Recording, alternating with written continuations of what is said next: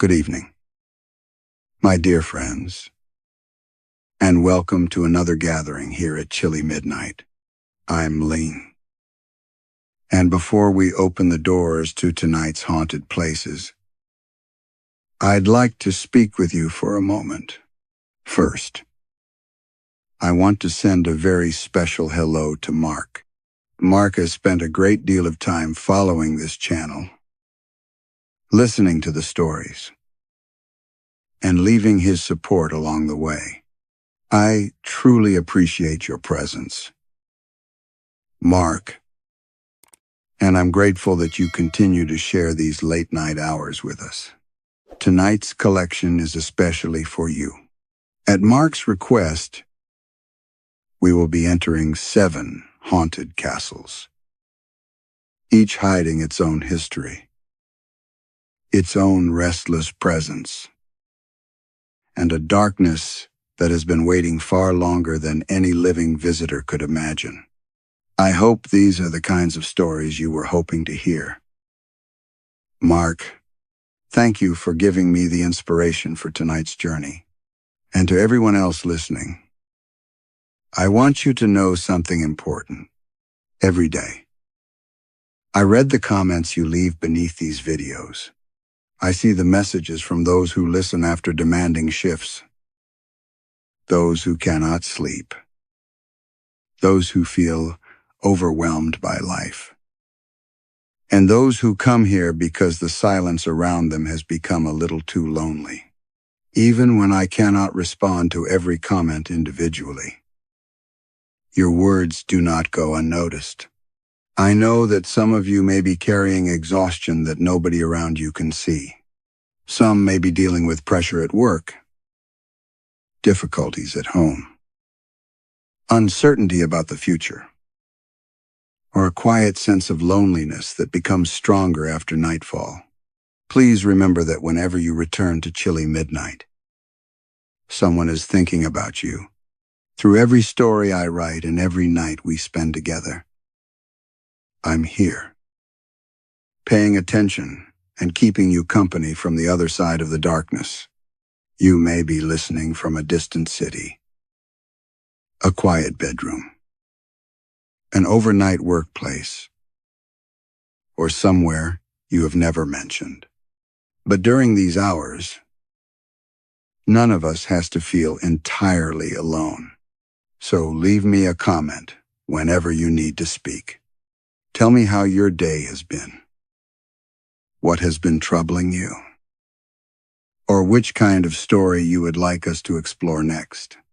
I read your words with genuine care, and your ideas often help guide the future of this channel.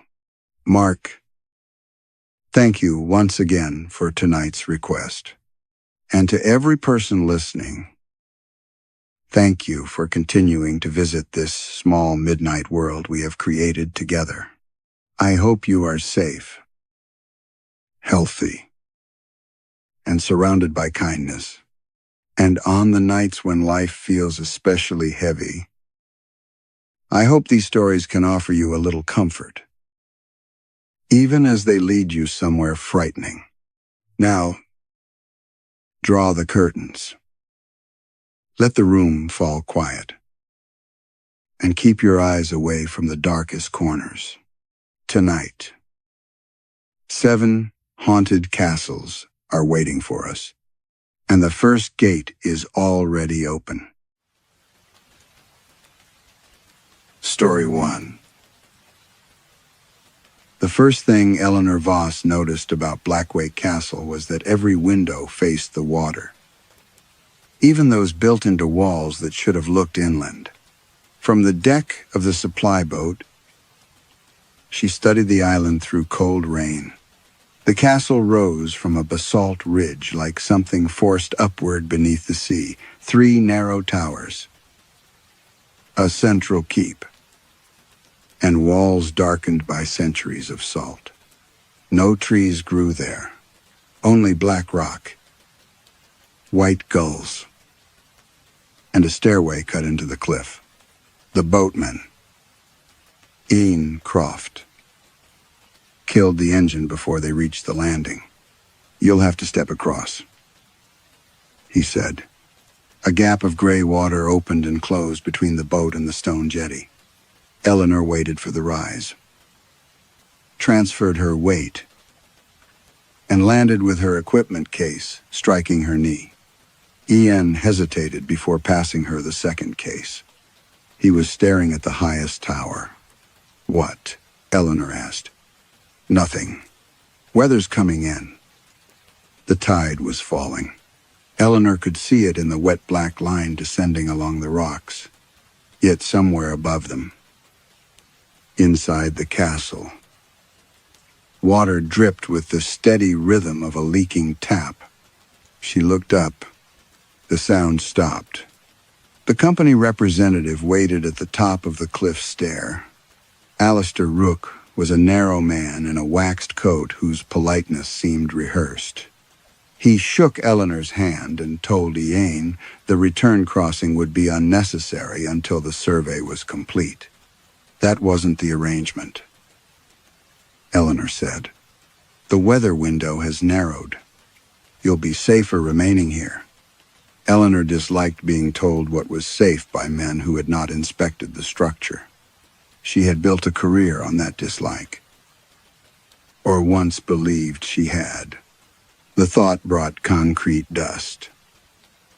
A split support beam, and 3 families standing behind police tape while cameras recorded her refusal to answer questions. She closed the memory before it acquired faces. How long? 3 days. Perhaps 4. Blackwake's entrance opened beneath a weathered coat of arms, a crowned figure holding a ship upside down by its mast. Inside, the air smelled of peat smoke, wet wool, and something mineral, like coins held too long in the mouth. Rook led her through a vaulted hall lined with maritime charts. Several placed the island in different positions relative to the mainland. Eleanor stopped before the oldest. "This compass is wrong. Surveying methods were imprecise." "Not that imprecise." On the chart, north pointed toward the open Atlantic.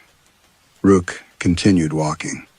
Her room occupied the western tower, more than 60 meters above the tide line. It contained a narrow bed, an electric heater, and a writing desk beneath glass so thick that the sea looked trapped inside it. Eleanor began the habit that had steadied her through years of site work. She photographed every wall, checked visible joints, and noted cracks, corrosion, damp, and deformation. The western wall showed no fresh fissures. The ceiling was dry. The floor sloped slightly toward the door. Everything was old. Nothing was immediately dangerous. She repeated that conclusion silently, then hated herself for needing to. Rook had left a folder on the desk. Its cover bore the Pelagos Restoration logo and the words Preliminary Stability Assessment. Beneath them was a line Eleanor had not agreed to. Prepared for certification by Eleanor Voss. Her phone had no signal. The castle's wireless network required a password Rook had not provided. Outside, dusk thickened over the sea. The retreating tide exposed a black causeway extending toward the mainland before disappearing beneath fog. Eleanor was photographing it when something cold touched her hand. A bead of water had emerged from the stone beside the window. She wiped it away. Another formed, then another. Within seconds, a thin line ran down the interior wall, carrying a strand of green weed. The room stood higher than any wave could reach. The roof above was slate. Rain struck from the east, while this wall faced west. She touched the water and raised her fingers to her nose. Salt. From inside the wall came a muffled knock. Not old masonry, not pipes. 3 slow impacts. Then a man's voice, faint and breathless, spoke through the stone. "Miss Voss," it said. "The tide knows you signed." The voice did not speak again. Eleanor kept her hand against the wet stone until the cold reached her fingers. Water continued to beat around her palm, gathering in the mortar lines and running toward the floor. When she stepped back, the damp patch resembled the outline of a door. She photographed it from 3 angles. By morning, the wall was dry. The strand of weed remained on the carpet. Eleanor sealed it inside a sample bag and began work. Routine had always been her most reliable defense against panic.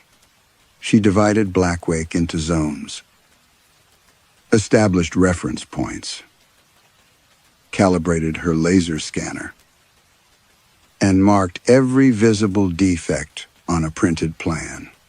She recorded wall thickness, floor deflection, joint movement, and salt crystallization in the lower chambers. Facts were obedient. A measurement could be checked. A crack either widened or it did not. By late morning, she had almost persuaded herself that the voice belonged to wind moving through an internal cavity. Then she measured the western corridor twice. The first reading was 21 meters. The second was 23. She reset the device and measured again. 21. Temperature variation, she murmured, though the explanation was absurd. Behind her, someone said, "It changes less when you don't argue with it." An elderly woman stood beside the stairwell carrying a bucket and gray cloths. Her white hair had been cut bluntly at the jaw, and her face possessed the severe patience of someone accustomed to being ignored. "Vanellamar," she said. "I keep the place. No one mentioned a custodian. No one mentions me unless something needs cleaning." Fenella glanced at the measuring device. "You'll want chalk. Machines lose their nerve here." Eleanor introduced herself, though the woman clearly knew who she was. Fenella nodded toward the western tower. "Sleep well? There may be water ingress behind the exterior stone. There may. At that height, the likely causes are failed flashing, concealed drainage, or pressure within an old cistern. There's no cistern above your room. You've seen the plans? I've lived on Blackwake for 37 years. Fenella knelt and wiped moisture from the stair. The cloth came away dark with salt. "The tide was falling last night," Eleanor said. Fenella folded the cloth so the stain vanished inside it. "Blackwake doesn't flood from below." "What does that mean?" "It remembers upward." Fenella said it as if explaining where spare candles were kept. "When the tide rises," she continued, "the castle remembers all the water it has kept out. Every drowned passage, every storm laid against the foundations, every man who thought stone could decide what the sea was allowed to take. That is not how masonry behaves." "No," Fenella said. "It is how Blackwake behaves." She lifted the bucket and walked away. Eleanor returned to her measurements with more force than necessary. Near the chart room, a hairline crack ran through a granite column.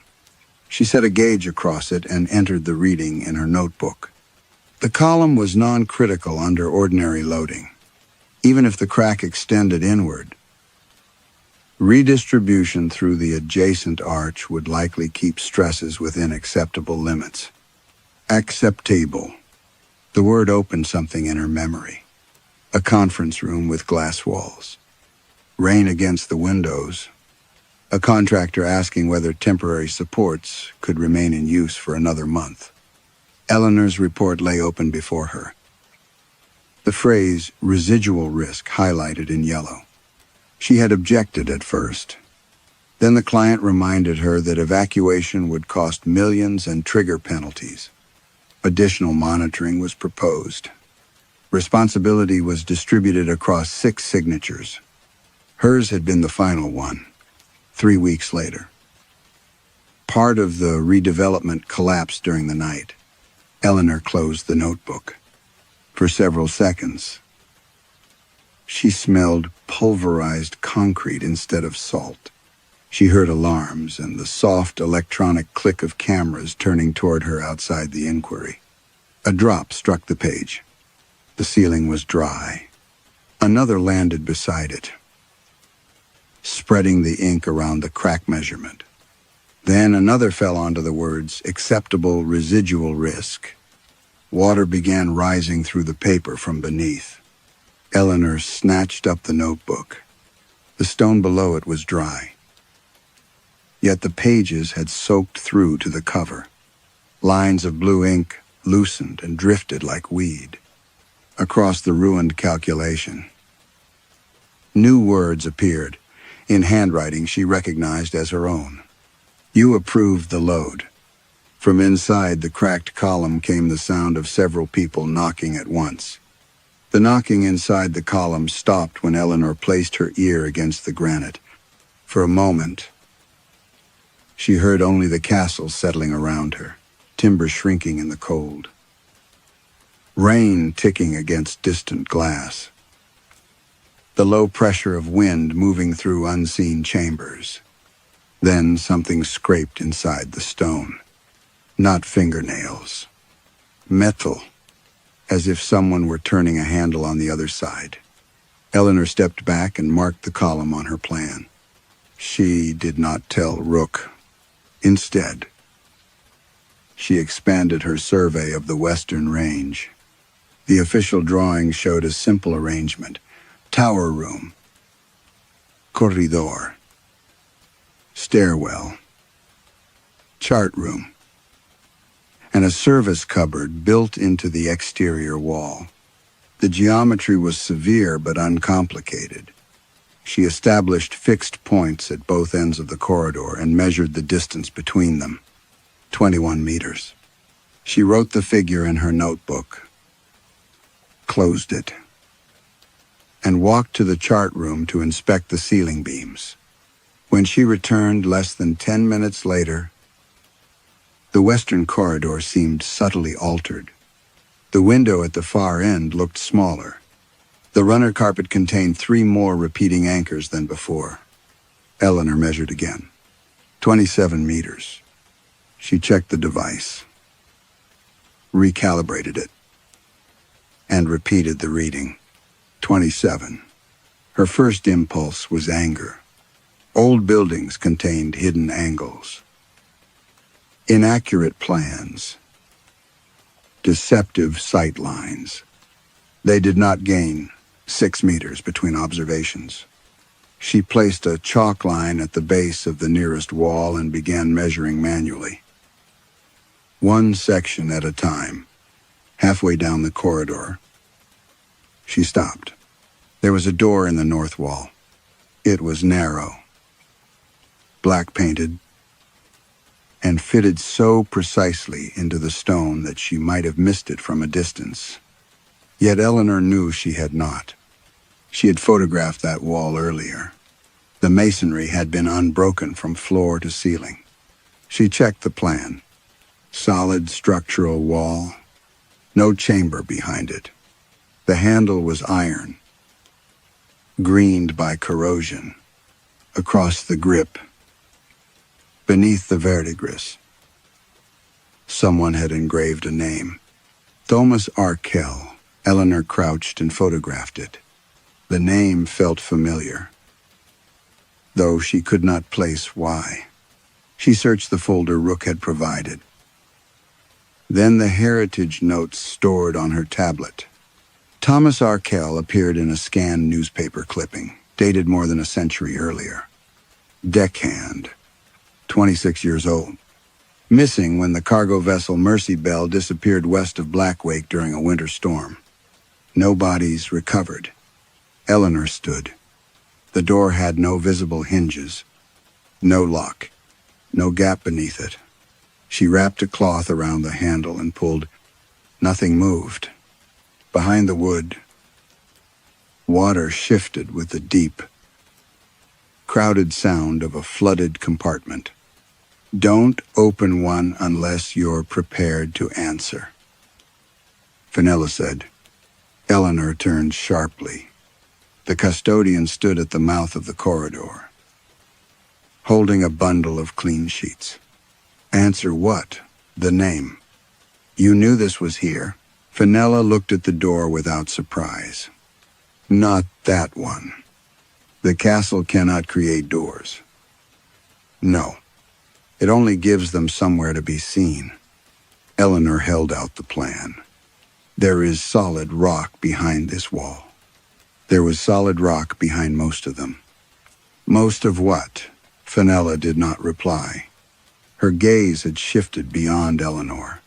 A small bead of seawater was forming on the opposite wall. It slid downward, leaving a dark vertical line. More droplets followed, spreading until the shape of another door appeared in the stone. Eleanor watched as the outline deepened. Paint darkened between the mortar joints. The surface pushed outward without cracking. Wood grain emerging where granite had been. An iron handle formed last, forcing itself from the wall with a quiet metallic groan. The engraving across it was clean and bright. Ian Croft. Eleanor stared at the name. The boatman? Fenella set the sheets on the floor. When did you last speak to him? When he brought me here. That was 6 days ago. No, it was yesterday. Fenella's expression did not change. Eleanor took out her phone. There was still no signal. But the date on the lock screen was 6 days later than the day she remembered arriving. Her thumb hovered over the display. That's impossible. From behind the new door came 3 urgent blows. Then Ian Croft's voice shouted through the stone. Eleanor, don't let them say I drowned. Then the new door gave a long, inward sigh, as though pressure had equalized behind it. Eleanor did not touch the handle. She photographed the door. The name, the corridor, and the date on her phone. Then she restarted the device. The date remained unchanged. 6 days had passed without her memory containing them. That did not mean the castle had altered time. It meant she was exhausted, disoriented, and working from records she had failed to verify. She repeated the explanation until it resembled a conclusion. The doors could be later insertions concealed beneath matching stone panels. The plans might be incomplete. The corridor's apparent growth could result from survey error, sloping walls, or corrupted laser calibration. Ian's voice might have traveled through ventilation ducts from another part of the building. Each possibility was poor. Together, they formed something almost respectable. Eleanor ordered Fenella to show her every service route in the Western Range. Fenella's mouth tightened at the word ordered. But she complied. They inspected linen cupboards, chimney voids, disused speaking tubes, and a narrow maintenance stair behind the chart room, none connected to the 2 doors. The north wall was built directly against the tower's core, where interlocking granite blocks should have left no cavity large enough for a human hand. Rook appeared while Eleanor was tapping the masonry with a survey hammer. You seem unsettled, he said. I need the original construction drawings. You have the heritage set. I need everything Pelagos obtained before hiring me. Core samples. Ground radar. Prior surveys. Contractor notes. Rook glanced at the doors. His eyes rested on Leanh's name for less than a second. Then he looked away. Old buildings produce eccentricities. Old buildings do not produce carpentry. You were retained to assess stability, not provenance. Eleanor stepped closer. When was Leanh reported missing? Rook's expression remained courteous. The crossing is unreliable. I expect he took shelter elsewhere. His name is on that handle. Names are easily engraved. Before or after the door appeared, the question silenced him. But only briefly. Rook told her the files would be made available when necessary and left by the eastern stair. As his footsteps faded, knocking began inside the cracked granite column. 3 blows. A pause. 3 more. Another pause. Then 3 again. Eleanor looked at Fenella. Someone is doing that. Yes. From where? Fenella raised her eyes toward the ceiling. The knocking moved into the column above them, climbed through the arch, and crossed the corridor 1 support at a time.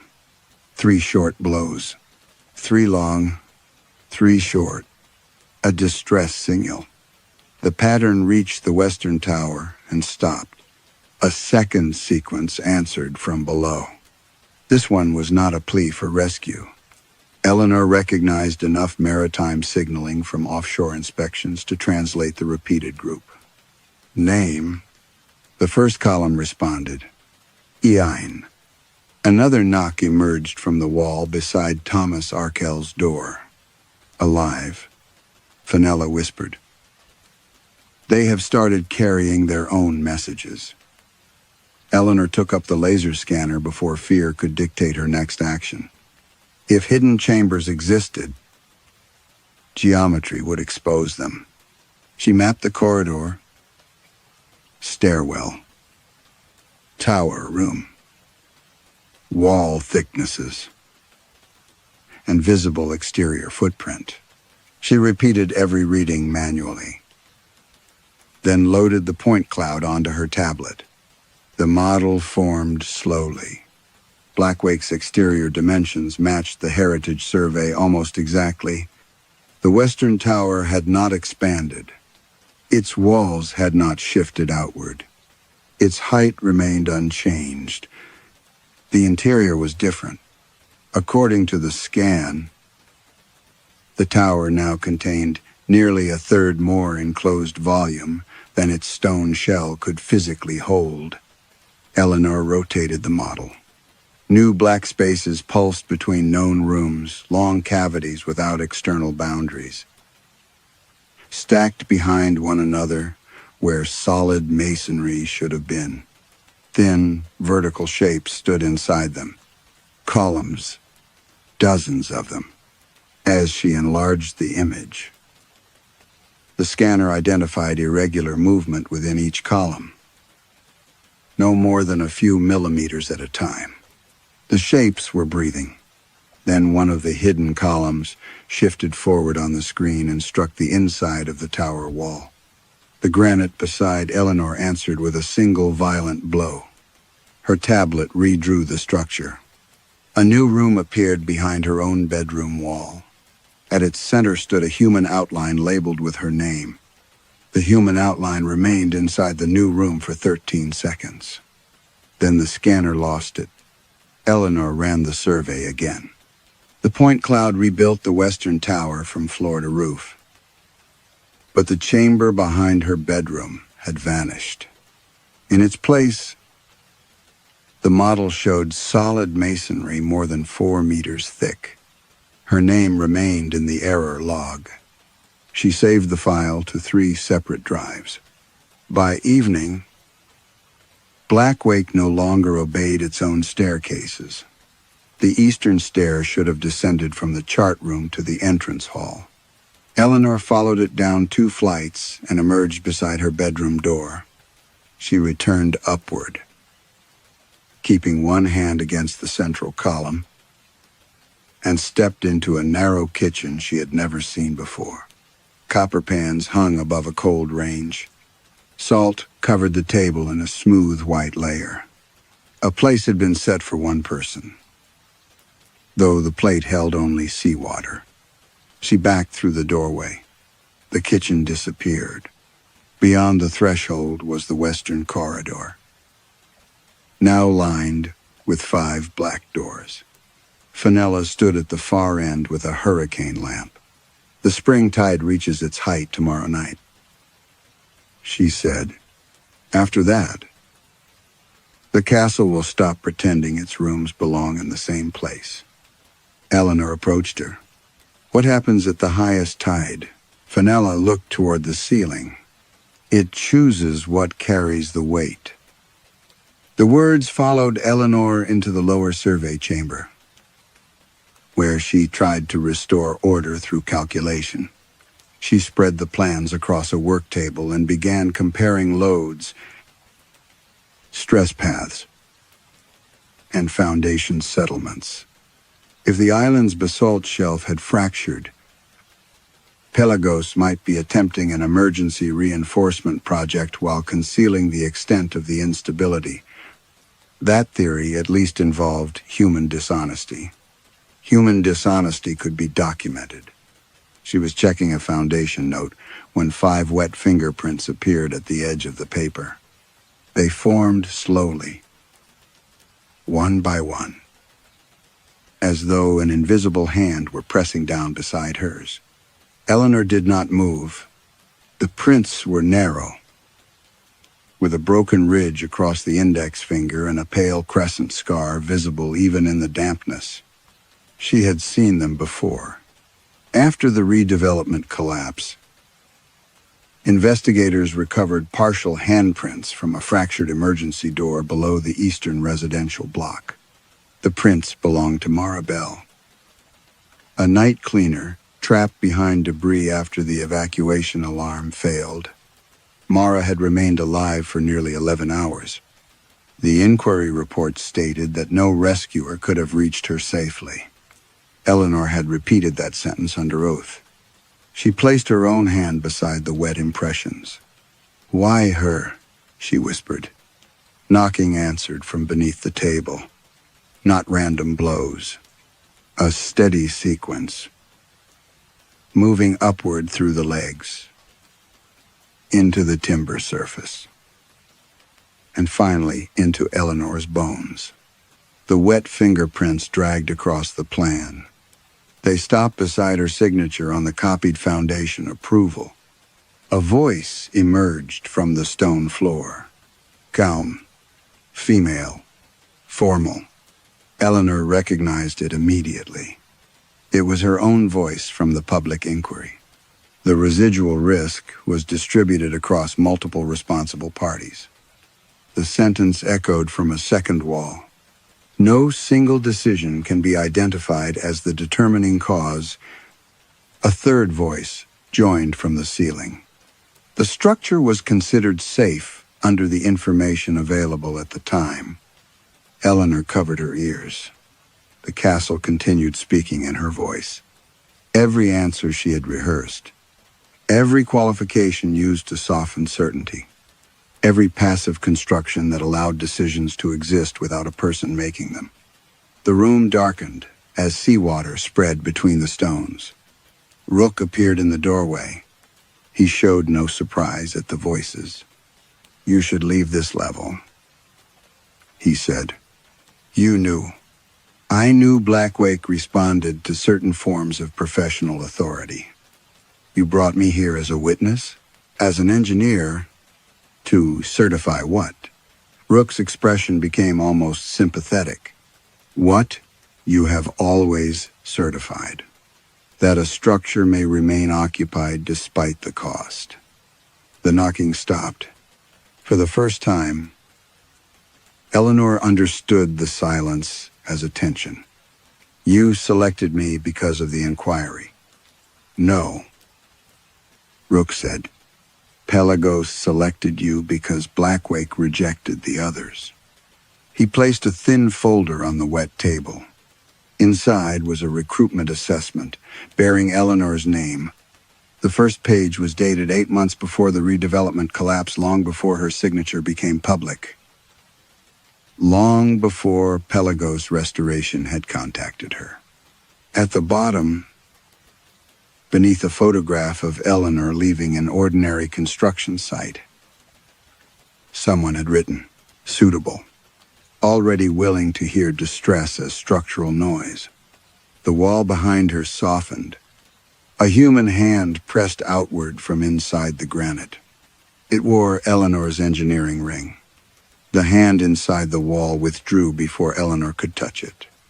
The granite hardened at once, leaving only a shallow impression of the ring, a thin silver band engraved with the initials of the engineering institute that had certified her 12 years earlier. Eleanor looked down at her own hand. The ring was still there. Rook watched her compare them. "You should rest," he said. "You should give me the original plans. The originals are not in the survey archive." "Then where are they?" Fenella answered from the corridor. "Under the chart room." Rook's expression changed for the first time. Not fear. Irritation. Fenella held his gaze. "She has heard enough to be allowed below. No one is allowed below during a rising tide." That stopped mattering when the doors began naming the living. Eleanor took the recruitment folder, her scanner, and a hand lamp. Rook moved to block the doorway, but the floor beneath him gave a soft, watery groan. A crack opened between his shoes and released a line of bubbles smelling of rotting kelp. He stepped aside. The chart room had shifted again. Its long table now leaned toward the western wall. And every map showed the island, surrounded by concentric rings of black ink. Fenella rolled back the central carpet, revealing an iron hatch set flush with the floorboards. There was no hatch on any plan. Its wheel resisted until Eleanor used a surveying bar for leverage. When the seal finally broke, cold air rushed upward with enough force to extinguish Fenella's lamp. Below was a staircase descending into blue darkness. Water filled the passage from the third step downward. Eleanor aimed her light into it. The beam passed through perfectly clear seawater and revealed more steps continuing far below the castle's foundations. "We need breathing equipment," she said. Fenella placed one foot on the submerged stair. Her boot did not become wet. The surface parted around the leather without rippling. "It isn't water in the way you mean," she said. Eleanor followed. Cold pressure closed around her body. But she could breathe. Her clothes remained dry. Her hair did not float. The sensation was less like submersion than walking through the memory of drowning. The staircase descended beyond any possible depth of the island. Above them, the hatch dwindled into a pale square. Around the steps stood rough stone walls furred with barnacles. Small silver fish moved through the masonry itself, vanishing into blocks and emerging several meters farther on. Then the stair opened into a gallery. Columns lined both sides, receding into blue distance. Each was thick enough to support a cathedral. Though there was no ceiling above them, only dark water rising without end. Human forms stood within the stone. Eleanor approached the nearest column. A man's face pressed just beneath its surface. Eyes closed. Mouth open around a final breath. The stone had preserved the ropes around his wrists and the folds of his soaked shirt. An iron plaque had been bolted across his chest. Thomas Arkle. Recorded weight, 73 kilograms. Structural contribution, Western Foundation. Second, settlement. The next column held a broad-shouldered sailor with half his face hidden by granite. Jonas Pike. Recorded weight, 81 kilograms. Structural contribution, Southern Wall. Storm loss. Beyond him stood women. Boys. Old men. And bodies in uniforms from different centuries. Their plaques recorded dates, weights, and sections of the castle, as if each person had been entered into a ledger of materials. They were not lost at sea, Eleanor said. Fenella's voice sounded distant in the impossible water. No, they were taken from it. A faint knocking began inside the columns. One after another, the figures opened their eyes. The blows traveled down the gallery, building into a single rhythm that Eleanor felt inside her ribs. Her scanner activated by itself. Its display mapped the columns as load-bearing elements and calculated the pressure each human shape carried. At the far end, one empty column waited beneath a fresh iron plaque. Eleanor raised the light. Her name had already been engraved across it. Below the name, new letters were cutting themselves into the metal. Structural contribution, transfer load. Next, high tide. Then, something moved inside the empty stone. A woman stepped forward from its depth, wearing Eleanor's face and the dust-covered clothes she had worn on the morning of the redevelopment collapse. She pressed both hands against the granite and whispered through the column. You knew they were still inside. The woman inside the empty column did not wait for Eleanor to answer. Her borrowed face collapsed inward, features dissolving into gray sediment for an instant. Other faces moved beneath it. Maribel, Leanh, Croft. Strangers Eleanor had seen only in newspapers after the redevelopment collapse. Then the column cleared, leaving nothing but the outline of two hands. Fenella had already moved deeper into the gallery. There is another chamber, she said. The names were kept close to the weight they carried. The knocking softened as Eleanor followed her between the columns. Every plaque seemed to turn slightly as she passed, presenting its engraved calculations toward her. Recorded weight, foundation section, storm loss, settlement allowance. Human beings reduced to entries in a load schedule. At the gallery's end, two columns leaned together, supporting an iron door without hinges. Fenella pressed her palm to the stone beside it. My father showed me this place once, she said. He told me never to believe anyone who called a death necessary before the person had died. The door opened into a low archive. Unlike the gallery, the chamber contained no visible water. Shelves filled its curved walls, holding leather-bound volumes swollen with damp. Brass instruments lay across a central desk, scales, dividers, sounding weights, and an engineer's seal blackened by age. Eleanor opened the nearest ledger. The first pages recorded repairs to Blackwake's Southern Foundation.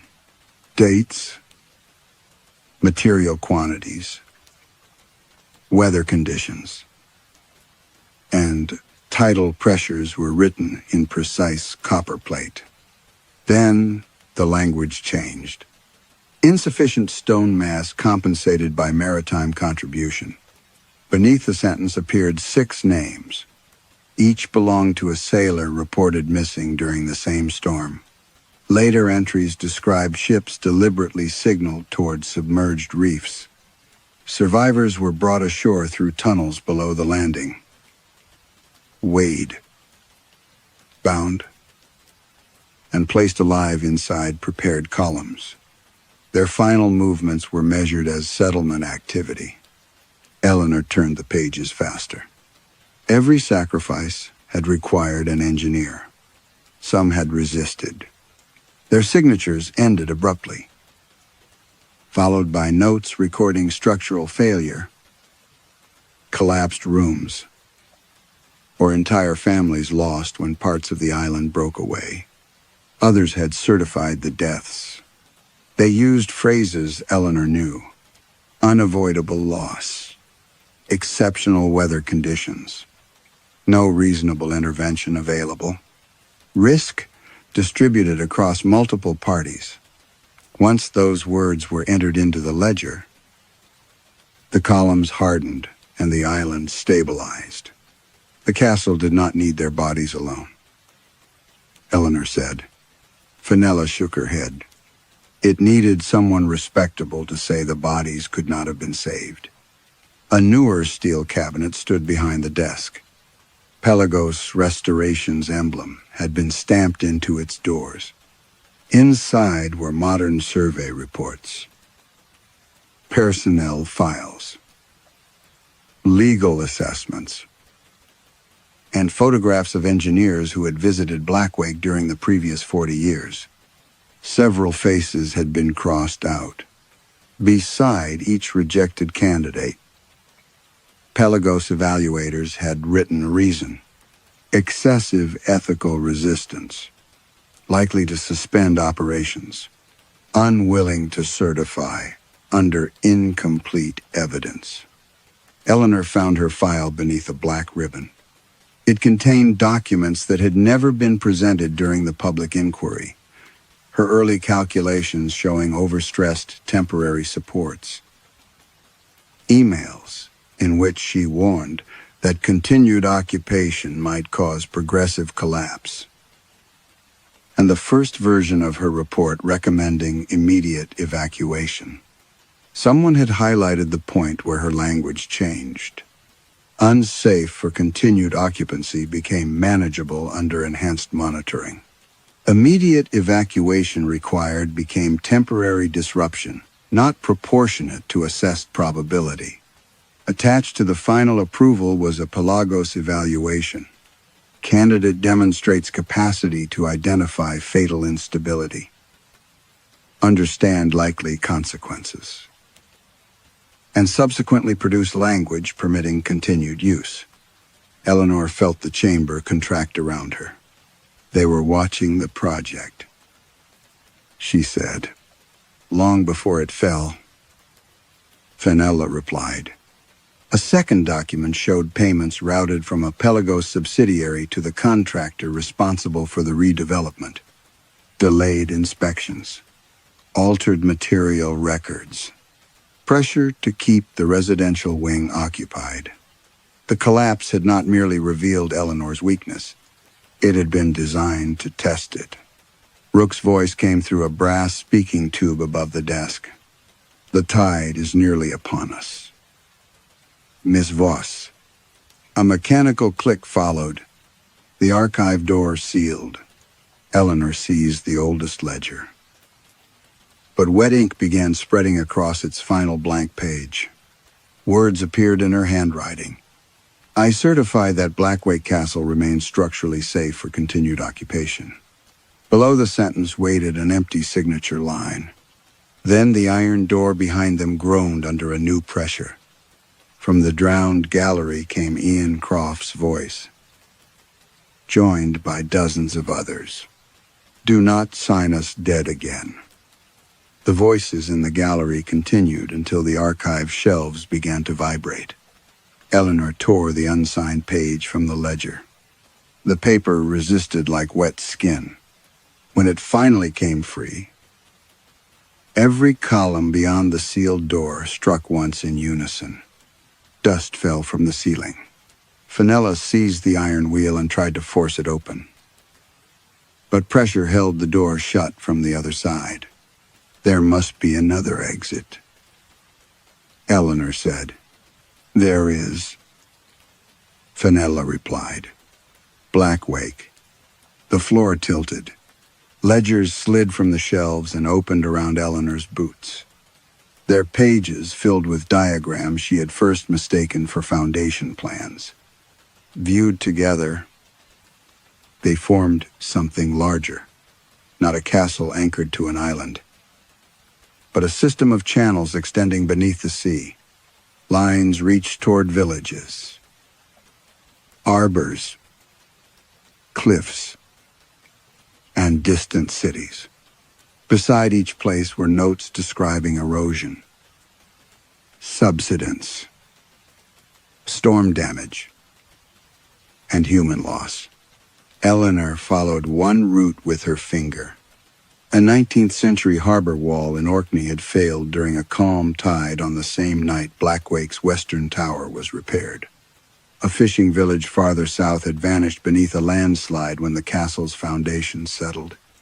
Decades later, a modern seawall had fractured without warning while Pelagos reinforced Blackwake's landing. The castle had never defeated the sea. It had transferred the damage elsewhere. It borrows stability, Eleanor said. Fenella looked at the maps. No, borrowed things are returned. A newer Pelagos file lay open near the desk. Inside were coastal risk projections covering the next 50 years. Red zones marked places where erosion, rising water, and weakened foundations threatened profitable developments. Blackwake appeared in none of them. Instead, the island sat at the center of a relocation plan. Eleanor read the engineering notes twice before their meaning became clear. During the coming high tide, the castle would release its existing foundation into the sea and rise elsewhere, attaching itself to another unstable coast. The accumulated structural weakness of that location would be drawn into Blackwake.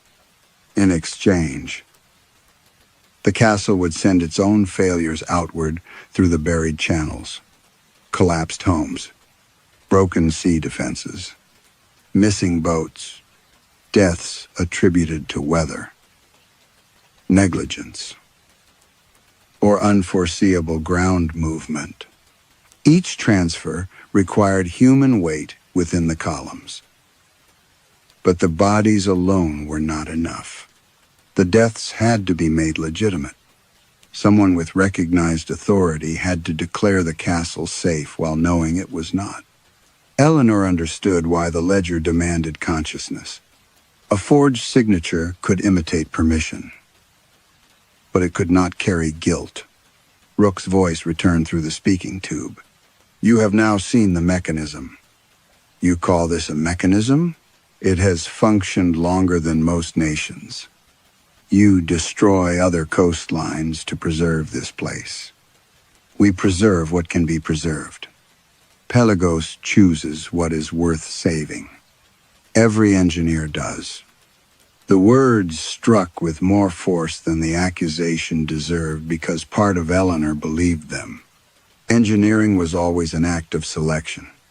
Which structure received reinforcement? Which settlement justified protection? Which risk could be tolerated? Which people were asked to remain inside while decisions were delayed? Rook continued. The new site has already been prepared, a development of considerable public value. Blackwake will stabilize it for generations. And the people where the damage goes? Losses will occur across multiple jurisdictions. No single event will reveal a common cause. Fenella found a narrow drawer beneath the steel cabinet. Inside lay aerial photographs of coastlines marked with dates and projected casualty ranges. The final photograph showed a dense city waterfront. Across it, in black ink, Someone had drawn the silhouette of Blackwake's western tower. Eleanor searched the attached documents. The castle would emerge beside the new development shortly after the highest tide. Pelagos had already prepared reports blaming unusual seabed movement for any destruction along the transfer routes. At the back of the file was Eleanor's role. She was to be confined in the western tower while the island moved. The room detected by her scanner was not a future chamber. It was a mold.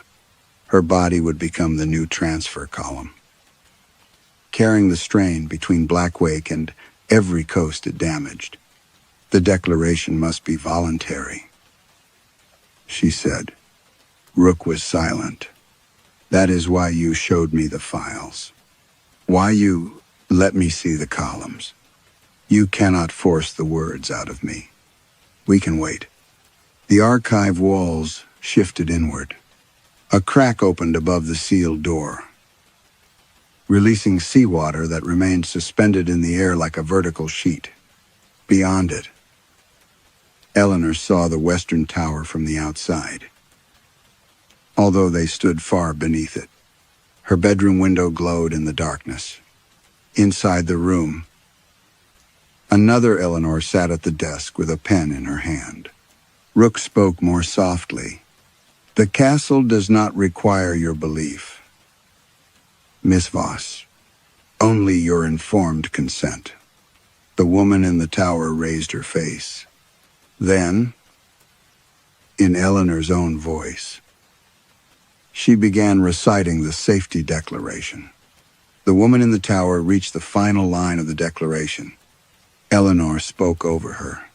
Blackwake Castle is unsafe. The false Eleanor stopped.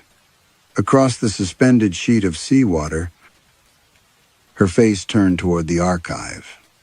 The expression was not anger, but disappointment. As if Eleanor had failed to repeat something they had practiced together. Rook's voice sharpened through the speaking tube. Do not mistake refusal for innocence. I don't. Eleanor took the oldest ledger from the floor and opened it at the first list of names. The ink trembled beneath her fingers. Thomas Arkell, Jonas Pike, Margaret Saya, William Orr. She read them aloud.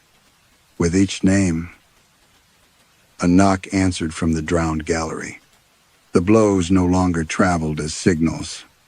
They came separately, each person claiming a sound distinct from the castle's rhythm.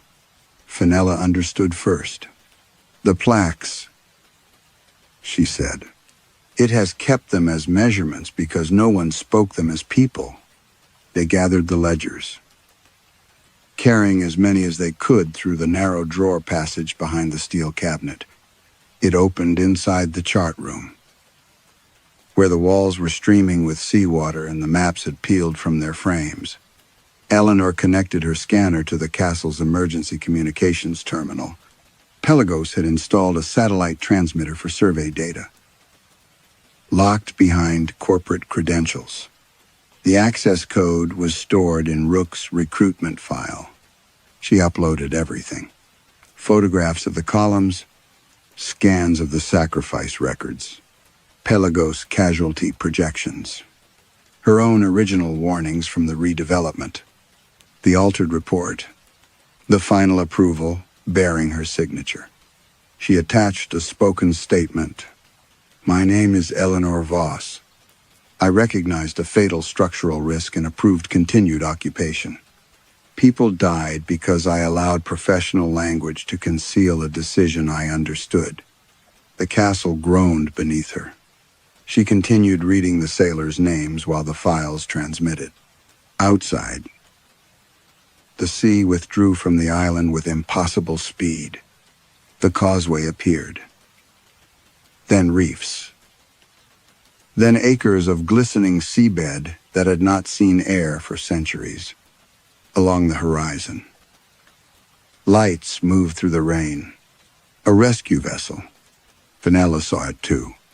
They must have received part of the broadcast. The floor lurched. One of the chart room windows burst inward. but the water beyond it did not enter. It stood upright in the broken frame. Black and trembling, Rook appeared at the door, soaked to the skin.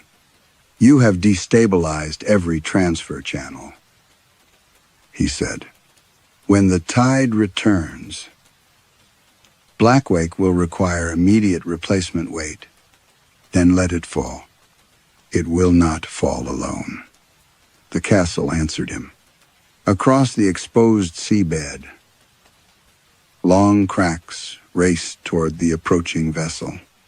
Stone shapes began rising beneath its path, unfinished columns. Open at the top, waiting for bodies. Eleanor understood the rescue team had not come to save them. Blackwake had called for new supports. She ran to the western tower with Fenella behind her. Staircases broke apart as they climbed. Doors opened along the corridors. And the missing called their own names from within them. In Eleanor's room, the prepared certificate waited on the desk. The imitation of her was gone. Beneath the safety declaration lay a second form, older than the paper around it. Its heading read, "Assumption of responsible load." The empty line required a name. Fenella caught Eleanor's wrist. "If you sign that, it will place every failed connection through you, only until the channels open. You don't know what remains of a person afterward." Eleanor looked through the window.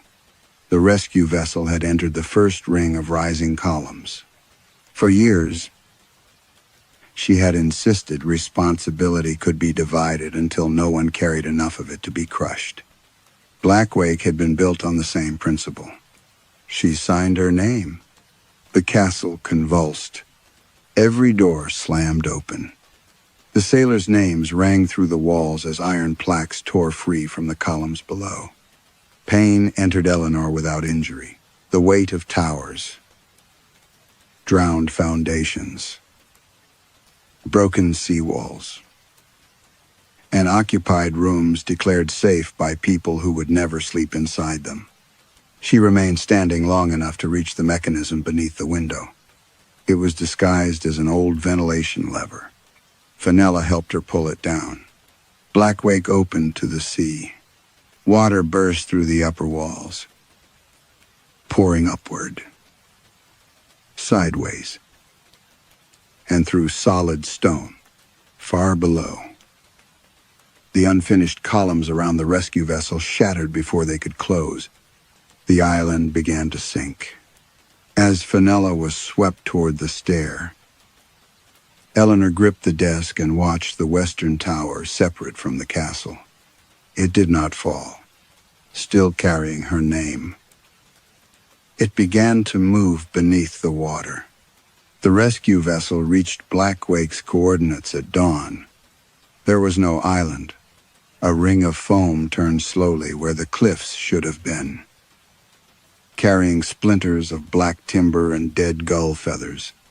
The navigation system insisted the vessel had crossed directly through the center of the western tower. Nothing struck the hull. Still, everyone aboard heard knocking beneath the deck. Captain Isla Rennick ordered 3 passes through the position supplied by the emergency transmission.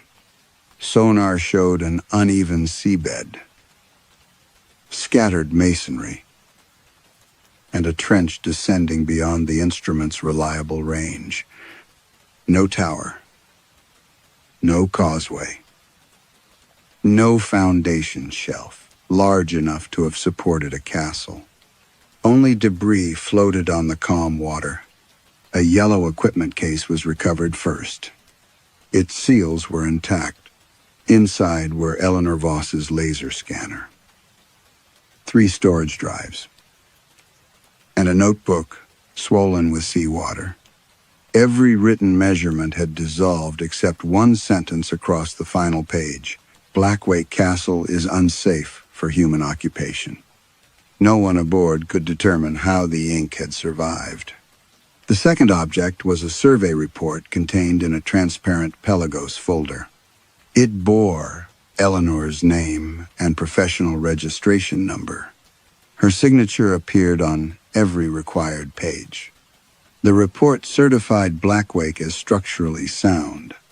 It described the island, the towers, and the foundations in meticulous detail. It also recorded that no missing persons, sealed chambers, abnormal water ingress, or immediate risks had been discovered during the inspection. The document's creation data indicated that it had been completed after the island disappeared. Rennick read the final paragraph twice. Continued occupation was recommended, provided that the responsible engineer remained incorporated within the principal load path. Neither Eleanor nor Fenella Marr was found. Pelagos denied knowledge of the survey and described Alistair Rook as an independent consultant who had never been employed by the company. By the end of the week, his name had vanished from corporate registries, property records, and the passenger list of the vessel that had first delivered supplies to Blackwake. The files Eleanor transmitted spread further. Journalists published the old ledgers. Families identified sailors whose deaths had been treated as storms, desertions, or navigational error.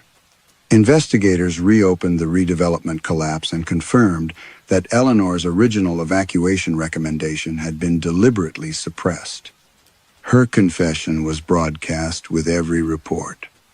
Some called it courage. Others called it too late. The sea did not care what it was called. For several weeks, nothing happened. Then residents overlooking the Pelagos Meridian development outside Aberdeen began complaining of salt water in the upper floors. Meridian was a new district of glass apartments, offices, and restaurants constructed behind an advanced coastal defense system. Pelagos Advertising claimed the project would remain secure against erosion and rising tides for generations. The first leak appeared inside an unoccupied penthouse. Water emerged from a concrete wall more than 40 meters above the harbor. Contractors opened the surface and found no pipe, cavity, or source of moisture. They sealed it. The following morning, black weed had grown across the windows. 3 days later, the harbor withdrew. Boats settled into mud. Fish twisted among exposed cables. From the newly uncovered seabed came a sound like stone dragging across stone. Thousands gathered along the waterfront. A tower rose from the empty harbor. It came upright without breaking the surface because the water climbed with it, sheathing the structure in a vertical skin. Black masonry appeared first, followed by narrow windows.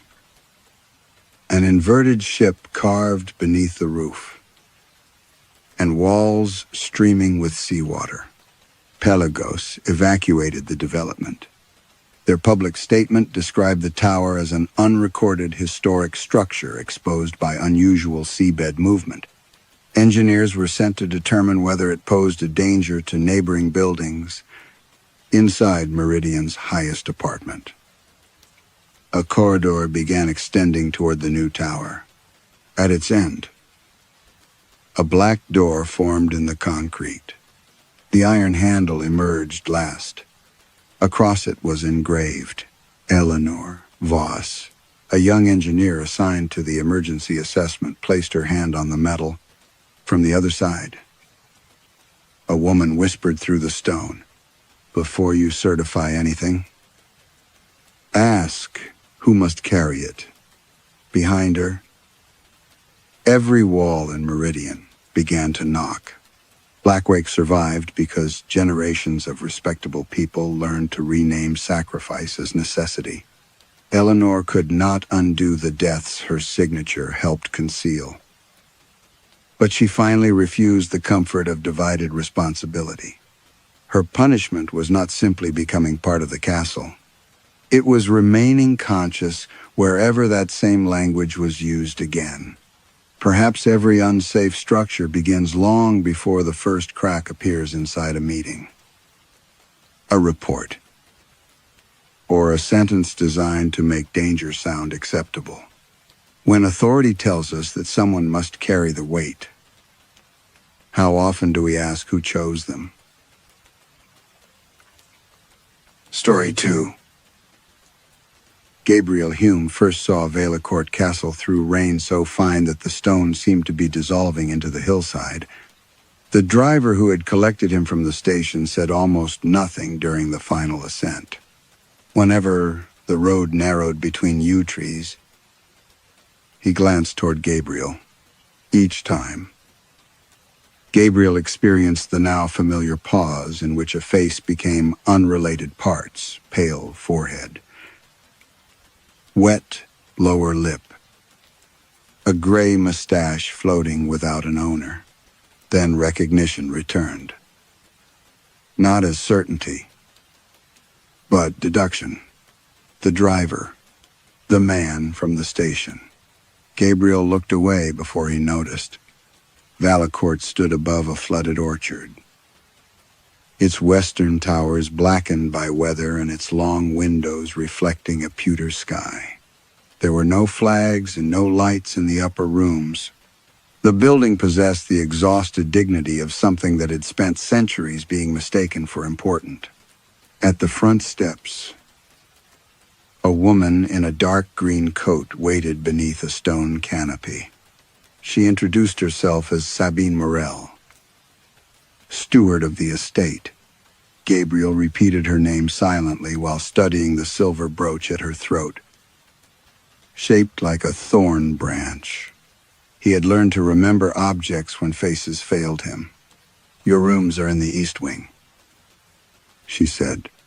"The portrait gallery is kept locked outside working hours. The family insists. Security." Sabine's expression altered, though Gabriel could not tell how. Tradition. Inside. The castle smelled of beeswax, damp plaster, and the mineral cold of underground rooms. Gabriel followed her through corridors lined with landscapes from which every human figure had been removed. Pale gaps remained where riders, shepherds, and children should have stood. Some had been painted over. Others had been scraped away. He stopped before one canvas. "The removals are old," Sabine said. "You were not invited for those." She led him up a staircase whose carpet had faded along the edges but remained dark in the center, as though generations had walked only beside the walls. At the landing stood a mirror covered with gray cloth. Gabriel adjusted the leather case containing his brushes and followed her. The royal portrait room occupied the oldest tower. Its door was carved with a genealogy of names he did not recognize. Several had been gouged away so deeply that the wood had splintered. Sabine unlocked 3 separate locks. "The collection has not been treated in 63 years," she said. "There is bloom, cracking, smoke damage, and possible instability in the ground layers. Document everything before touching the surfaces." "That is standard." "Yes, but here, standards have not always been respected." The room beyond was circular and unexpectedly small. 10 portraits hung beneath a ribbed ceiling. Each was nearly life-sized, framed in tarnished gold, and painted in the severe ceremonial style of an aristocratic court. Yet there were no aristocrats. Every canvas depicted the same high-backed throne beneath a red canopy. The viewpoint shifted slightly between paintings, but the throne remained empty. No crown rested on its cushion. There was only the dark seat and the suggestion of a room that did not match the tower around him. Gabriel approached the nearest painting. The varnish had yellowed badly, softening the reds into brown and obscuring the recess behind the throne. He raised a lamp and examined the craquelure. Fine cracks curved around the empty space beside the chair, as if avoiding the outline of a human body. "Who was supposed to be here?" he asked. Sabine stood near the door, one hand holding the keys. No one. All 10 were commissioned as empty thrones? That is what the inventory says. Gabriel moved to the next canvas. In its lower corner, beneath soot and discolored resin, he saw a pale vertical mark, no wider than a finger. At first, he took it for exposed ground. Then the lamp caught a darker line above it. A shoe. Someone had been painted at the far edge of the scene, almost beyond the frame. Gabriel leaned closer. The figure was unfinished. Little more than a gray sleeve, one black shoe, and a blur where the face should have been. Even so, its posture felt attentive, as though the painted person had paused while entering the room. "Has this been examined under infrared?" he asked. Sabine did not answer. When Gabriel turned, she was staring at the canvas, with both hands pressed against her coat. "That figure was not there yesterday," she said, for several seconds. Neither of them moved. Rain tapped the tower windows like fingernails against paper. Gabriel kept the lamp raised toward the canvas, watching the unfinished figure at its edge. The gray sleeve, black shoe, blurred head. Nothing about it seemed newly painted. The cracks in the varnish passed across the shape without interruption. "Old and settled. Perhaps you did not notice it," he said. Sabine lowered her hands. "I inventory this room every evening." Then the discoloration changed overnight. Moisture can alter contrast. There is no moisture in this tower. Gabriel glanced toward the dark stain beneath the nearest window and said nothing. Sabine stepped closer, though she stopped before the lamplight. "You believe it has always been there.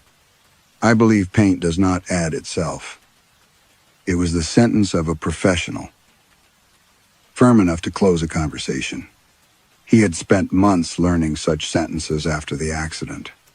They allowed him to sound certain when faces turned strange in front of him. Sabine's features had already begun to loosen. He knew her by the green coat, thorn brooch, and slight drag in her left step. When she looked down, he lost the arrangement of her eyes. When she looked back, he had to build her again from the details he had chosen. He photographed the painting, measured the frame, and recorded the surface. In his notebook, he wrote, "Possible concealed figure beneath degraded varnish. No evidence of recent intervention." He did not write. Steward claims figure appeared overnight. After Sabine left, Gabriel worked alone. He assigned each portrait a letter because the inventory names had been scraped away. He photographed the empty thrones, tested varnish at their corners, and mapped every fracture on transparent sheets. The work calmed him. Paintings did not resent scrutiny. A face on canvas remained still long enough to be understood. Human beings did not. At luncheon, Gabriel sat with 4 household employees in a narrow dining room overlooking the flooded orchard. Sabine introduced them, but their names slipped loose almost immediately. Gabriel attached each one to an object: brass spectacles, red cuffs, a chipped thumbnail, a white scarf. The man with brass spectacles asked whether Gabriel had restored royal portraits before. Several. Then you can tell us which king belongs upstairs. No king belongs there, Sabine said. The others became quiet. Gabriel looked from one face to another and saw disconnected expressions. Someone smiled. Someone did not. He could not tell who spoke next. You should cover the mirrors in your room, a woman said. Why?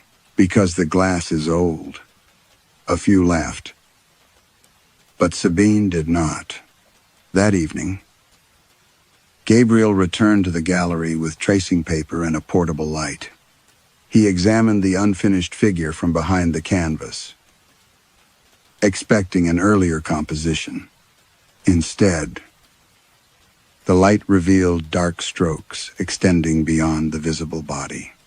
They resembled roots or veins.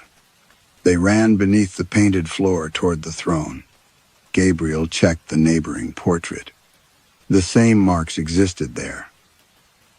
Though no figure stood at its edge, he checked another and found them again, converging beneath the empty seat. By the time he returned to his room, his eyes ached. A mirror stood above the wash basin under gray cloth. Gabriel considered removing it, then left it covered. He undressed without looking toward it and placed his notebook beside the bed.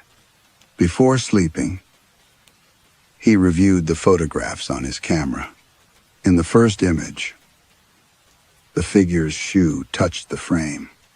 In the last, taken hours later, there was a narrow strip of painted floor between the shoe and the edge. Gabriel enlarged both images until the varnish broke into colored squares. The cracks matched exactly. The figure did not. He told himself that he had shifted the angle. He told himself that fatigue distorted depth. He told himself many things until morning. When he unlocked the portrait room, Sabine was waiting behind him. She wore a black dress instead of the green coat, but the thorn brooch remained at her throat. Gabriel raised the lamp. The figure had moved fully into the painted chamber. One hand hung at its side. The other was lifted toward the throne. Its face remained unfinished. A pale oval beneath translucent varnish. Pinned above its painted heart was a small silver branch of thorns. Gabriel looked at Sabine's throat. Her brooch was gone. Sabine touched the bare fabric at her throat. For the first time since Gabriel had met her, her composure failed completely. Her fingers searched the collar of her black dress, then the floor beneath her shoes, as though the brooch might have fallen without making a sound. "You removed it," Gabriel said. "No. Perhaps before coming upstairs. I fastened it in my room." She approached the portrait. The painted brooch was small, but its design was unmistakable. 5 silver thorns branching from a dark central stem. One tip bent inward where Sabine's real brooch had been damaged. Gabriel lifted the camera. "Do not photograph it. I need a record." "You already have records." "They changed." Sabine turned toward him. He could not read her face, but he recognized the stiffness in her shoulders. "You are tired." "Monsieur Hume." "So am I. An object has been misplaced, and an old painting resembles someone standing near it. Those are not the same event. The figure was not wearing that yesterday. You said yourself that varnish can conceal details." Gabriel lowered the camera. You did not believe that explanation yesterday. Sabine looked back at the canvas. The painted figure stood halfway between the edge of the scene and the throne. Its face was still pale and uncertain, but darker marks had begun to collect around the eyes. A narrow mouth showed beneath the cloudy varnish. Sabine left without another word. Gabriel spent the day comparing photographs. Each image confirmed what memory could not be trusted to hold. The figure had advanced. The brooch had appeared. The cracks across the surface remained unchanged. Near the painted woman's raised hand. However, a new fracture had formed. It curved toward the throne like a path. At luncheon, Sabine wore no jewelry. She spoke briskly about roof repairs and supply deliveries, refusing to acknowledge the gallery. The other employees listened with the careful silence of people accustomed to avoiding one particular subject. Gabriel placed his camera on the table. Has anyone else lost something? The man with brass spectacles stared at his plate. The woman with the white scarf said, "Things go missing in old houses. Personal things. Everything here was personal to someone." Sabine stood. "That is enough." As she left, Gabriel noticed a red mark at her throat where the brooch had rested. It was not shaped like a pinprick. It resembled 5 thin scratches spreading outward beneath the skin. That afternoon, the rain stopped. Without its soft pressure against the windows, the castle became unnaturally quiet. Gabriel heard pipes shifting inside the walls and something brushing the far side of the gallery door while he worked. He uncovered the portrait. The figure's face had sharpened. Gabriel did not recognize faces as other people did. Yet he recognized construction, the high brow, the narrow jaw, the small hollow beneath the lower lip. These were not expressions, but measurements. And they matched the photographs he had taken of Sabine for the condition report. Even the slight asymmetry of her left eyelid had been reproduced. When Sabine entered carrying the evening inventory, Gabriel placed one of the photographs beside the painting. She looked at both. "That could be anyone," she said. "It is wearing your brooch. A family brooch. You told me nothing about a family." Her gaze remained fixed on the painted face. "My mother gave it to me," she said eventually. "Or perhaps my aunt." "You do not remember?" Sabine pressed 2 fingers against her temple. "Of course I remember." "Which was it?" She opened her mouth. But no answer came. Inside the painting, the figure had moved again. Gabriel saw it happen without motion. One moment the painted hand hovered several inches from the throne. Then his eyes watered. The lamplight trembled, and the fingertips rested against the carved arm. Sabine inhaled sharply. The inventory fell from her hands. She looked around the circular room as though she had entered it by mistake. "Madame Morel?" Her eyes passed over him without recognition. "Who is that?" she whispered. Gabriel followed her gaze to the portrait. The painted woman now had Sabine's face in perfect detail. Her hand lay flat upon the throne, while the silver thorns at her breast had turned black. Gabriel caught Sabine by the shoulders. "Tell me your name." She stared at him. "I don't know." He led her downstairs. Calling for help? The staff gathered in the corridor, but none reacted with alarm. The man with brass spectacles sighed. "What happened to the temporary maid?" Gabriel looked at him. "This is Sabine Morel. She manages the estate." No one answered. The woman with the white scarf stepped forward and took Sabine gently by the arm. "She arrived last week." she said. We never learned her name. From the tower above them came the heavy sound of wood shifting beneath weight. The throne was no longer empty. The sound from the tower came again.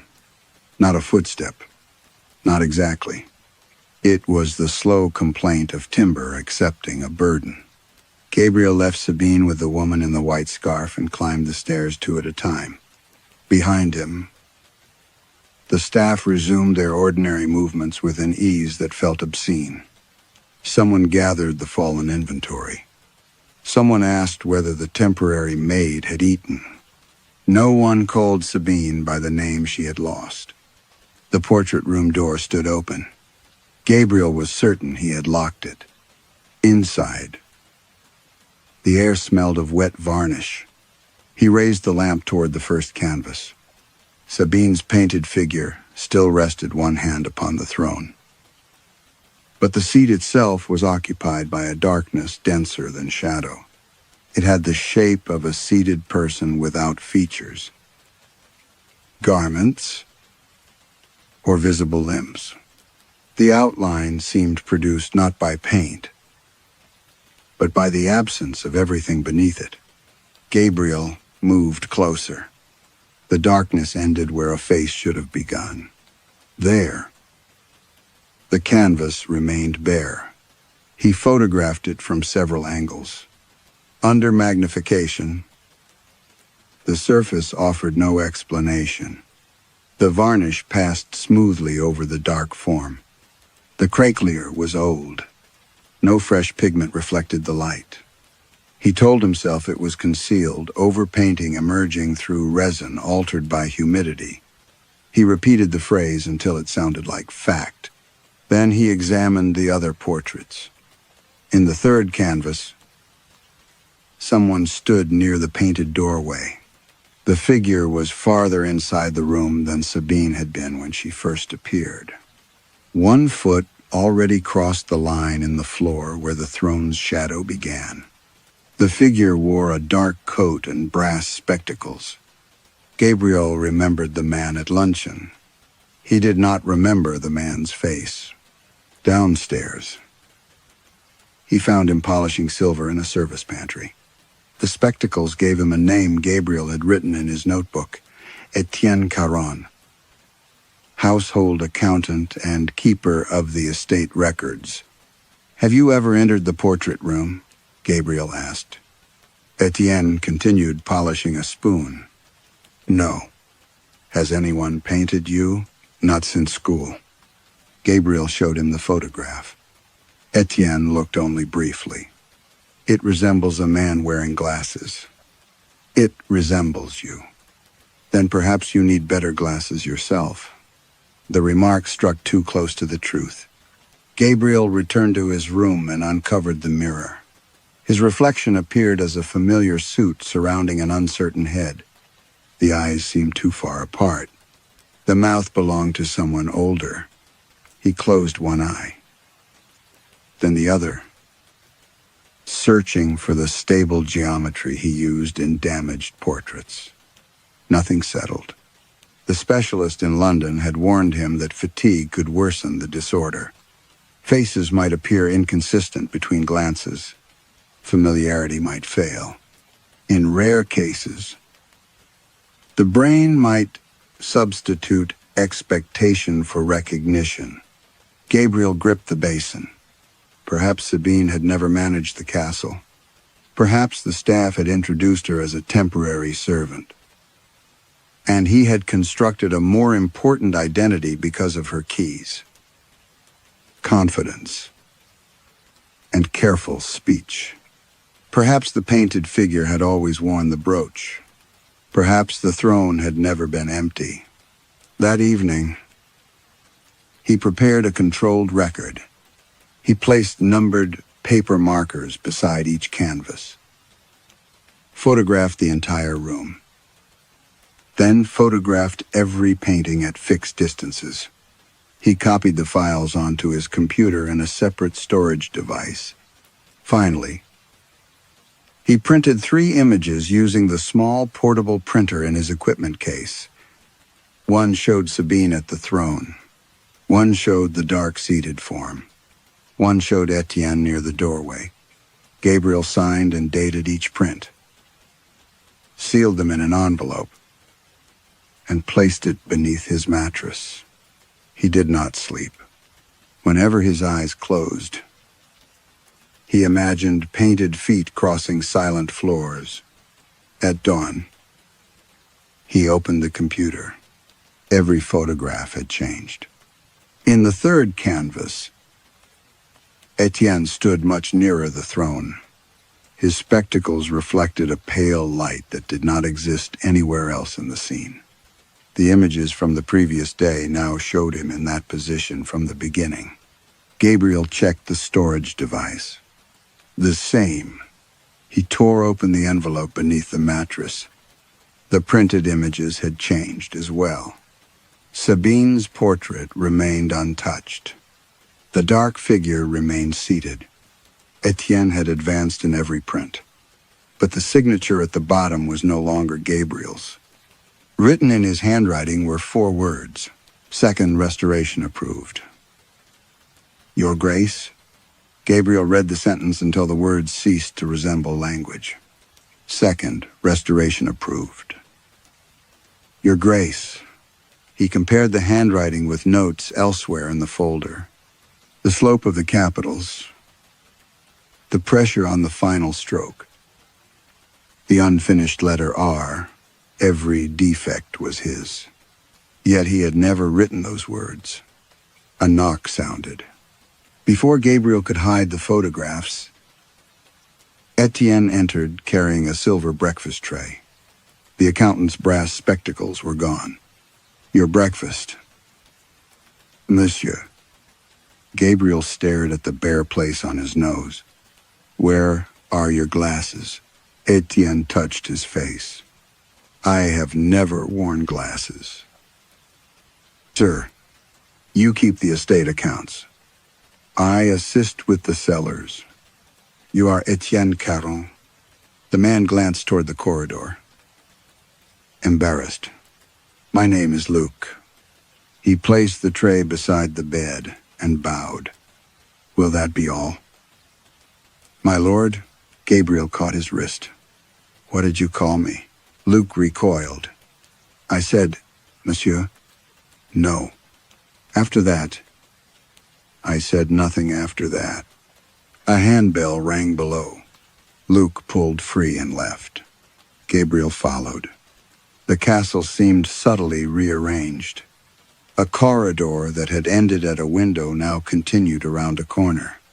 Landscapes had been replaced by ancestral portraits whose eyes had been scraped away. Servants passed Gabriel and addressed him differently. Monsieur Hume. Sir. My lord. Master Gabriel. An elderly maid stopped, lowered her head, and whispered, Your Grace, before hurrying away with tears on her cheeks. Gabriel found the woman with the white scarf near the kitchens. What is your name? Madeleine Vautrin. What is my position here? You are restoring the paintings. Am I? Her gaze shifted past him. The master should not stand in the service passage. Who is the master? Her lips trembled. I do not know. Sabine sat at the kitchen table peeling apples. She wore a gray dress and watched the curling skins as though each contained instructions. Gabriel placed the altered photograph before her. Do you recognize this woman? Sabine studied the painted face. She looks important. It is you. No. Your name is Sabine Morel. You were steward of this estate. The knife paused. For an instant, Gabriel thought something returned. Then Sabine looked at him with timid confusion. Should I call you sir or your grace? He backed away. A door stood open at the end of the passage. Beyond lay a dressing room with paneled walls and wardrobes tall enough to resemble confessionals. Inside, Suits hung in careful rows. Everyone was cut to Gabriel's measurements. He recognized the narrow shoulders required by his old injury, the shortened right sleeve, and the extra room at the left wrist for his support brace. Some garments were modern, others belonged to earlier centuries. Velvet coats, embroidered waistcoats, military jackets darkened with age. Each bore the same label: G. Hume, Master of Valecourt. On a dressing table lay cufflinks shaped like silver thorns. Beside them rested a signet ring engraved with an empty throne. Gabriel forced it over his knuckle. It fit perfectly. The covered mirror across the room stirred, although no window was open. He pulled away the cloth. For one instant, his reflection wore a high black collar and a crown of tarnished branches. The face above them was not his, or else it was his face arranged according to rules he no longer understood. Gabriel struck the glass with the ring. The mirror cracked across the mouth. He ran to the portrait room. The paintings had advanced again. Etienne or Luc stood beside Sabine near the throne.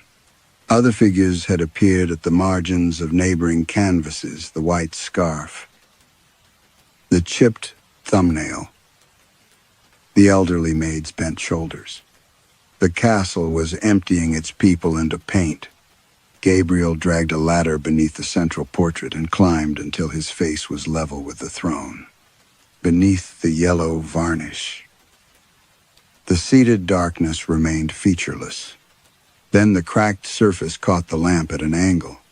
A second outline appeared inside it. Not seated.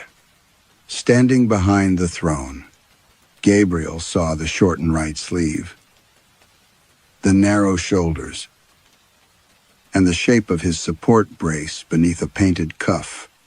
His own body had already been laid into the canvas as a preparatory drawing, where his face should have been. The painter had left a smooth, empty ground. Gabriel remained on the ladder until his legs began to shake.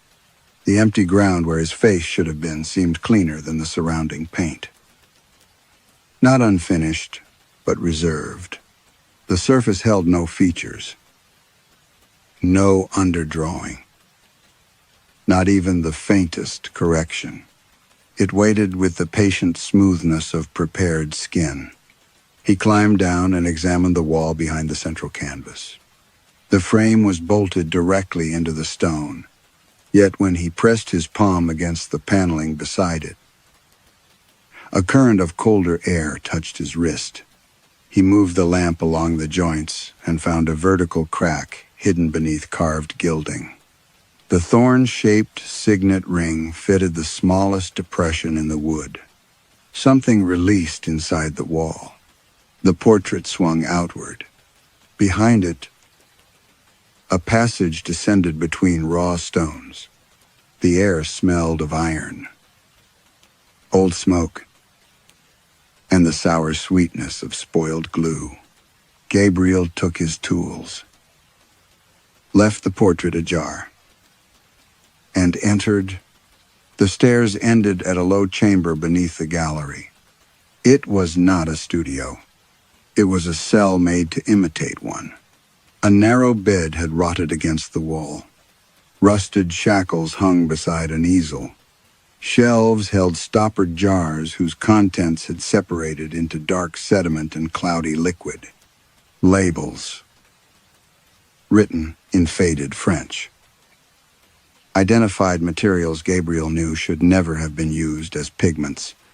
Widow's hair, infant bone ash, blood of the eldest son, powdered marriage seal. Several jars contained strips of parchment submerged in oil. Gabriel lifted one toward the lamp and saw names written across it in different hands. Births, marriages, inheritances, deaths. Entire family lines had been cut into fragments no larger than fingernails. On the work table lay a stone mortar stained a deep, permanent red. Gabriel touched the residue with the tip of a palette knife. It lifted like ordinary pigment. But when he spread it across glass, letters appeared inside the smear. A surname, then another. They dissolved before he could copy them. The chamber walls had been covered with sketches. Hundreds of faces overlapped one another from floor to ceiling. Their eyes scraped out. Their mouths crossed through. Their profiles connected by branching lines like diseased family trees. At the far wall, someone had written a record in charcoal and dried brown paint. Gabriel raised the lamp. The earliest lines were formal. I, Mathieu Sorel, painter in service to the household, calling itself Valicourt. Record what has been demanded of my hand. Below, the writing became smaller and more hurried. They possess no blood that grants them this house. No king raised them. No marriage joined them to the dead whose names they wear. They came as creditors during famine and found that hunger makes witnesses obedient. Gabriel read on. The first Valicourts had imprisoned Sorel after discovering that his portraits could preserve more than appearance. A sitter painted with hair, blood, and a written name might lose something the portrait gained, a resemblance, a memory, a relationship, a place in the recollections of others. The Valicourts had not commissioned ancestors. They had manufactured them. One family surrendered a coat of arms. Another lost the memory of an eldest daughter. A provincial magistrate forgot that the castle had ever belonged to anyone else. With each portrait, the Valicourts acquired gestures, marriages, childhoods, and inherited grief until their invented lineage became more convincing than the lives from which it had been taken. A later passage had been carved into the plaster with a metal point. They make me paint noble faces over their blank ones. Beneath every Valicourt is another family suffocating in the ground. But the throne remains empty because the first name cannot be painted over. Gabriel moved the lamp lower. The final lines were almost illegible. The one who owned this place, before names were divided, still lives within the chair. They stole his descendants first, then his title, then every memory by which he might recognize himself. He has no face because each feature survives in someone else. A sound came from the stairway. Gabriel turned, expecting a servant. No one stood there. Instead, the central portrait had swung shut above him. The cell darkened. Behind the writing, something scratched from inside the wall. Gabriel pressed his ear to the plaster. A voice whispered through layers of stone and paint.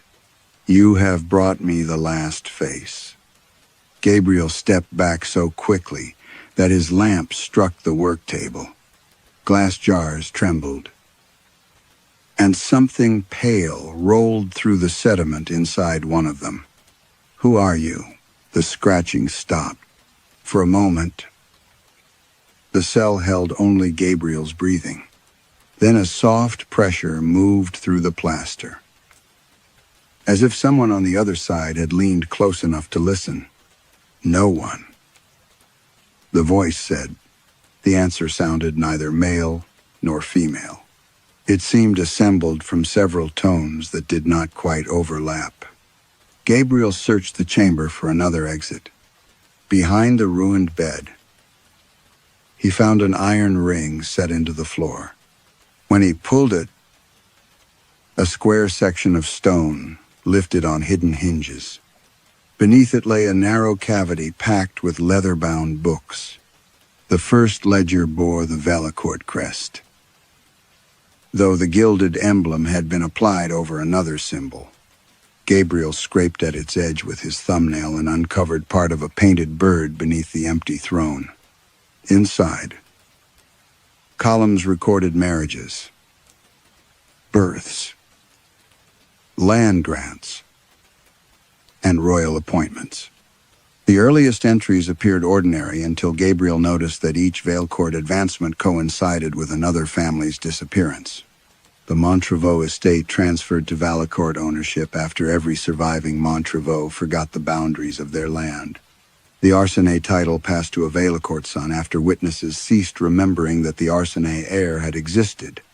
A daughter of the Belem family married into Valecourt. But a note in the margin stated that her childhood, education, and mother's face had been successfully reassigned. Later volumes became more precise. One inherited military reputation. One transferred legitimacy through a painted wedding portrait. One erased a rival's resemblance to his own children, allowing the Valecourts to claim them as blood relations. The paintings had not merely stolen memories. They had altered the structure around those memories. Documents, testimony, family affection. Even grief had reorganized themselves to support the Valecourt version. Gabriel understood why no one questioned Sabine's disappearance from herself. The castle did not convince people to lie. It removed the world in which the truth had been possible. A separate book listed the portraits in the tower. Beside each one appeared a series of names, followed by descriptions of what had been taken. Voice, maternal recognition, inheritance, childhood residence, widowhood, right of burial. At the bottom of the final page, recent handwriting named the current staff Sabine Morel, administrative identity, authority of household, memory of maternal line, Etienne Carrion, numerical memory, legal oversight, witness capacity, Madeleine Vautrin, domestic continuity, recognition of household master. Gabriel's name appeared beneath them. Nothing had yet been written beside it. He turned the page. A folded document had been stitched into the binding. The paper was modern, bearing the seal of the agency that had arranged his commission. Gabriel recognized the polite language of professional contracts, conservation duties, insurance obligations, transportation costs. But the heading did not read restoration agreement. It read preparation of living ground. Gabriel forced himself to continue. The candidate must demonstrate advanced knowledge of portrait structure, layered identity, and facial reconstruction. Existing neurological damage is advantageous. Social isolation is preferred.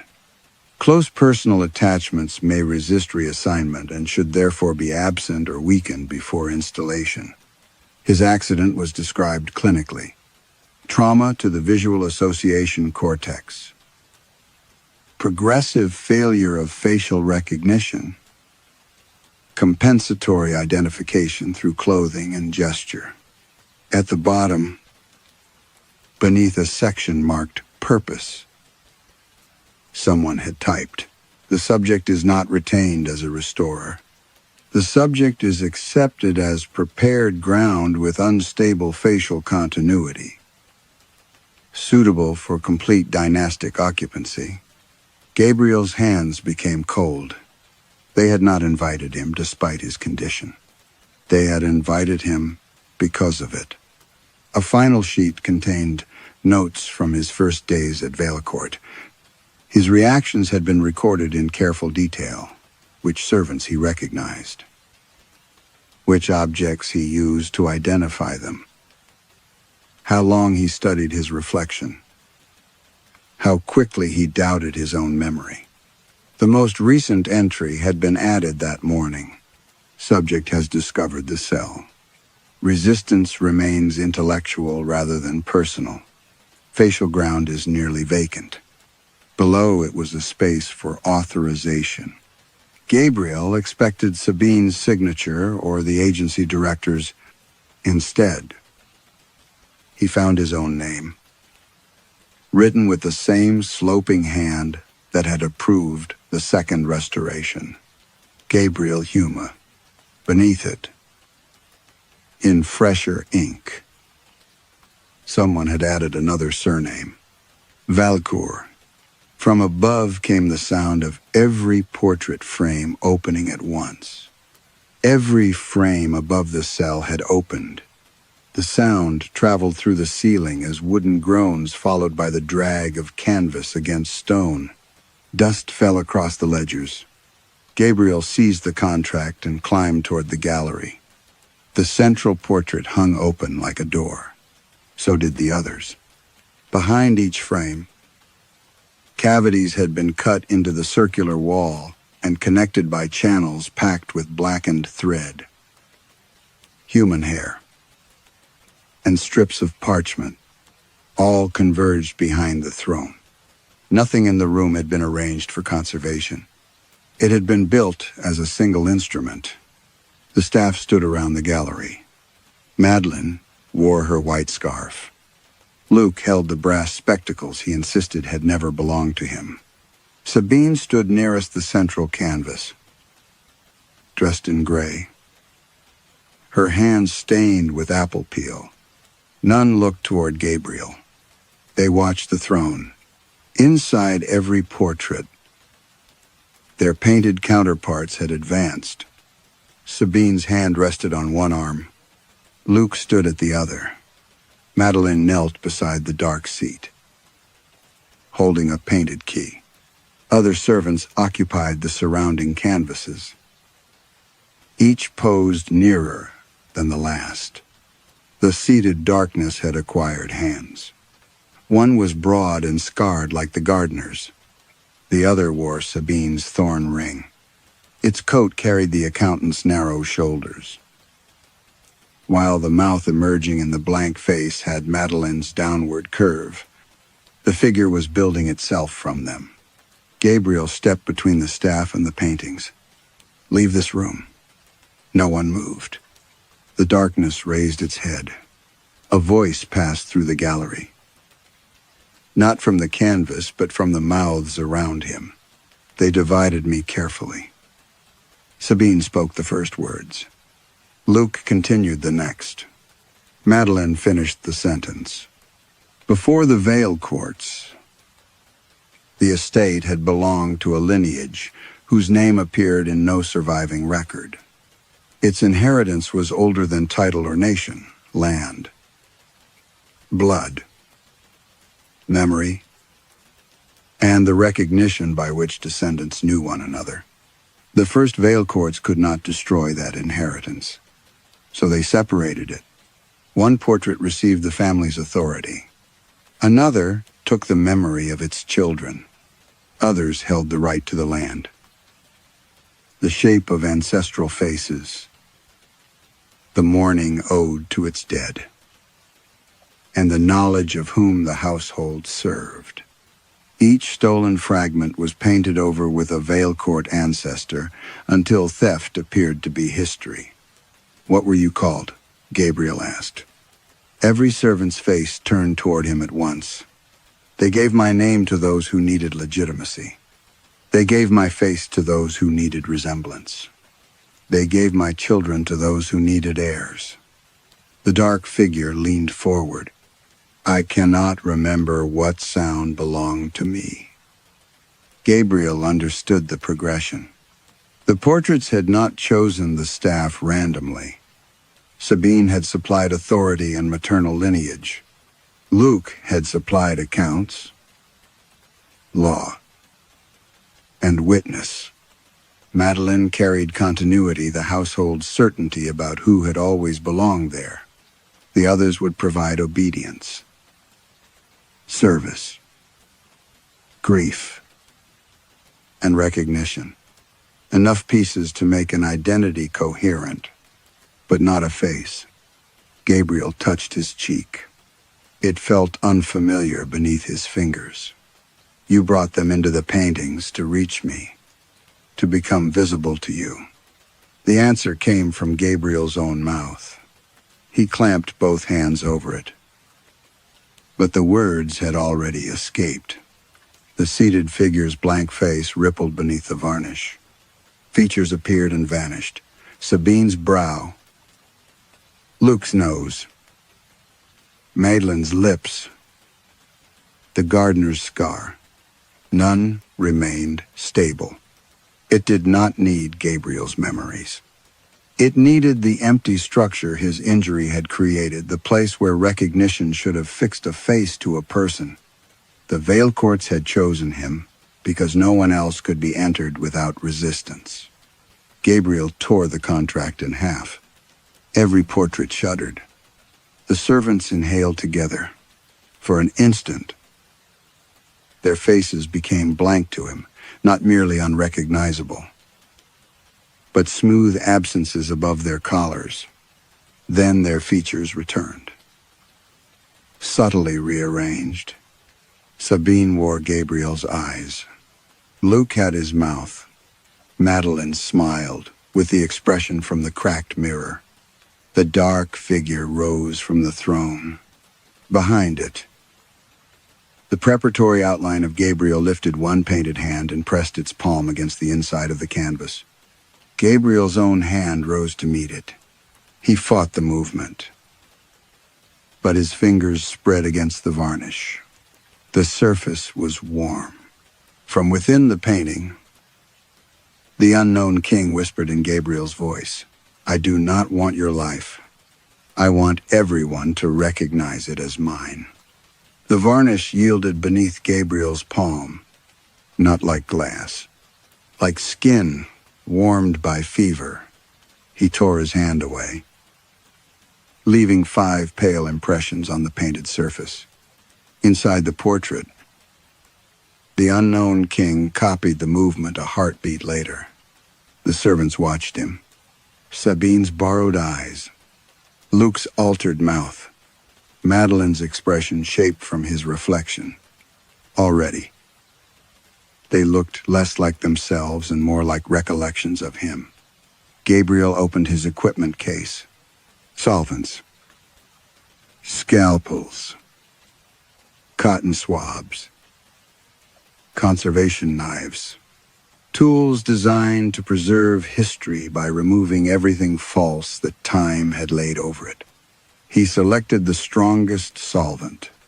"If the Val courts painted over you," he said, "then you are beneath them." The king smiled with Gabriel's unfinished mouth. "You still believe the first layer is the truth." Gabriel soaked a cloth and pressed it against the central portrait. The varnish softened almost immediately. Brown resin bled across the cloth. He worked quickly, clearing the area around the throne until hidden colors emerged beneath the darkness. A woman's cheek appeared, not Sabine's. Gabriel scraped farther. An old man's eye opened under the throne's carved arm. Beneath the seat, the face of a child lay sideways in the painted floor. Lips parted as if breathing through pigment. The stolen families had not vanished. They had been layered beneath one another. He moved to the next canvas and cut into the surface. A Valacourt noblewoman peeled away in translucent fragments, revealing 3 different faces occupying the same skull. Each had been painted with greater care than the one above it. The servants cried out together. Madeline clutched her face. A dark shape moved beneath the skin of her cheek. Gabriel turned toward the uncovered mirror near the gallery entrance. His reflection was no longer alone. An unfamiliar woman's face pressed beneath his own.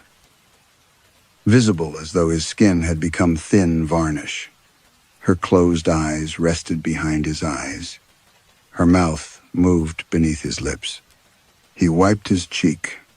The face remained. Another appeared beside it, an elderly man with a crushed nose. Then a child, then Sabine. Pale and frightened. Looking outward from somewhere behind Gabriel's features. Every face he uncovered in the paintings entered his reflection. He tried another mirror. More crowded in there. They did not appear on the servants. They appeared only beneath Gabriel's skin. Accumulating layer after layer without changing the surface, others saw. His condition had made him a vacancy. His work was filling it. Gabriel staggered back from the glass. If I expose all of them, you cannot use me. The king stepped out of the painted throne room until only the canvas separated them. If you expose all of them, there will be no space left for you. Gabriel looked down at his hands. He could remember their scars, but no longer felt certain they belonged to him. He tried to summon his own face from memory and found only technical descriptions. Narrow jaw. Deep-set eyes. Uneven brow. Measurements. No person. Behind him. Sabine spoke gently. Your Grace. Please stop damaging the family portraits. Gabriel turned.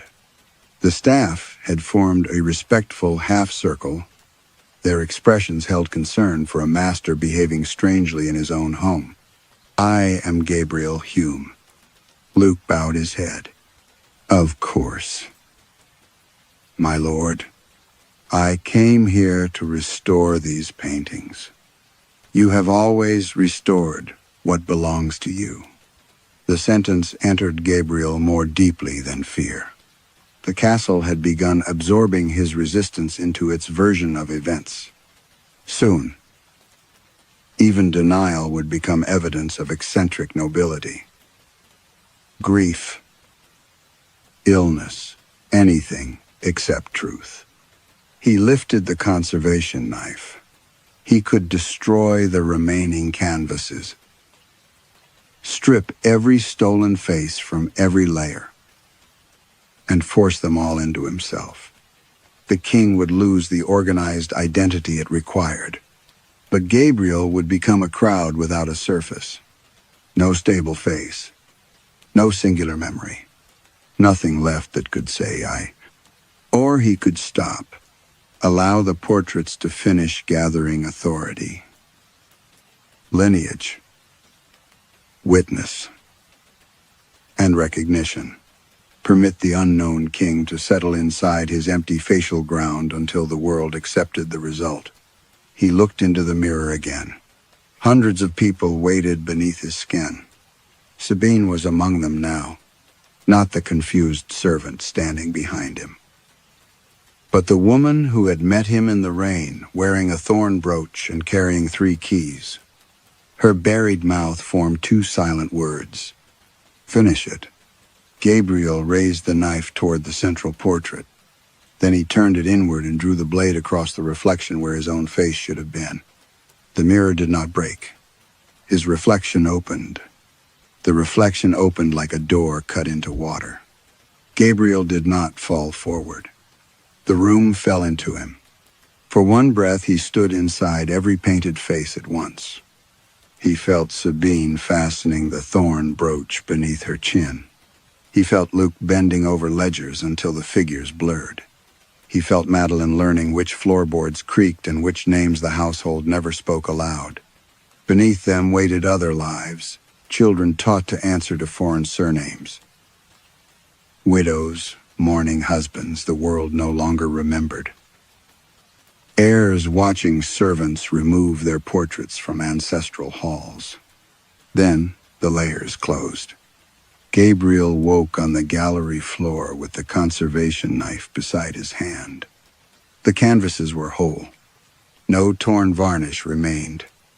No exposed faces crowded beneath the veil-cord ancestors. The throne stood occupied by a man in dark ceremonial dress, his features rendered with such precision that Gabriel could not look at them for long. The painted man wore Gabriel's signet ring. Sabine knelt beside him. Not the frightened woman from the mirror. This Sabine wore the green coat and silver thorn brooch from the day of his arrival. Her voice was calm. "You fainted. Your Grace." Gabriel pushed himself upright. "My name is Gabriel Hume. Yes, I am a painting restorer." A shadow of polite concern passed over her face. "You have always preferred to work on the collection yourself." Luke entered with two visitors, a heritage official and a woman from the restoration agency. Both greeted Gabriel warmly. The agency representative introduced herself. Though Gabriel knew he had once exchanged letters with her, she carried a folder containing the original commission. He opened it. There was no commission. The documents described the conservation of the Valcourt family collection under the supervision of Gabriel de Valcourt, hereditary owner of the estate. His signature appeared on every page. No agency had hired him.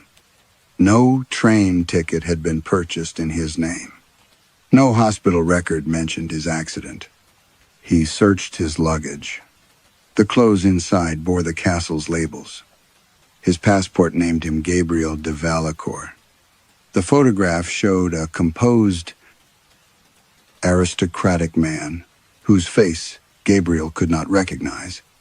His old phone contained years of messages from tenants, historians, lawyers, and distant relatives.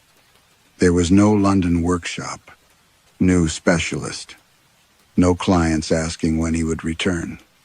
His life had not been hidden. It had been replaced. By afternoon, the visitors toured the gallery. Gabriel followed them, listening as Sabine explained the portraits. She spoke of generations of Valcourts, royal appointments, marriages, charitable works, and restorations performed by the current master. Each lie arrived already remembered. The heritage official paused before the central portrait. "A remarkable likeness," he said. Gabriel looked at the painted man seated upon the throne. "To whom?" The official laughed, believing it a joke. "To you." Of course. When the visitors departed, they thanked Gabriel for preserving his family's history. At the front steps, the agency representative squeezed his hand and said they had met many times during his work on national collections. She remembered dinners he had never attended. Luke remembered teaching him to ride. Madeline remembered him as a sickly child hiding beneath the kitchen table. Sabine remembered his mother. Every recollection joined the others without seam or contradiction. The unknown king no longer needed a stolen name. Gabriel's identity had become the final coat of varnish over all the names beneath it. That evening, he walked through the castle alone. The dressing room no longer seemed unfamiliar. His body anticipated each drawer before he opened it. His hand knew which key belonged to which corridor. At the landing, every mirror had been uncovered. In each one, a dignified stranger followed him. The man had Gabriel's narrow shoulders and shortened sleeve. He wore no crown, only the dark suit tailored for the master of Valcourt. His face was steady, memorable, and complete. Gabriel raised one hand. The stranger raised his. "Which one of us are you?" Gabriel asked. The reflection smiled. Behind its eyes, Hundreds of buried faces opened their mouths. Gabriel heard no answer. Footsteps approached from the corridor. Sabine appeared in the doorway and bowed her head. "Good night." "Your Grace." Gabriel turned toward her voice. When he looked back, the stranger remained in the mirror. For the first time since the accident, Gabriel recognized a face immediately. He simply did not know whether it belonged to the man outside the glass or the one looking out. Valakor did not destroy Gabriel by making him faceless. It offered him something more dangerous, a face everyone else agreed to recognize. The castle's power depended upon a human weakness, the belief that identity becomes true when enough people remember the same version. Gabriel spent his life restoring damaged appearances. Yet he never learned how to protect the self beneath them. Perhaps that is what makes the unknown king so disturbing. It did not steal Gabriel's body by force. It inherited him through consensus. If everyone remembered you as someone else, how long could you remain certain that they were wrong? Story 3. The road to Winterglass Keep ended beneath a sky so clean that Mara Ellison distrusted it. She had spent 15 years reading pressure gradients, satellite bands, ice crystals, and the behavior of wind against stone. Clear skies were never empty. They carried structure. This one seemed polished, smooth. An alpine blue without haze or movement, as though the atmosphere had been sealed behind glass.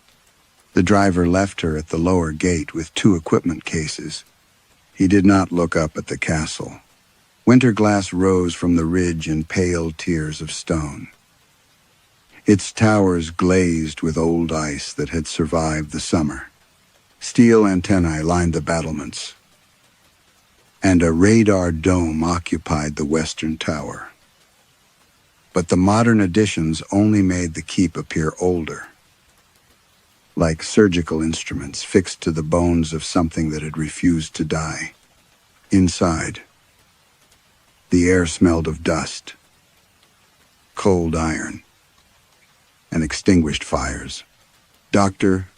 Felix Harrow, the station director, met her in the former Great Hall. He was a narrow man in his early 60s, with a windburned face and the careful politeness of someone accustomed to long periods without visitors. "Welcome to the quietest post in Europe," he said. Mara looked toward the tall windows. Sunlight lay across the mountains in hard white plains. Quiet is usually when the instruments are lying. Harrow smiled, though not as if she had made a joke. The observation team consisted of Harrow, Annika Voss, a climate systems engineer, Leo Brandt, a maintenance technician, and Mara, assigned for 6 weeks to audit irregularities in the station's predictive models. The company blamed software drift. Its internal reports described localized pressure anomalies without corresponding atmospheric events. Mara had read them during the train journey. Each anomaly had lasted less than a minute. None had appeared on public forecasts. None had produced measurable weather. Yet someone had flagged everyone for human review. Harrow showed her the operations room, where screens glowed beneath a vaulted ceiling painted with faded saints. Radar loops moved over the Alps. Wind readings shifted. Restored brass instruments stood beside the digital consoles. One was a barometer shaped like a narrow black coffin. Its needle pointed to Fair. "Original to the monastery," Harrow said. "It has never been accurate. Then why keep it? Removing it caused trouble. He said this lightly and continued walking. A thin rim of frost silvered the inside of the glass, although the room was heated. When Mara touched the casing, the frost vanished. She told herself it was condensation. Her quarters were in the eastern wing, where corridors narrowed and windows became defensive slits. The room contained a bed, desk, wash basin, and stone fireplace fitted with an electric heater. Artificial yellow flowers stood on the sill. Mara unpacked methodically. Laptop, field notebooks, thermal gloves, spare batteries. The red rescue whistle she had carried since the avalanche. She nearly returned the whistle to her case. Instead, she locked it in the desk drawer beneath a folded map. For a moment she saw her brother Elias at 17, laughing through his scarf while snow gathered in his eyebrows. Then the memory shifted, as it always did, to a white slope beneath a white sky and a radio operator repeating that the rescue teams had been redirected. Mara shut the drawer. By late afternoon, she was calibrating the upper anemometer with Leo when the wind stopped. Not weakened, stopped. Prayer flags on a shepherd's hut far below hung perfectly still. Spindrift settled along the ridge. Even the loose strap on Leo's tool bag ceased tapping against the railing. Mara checked the handheld meter. No airflow. That happens here, Leo said. It does not happen anywhere. Before he could answer, a sound moved through the stone beneath their boots. It was not loud. It was deep enough that Mara felt it first in her teeth, a single bell note. Vast and muffled. Rising from somewhere under the castle, Leo lowered his eyes. What bell? Mara asked. There is no bell. The note faded into the mountain. Every screen in the operations room still showed clear conditions. Pressure steady. Humidity low. No cloud formation within hundreds of miles. When Mara returned to her quarters, the artificial flowers were white. Snow lay across the desk in a perfect circle. At its center rested the red rescue whistle she had locked inside the drawer. Mara did not touch the whistle until Harrow arrived. She had sent for him through the station intercom, saying only that something had entered her room.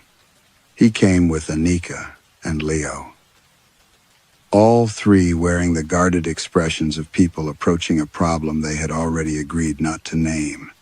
The door had remained locked. The window latch was sealed from within, yet snow still covered the desk, dry and granular, without a single melted edge beneath the electric heater. The red whistle rested in its center.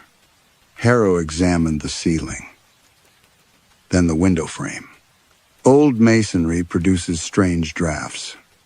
Drafts do not unlock drawers. Mara said. No one answered. Anika touched the snow with 2 fingers. Her dark hair was tied severely behind her head, but several loose strands clung to the moisture on her cheek. It is colder than outdoor accumulation, she said. Mara looked at her.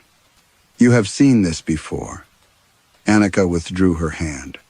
Harrow collected the snow in a sterile sample bag and instructed Mara to report any further condensation. His use of the word was so deliberate that it became an accusation. By morning, the desk was dry. The whistle had returned to the drawer. Mara began testing the station as if it were a hostile instrument.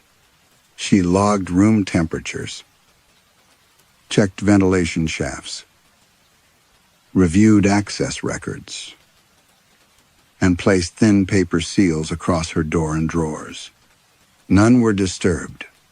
The collected snow contained ordinary alpine water, though its isotopic signature suggested it had frozen at an altitude far above the surrounding peaks. Harrow dismissed the discrepancy as contamination. Winterglass followed a routine stricter than any research post Mara had known. Instruments were checked in the same order. Meals were taken at the same table.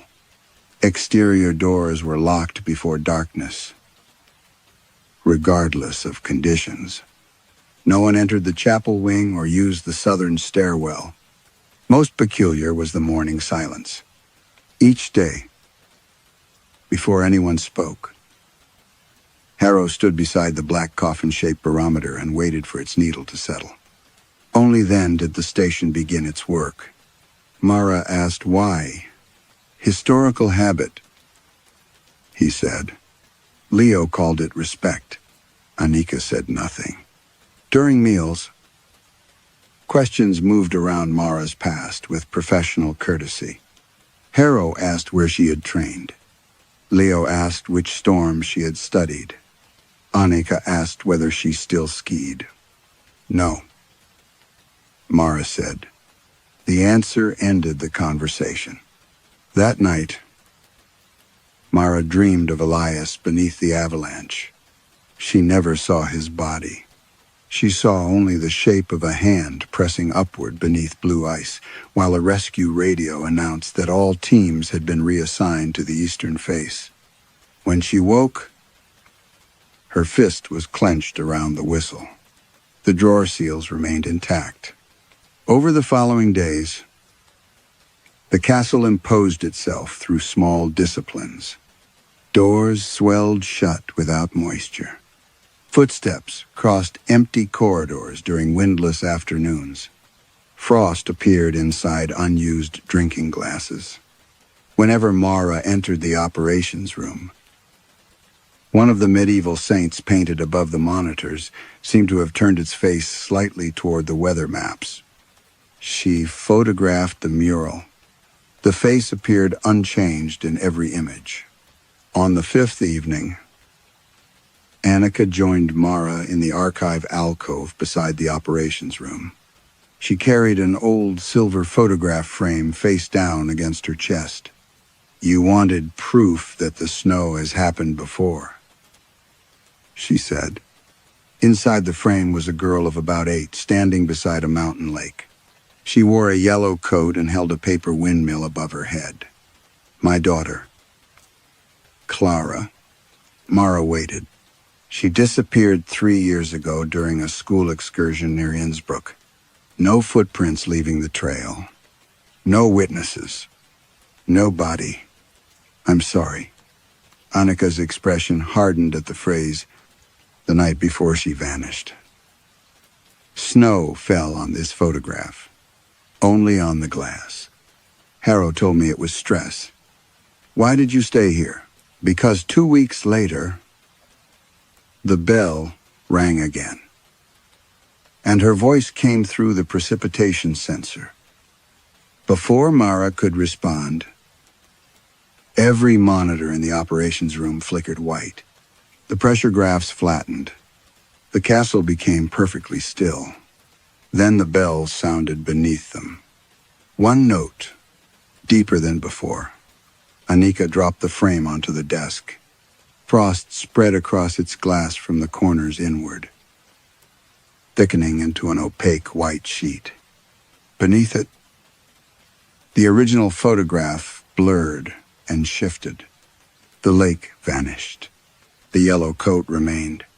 When the frost cleared, Clara was standing inside a stone room, her paper windmill hanging broken at her side. Behind her was a narrow, arched window filled with falling snow. Mara leaned closer. The room in the photograph was Anika's bedroom at Winterglass Keep, and in the dark glass behind the child, someone was reaching for the door from inside the wall. For several seconds, no one moved. The altered photograph lay beneath the operations lights, its silver frame trembling against the desk. Clara's face was half turned toward the reaching shape behind her, as though she had heard it before the image was taken. Annika seized the frame and pressed it against her chest. "That is not my room," she said. Mara had visited Annika's quarters only once, but she remembered the narrow, arched window, the iron bedstead, and the pale crack descending beside the wardrobe. Every detail appeared in the photograph. "Then show me," Mara said. Harrow entered before Annika could answer. He looked first at the whitened monitors, then at the frame hidden in her arms. Something like resignation passed through his face. "All stations are reporting stable conditions," he said. "There is no event." The consoles contradicted him. Atmospheric pressure inside the operations room was falling so rapidly that Mara's ears began to ache. The digital barometers flashed warning symbols. Humidity rose, then vanished, then rose again. One sensor registered air colder than the freezing point of carbon dioxide, while another, less than 2 feet away, recorded the warmth of midsummer. Outside the western windows, nothing moved. Not a cloud crossed the stars. Snow on the battlements lay undisturbed. The prayer flags below the ridge hung slack in air that seemed incapable of carrying sound. Mara handed to the exterior instrument deck. The cold struck cleanly. Without wind, her handheld meter showed ordinary pressure. She stepped back through the door. The reading plunged. "Inside only," she said. Leo stood beside the black barometer. Its needle had rotated beyond every printed measurement and now pointed into the dark wood beneath the word storm. "That mark isn't part of the scale," Mara said. "It is now," Leo replied. A burst of static filled the room. The precipitation monitor began printing data, although no precipitation was falling. Coordinates appeared line by line, followed by rainfall estimates, snow depth, and wind speeds violent enough to strip roofs from stone houses. Harrow tore the paper free. Mara caught his wrist. "Where is that?" "Sensor corruption. It is giving coordinates. They do not correspond to any active station." Annika set Clara's photograph down and opened a private mapping program. The coordinates placed the event beyond the official coverage boundary, in a narrow valley on the eastern side of the range. No weather icon marked it. No municipal label appeared until Annika switched to an older topographic layer. Kaltenbrook. The village had fewer than 400 residents and no automated forecasting equipment. Its nearest emergency station lay across a pass closed for the winter. Mara pulled up public satellite feeds. The valley remained hidden beneath a patch of missing imagery shaped like a thumbprint. She checked neighboring stations. All reported clear skies. Then an emergency radio channel broke through the static.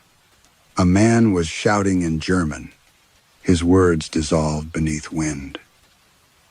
But Mara understood enough. Roofs gone. Road buried. River rising beneath ice. Harrow reached for the receiver. Mara blocked him. "How long has this been happening?" He said nothing. She searched the archive for previous Bell anomalies. Most files had been stripped of location data, but the remaining timestamps could be compared with international disaster records. She worked through the night while the others watched in silence. The first Bell event aligned with a flash flood that destroyed an unnamed settlement in northern Albania. The second matched an ice storm in a remote Romanian mining district. The third corresponded to a landslide that erased 3 hamlets from a regional map in southern Austria. Each disaster had occurred beneath forecasts of clear or moderate weather. Each affected a community beyond the company's primary commercial zones. None had appeared in Winterglass's public reports. Mara added the latest coordinates. Kaltenbruck completed a curve around the Alps, like points along the rim of an enormous circle. At its center stood Winterglass Keep. The pressure inside the castle returned to normal with a soft collective click from the instruments. Outside, the stars remained sharp. Harrow finally spoke. "You should delete that map." Mara turned toward him. "Why?" "Because the bell does not predict storms." From somewhere beneath the floor came a slow metallic groan. Harrow looked down as frost began tracing the shape of another valley across the stone. It chooses where they are allowed to happen. The frost map on the floor remained after the instruments recovered. It spread from beneath the black barometer in thin white lines, sketching a basin between steep ridges. No label appeared within it. Only a cluster of tiny rectangles that might have been houses and a mark resembling a church tower. Harrow ordered Leo to bring salt. Mara stepped between them. "No one touches it until we document it." "There is nothing to document," Harrow said. "The archive you searched is incomplete. The disaster reports are inconsistent. And those coordinates were produced by malfunctioning equipment. 4 separate malfunctions formed a ring around this castle. Patterns are easy to manufacture after the fact." He spoke with the calm authority of a man correcting a junior researcher. But he would not look at the white valley under his shoes. Mara photographed it. Each image showed only bare stone. Annika tried her own camera. The same result. The valley existed only to the eye. Harrow scattered salt across the floor. The frost withdrew beneath the crystals with a faint hiss, leaving the room smelling of wet limestone. By breakfast, he had circulated an internal notice blaming the previous night's readings on corrupted historical data entering the current forecasting model. Staff were instructed to suspend all comparisons with unverified regional archives. Mara read the notice twice. It was issued before the diagnostic review. She said. Harrow folded his napkin. "Some conclusions do not require theater." Leo stared into his coffee. Mara waited until Harrow left before asking him what that meant. The technician carried his cup to the western window. Below them, morning sun flashed from the roofs of expensive chalets scattered along the resort slopes. "The corrections become more frequent during ski season," he said. "What corrections?" Pressure moved away from marked zones. Snowfall redirected. Wind weakened over transport routes. "That is not meteorology." "No." Leo rubbed the scar along his thumb. "It is maintenance." He told her that his predecessor had taught him never to repair the oldest copper conduits beneath the station. Even when they cracked, those pipes did not carry water or power. They passed through the castle walls toward the valley side. And whenever the bell rang, they became cold enough to burn skin. Where do they end? Nowhere on the plans. Then help me trace them. Leo shook his head. People who work here learn the difference between an error and a correction. Before Mara could press him, a low vibration passed through the table. The coffee trembled in their cups. The bell sounded. One note rolled upward through the castle, followed by a second before the first had faded. Every wall map in the dining room fluttered, although the windows were closed. Mara ran to operations. The atmospheric displays remained calm. but the large relief map of the Central Alps had begun to change. Roads faded first. Resort boundaries contracted. Rivers pulled themselves into older courses. Printed names blurred as if the ink had become wet. At the map's northern edge, a valley pushed outward from beneath a mountain range that had previously contained solid rock. Annika stood before it, whispering in German. "What does it say?" Mara asked. "It doesn't say anything." The valley had no printed name, but someone had written one across it in brown ink. Valium Nevis. Harrow entered and stopped so abruptly that his shoulders struck the doorframe. Mara pointed to the words. "You recognize it. No modern chart includes that valley." That was not my question. He crossed the room and tried to lift the map from its frame. The paper would not move. It had stiffened against the wall like frozen hide. Mara searched the station database. Nothing matched the Latin name. She broadened the search to scanned monastery records and found a damaged index entry referring to winter tithes collected from protected villages. Beside it was a destination, Valum Nivis, unnumbered souls. The map rippled. Tiny black marks appeared along the valley floor, arranged like buildings. Then white shading began to descend from the surrounding peaks. Leo backed toward the door. "Another correction," he said. The black marks disappeared one by one beneath the white. Mara pressed her palm to the paper. The surface was bitterly cold. And from somewhere behind it came the distant sound of people striking wood from the other side. Then a red circle formed around the valley. Inside it, in Mara's own handwriting, appeared the word "approved."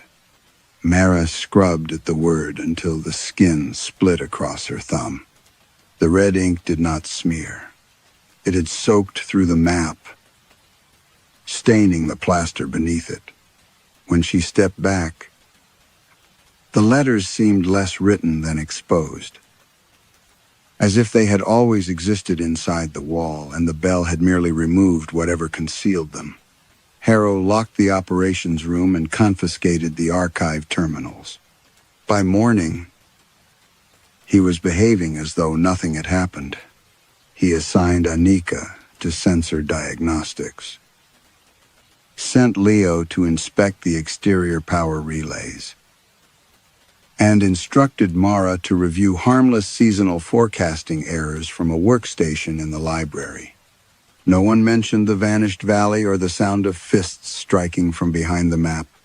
The castle did not cooperate with his silence. Snow began falling shortly after midday. It came through the ceilings. At first, Mara mistook the drifting white specks for plaster dust. Then one landed on the back of her hand and remained there, sharply formed and dry. More followed, descending through solid stone without leaving holes or moisture. The snowfall ignored most of the library. It gathered around a single shelf containing employee records. Inside Harrow's personnel file, Mara found an unsigned report concerning a failed evacuation 12 years earlier. Snow had packed itself between the pages around one sentence. Director authorization delayed pending commercial impact review. From the corridor came the crash of breaking glass. Mara followed the indoor storm to the kitchen, where snow poured above Leo's chair. It accumulated around a rusted climbing carabiner lying on the table. Leo tried to sweep it away, but the snow returned faster, burying his hands. "My brother's he said when Mara picked up the carabiner. "I checked the anchor that morning. Told him the metal would hold." A hairline fracture opened across its spine. Leo stared at it as if the crack had appeared in his own bone. In Annika's quarters, snow circled Clara's yellow coat, preserved in a garment bag at the bottom of the wardrobe. Annika stood over it without speaking. Tiny wet footprints led from the coat to the wall. Where they stopped beneath the place the reaching hand had appeared in the photograph. Harrow ordered everyone into the great hall. "It responds to attention," he said. "Stop examining the objects." "You mean stop remembering them?" Mara replied. "I mean stop giving a physical anomaly psychological significance." Snow began falling over his shoulder. It settled on a silver fountain pen in his breast pocket. Harrow closed his hand around it and left the room. The snowfall spread through Winterglass during the afternoon. Corridors whitened while staircases remained bare. Snow accumulated in locked cabinets. Inside sealed drawers. Beneath beds. And around possessions no one admitted owning. Each small storm isolated an object and transformed the surrounding chamber into a private winter. The rooms became silent beneath it. White rooms. Mara thought. Confessionals without priests. Her own quarters remained untouched. That frightened her more than the others. Near evening, as the castle's electric lights weakened, she heard a pulse inside the eastern wall. A brief electronic chirp. Silence. Then another. Mara knew the sound before she consciously recognized it. Avalanche transceivers emitted that clipped signal while searching for another buried device. She had heard it during drills, field investigations, and the long, failed search for Elias. She pressed her ear to the stone. The signal accelerated. Mara retrieved a screwdriver from Leo's abandoned tool bag and removed the wooden panel beside her desk. Behind it lay an old copper conduit rimed with black ice. The pipe carried no cable. Yet the transceiver signal traveled through it like a heartbeat. She followed it down the corridor. The pulse led through the eastern wing, past the sealed chapel doors, and toward the forbidden southern stairwell. Snow fell around her in slow vertical lines. Although the ceiling above remained visible and unbroken, at the stairwell entrance, the signal became continuous. A section of plaster bulged between two stones. Mara struck it with the screwdriver handle. The surface cracked, releasing air so cold it numbed her teeth. She pulled away the fragments and found a small orange avalanche transceiver lodged inside the wall. The casing bore Elias's initials. The device was still transmitting. Its display did not show a distance. It showed coordinates, repeating them in an endless cycle. Mara whispered the numbers aloud. She knew them. They were the coordinates she had reported on the morning of the avalanche, the location where she believed the secondary slide would occur. The warning that had redirected the rescue teams away from Elias. But one digit on the display was different. Mara opened her old field notebook with shaking hands and found the original entry. The device inside the wall was correct. Her report had not contained a forecasting error. Someone had changed the coordinates after she submitted them. Behind the transceiver, deeper within the stone, Elias's voice said softly, "You approve the correction." Mara did not answer the voice. The transceiver continued pulsing in her hand, its signal no longer searching outward but drawing her deeper into the castle. Each chirp traveled through the copper conduit behind the wall, descended through the floor, and returned from somewhere beneath the southern stairwell. She wrapped the device in her scarf and carried it with her. The stairwell door was secured by 3 iron bars. Their surfaces were coated with frost. Yet the locks hung open. Mara removed the bars one by one, wincing as the cold bit through her gloves. Behind the door, steps spiraled downward into darkness. They were older than the castle's inhabited rooms. Shallow hollows had been worn into their centers by generations of feet, and fragments of Latin prayer had been carved into the surrounding stone.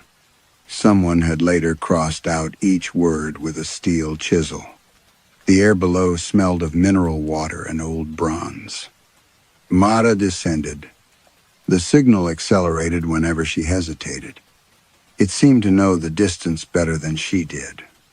After several turns, the electric light from above disappeared. She used the torch on her phone, but its beam grew dim against walls, glazed with layers of transparent ice. Shapes lay trapped beneath the surface, rusted keys, broken rosaries, fragments of weather vanes, and scraps of red cloth. At the bottom, she found a corridor leading beneath the western tower. The radar dish rotated somewhere far overhead, sending a slow mechanical vibration through the ceiling. Between those movements came another sound, a vast metal object shifting against its supports. The bell. Mara passed through an arched doorway sealed with rotted timber and entered the cavern. Her light could not reach the far side. An enormous bronze bell hung above a black chasm, suspended from chains thicker than tree trunks. Its rim was large enough to encircle a house. Green corrosion covered most of its surface, but bands of polished metal remained where countless hands had touched it. There was no clapper. Instead, hundreds of copper conduits entered the bell through drilled openings, carrying cold from every section of the castle. Beneath it, the cavern walls were filled with windows. They rose in uneven rows from floor to ceiling, narrow chapel windows, cottage panes, modern reinforced glass, wooden shutters, cracked skylights, even small car windows. Each was frozen into the rock without any room behind it. Yet every window opened onto somewhere else, through one. Mara saw rain hammering a village road while floodwater dragged furniture between houses. Another showed a forest bending beneath ice, its trees breaking in, flashes of white. A third revealed a row of concrete apartment blocks disappearing behind blowing snow as figures moved from doorway to doorway with blankets over their heads. None of the landscapes belonged to the same storm. Some lay beneath daylight, others beneath darkness. Rain fell upward in one. In another, lightning remained fixed across the sky like a crack in glass. The transceiver stopped chirping. Its screen displayed a single direction arrow pointing toward the far wall. Mara crossed a narrow stone bridge beneath the bell. The chains groaned above her, though the air remained still. Each window she passed altered as she approached. Faces appeared briefly against the glass people sheltering inside churches, schools, farmhouses, and vehicles. Most did not see her. A small boy in one window did. He pressed both palms to the frozen pane. Behind him, a roof lifted from a stone house and vanished into darkness. Mara moved on. At the end of the bridge stood a window partly buried beneath blue ice. Beyond it lay a familiar mountain slope under heavy snowfall. Search lamps crossed the white surface. Rescue workers gathered around a map beside an emergency vehicle. Mara recognized the avalanche site. She also recognized herself. The younger Mara stood among the rescuers, holding a radio and pointing toward the eastern face. Her mouth moved, repeating the corrected coordinates. "No," Mara whispered. The image shifted. Beyond the search lamps, on the opposite slope, Elias lay beneath a shallow layer of snow. His gloved hand protruded near a red marker pole. He was close enough to the original search route that the rescuers would have seen him. A man stepped into view behind the younger Mara. Harrow. He leaned toward her radio and placed the silver fountain pen against her field map. Then he changed one coordinate. The window cracked from top to bottom, all around the cavern. The frozen landscapes went dark. The bronze bell moved above Mara without being struck. And Elias's transceiver spoke again. This time, the voice was not her brother's. It was her own, forecaster present. It said, "Open the diversion ledger." A section of ice opened beneath Mara's hand. It did not crack or melt.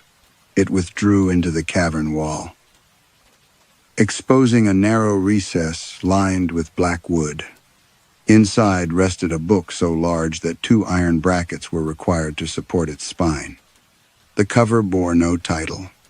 Only a bell had been branded into the leather, surrounded by villages rendered as tiny circles. Some were gilded. Others had been scratched away. Mara opened the ledger. The first pages were written in medieval Latin, but weather symbols crowded the margins. Snowflakes, rain lines, wind spirals, and marks resembling modern pressure contours. A column of wealthy settlements appeared on the left. On the right were places identified only by descriptions. The valley without a church, the houses beyond the black pine, the settlement where no tithe is collected.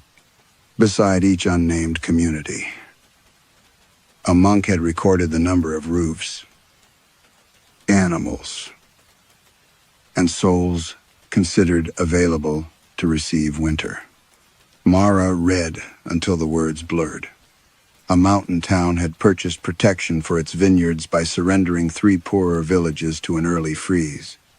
A monastery had preserved a noble family's road by directing an avalanche toward shepherds living beyond the mapped boundary.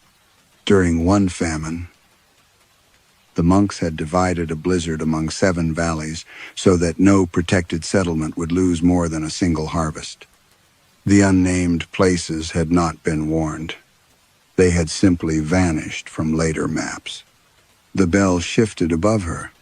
Another compartment opened farther along the wall. This one contained gray corporate binders, sealed data cartridges, and printed maps bearing the logo of Helix Atmospheric Systems, the company that operated Winterglass Station. The oldest agreement described the castle as a legacy regional hazard management asset.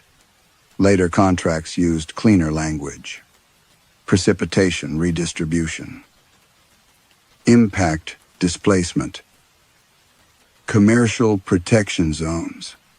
Mara spread the files across the stone floor. The system had never been abandoned.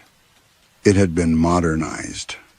Resort operators paid Helix to guarantee snow depth on ski runs while preventing closures on access roads. Railway insurers purchased protection from landslides. Energy companies submitted priority maps identifying substations, pipelines, and hydroelectric facilities that could not be allowed to fail. Every protected zone required a corresponding release area. Those areas were chosen through calculations based on property value, population visibility, emergency response capacity, media exposure, and insurance liability. The poorest communities received the highest suitability scores. A note beside one model explained that isolated settlements were ideal because casualties there could be attributed to weak infrastructure, outdated forecasts, or local failure to evacuate. Mara found Kelton Brook. The village had been selected to preserve uninterrupted access to 3 luxury resorts during a holiday weekend. Its destruction appeared in the system not as a disaster, but as a successful correction. Behind her, footsteps crossed the bridge. Harrow entered the cavern carrying the silver fountain pen. "You were not meant to open those alone," he said. "Who is meant to open them?" "The station forecaster." "I am the station forecaster." "Not yet." Mara held up the corporate agreement. "How many people know?" "Enough to keep roads open, hospitals powered, and cities functioning." "And the people behind those windows? Storms must fall somewhere. They are sent somewhere." Harrow's face tightened. "Civilization is the decision to protect what can be protected. No. This is the decision that some people are easier to bury." The frozen windows brightened around them. Mara saw villages under floods, roofs collapsing beneath snow, families sheltering in buildings that had never received warnings. In several windows, weather stations stood silent on nearby ridges, their sensors deliberately turned away. Harrow approached the ledger. "The bell cannot destroy winter," he said. "It contains pressure until a destination is assigned. Refuse the assignment, and the accumulation continues." "For how long?" He looked toward the enormous bronze shape above them. "Centuries." Mara searched the modern files for the avalanche that had killed Elias. She found it in a folder bearing her own employee number, although she had not worked for Helix at the time. The original forecast had marked the western slope as the primary danger. Her coordinates were correct. Harrow's alteration had redirected the rescue teams toward the eastern face, preserving a railway tunnel used by a private resort line. Elias's death appeared beneath the heading "Acceptable Secondary Loss." Below it was a recruitment assessment written years later. Candidate demonstrates continued reliance on institutional data despite personal consequence. Suitable for succession. Mara looked up. Harrow had not brought her to Winterglass to investigate a failure. He had brought her because the castle required someone capable of calling sacrifice an error. The ledger's blank final page turned by itself. Her name appeared at the top. Beneath it, red ink formed a single sentence. "Forecaster Ellison has already approved one valley." Mara tore the page from the ledger. The paper came free without resistance. But another blank sheet rose beneath it. Her name appeared again, followed by the same accusation. "Forecaster Ellison has already approved one valley." "I approved nothing," she said. The bronze bell answered with a low vibration. Harrow placed the fountain pen beside the open ledger. Frost spread from its silver nib, branching across the stone like the veins of a frozen leaf. "The bell does not require innocence," he said. "It requires ownership." He explained that Winterglass could gather storms, hold them within the castle, and bend their paths, but it could not decide where they should fall. That decision had always required a living forecaster, someone trained to translate suffering into probability. Expected casualties, protected infrastructure, and acceptable loss. The monks had called that person the Winter Witness. Helix called the position Regional Systems Director. "The destination must be named," Harrow said. The forecaster must understand the consequence and approve it. And if no one does, the storm remains here. It accumulates until the castle fails. Mara looked up at the bell. Hundreds of conduits trembled inside its bronze body. The sound of distant wind moved through them like breath drawn between clenched teeth. You changed my coordinates. Yes, you killed Elias. I moved a rescue team to preserve a railway tunnel carrying almost 200 people. You protected a resort line. The train was already inside the mountain. Mara struck him. Harrow staggered against the ledger stand. Blood appeared at the corner of his mouth. Startlingly bright in the blue light of the frozen windows, he did not defend himself. Instead, he reached into one of the corporate boxes and removed a data cartridge marked with the date of the avalanche. He inserted it into a terminal built into the cavern wall. Archived radio traffic filled the chamber.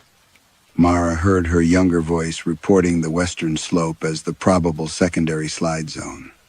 Then came Harrow's transmission, identifying the eastern face instead. Rescue Command requested confirmation. The recording paused. Mara remembered that moment differently. She remembered static, confusion, someone repeating the coordinates while snow struck the emergency vehicle. She remembered believing that her own calculation had been wrong. Then her voice returned through the terminal. Confirmed. Use the corrected location. The words hollowed her chest. Harrow had altered the forecast, but she had repeated it. A second recording followed, made after Elias's body was recovered. A Helix investigator asked whether the archived warning accurately reflected her professional assessment. Mara's voice sounded exhausted.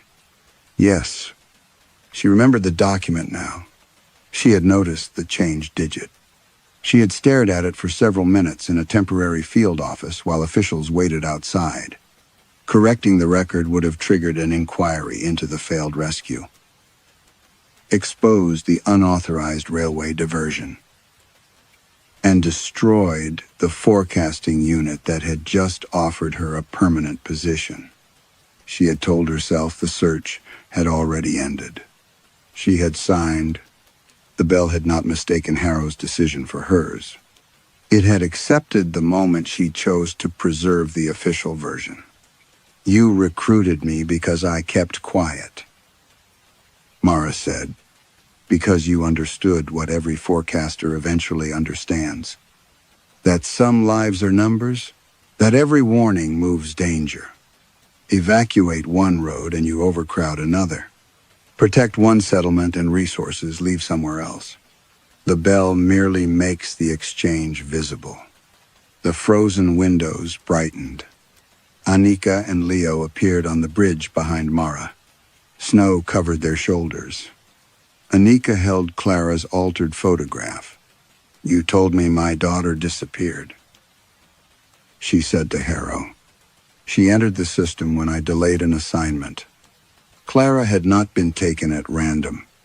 The bell had demanded a destination.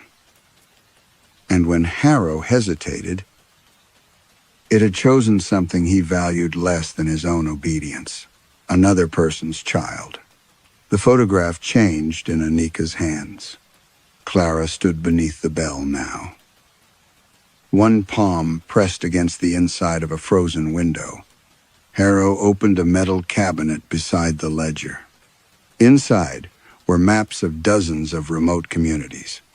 Red suitability scores glowed beside population counts.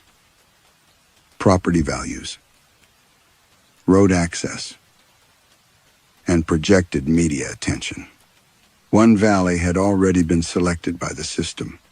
A cluster of villages lay beyond the eastern ridge, home to fewer than 1,000 people. Their destruction would protect the resorts, the railway tunnel, and 3 wealthy towns from the largest stored storm in Winterglass's recorded history. The fountain pen rolled toward Mara, the blank ledger page filled with the valley's name. Above them, the bell began to swing. Harrow looked at Mara. "Right approved," he said. "Or it will choose something you love." The fountain pen stopped against Mara's hand. Its silver body was cold enough to numb her fingers through the glove. On the ledger, the selected valley waited beneath the word decision. Surrounded by projected casualties and protected assets, the bell swung farther. Each movement drew wind through the cavern. Snow poured from the conduits in thin white streams, pulled toward the bronze mouth above them. Mara closed her fist around the pen. Then she snapped it across the ledger's spine. Black ink spread over the page. For an instant, it formed the outline of the chosen valley. Every road and roof rendered in miniature. Mara dragged her sleeve through it until the name disappeared. The bell struck without a clapper. The sound passed through her body like an impact. Frozen windows shattered in their frames, though the landscapes behind them remained intact. Across one pane, a hillside collapsed onto a road. In another, seawater climbed the walls of a coastal school. Harrow caught Mara by the shoulders. "You have not refused anything," he shouted. "You have only delayed the destination." She drove him back against the terminal. "Then help me warn them. The company will suppress every channel." "Not every channel." Mara took Elias's transceiver from inside her coat. It was still transmitting through the castle's copper network. If Winterglass could carry pressure into the world, perhaps it could carry information the same way. She connected the device to the cavern terminal. The screen filled with archived weather routes, private contracts, insurance maps, and casualty projections. Anika began copying the files to every external address stored in the station directory. Leo opened the emergency frequency panel and bypassed its corporate lockout. Harrow lunged for the power controls. Anika stepped between them. "My daughter was not a correction." Harrow stopped. For the first time, his certainty looked less like conviction than exhaustion. Mara activated the broadcast. She read the diversion ledger aloud. She named the wealthy towns that had purchased protection. The railway lines preserved by redirected avalanches, and the resorts whose guaranteed snowfall had buried distant farms.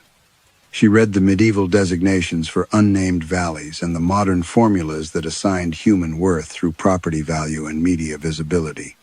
Then she described the storm contained beneath Winterglass.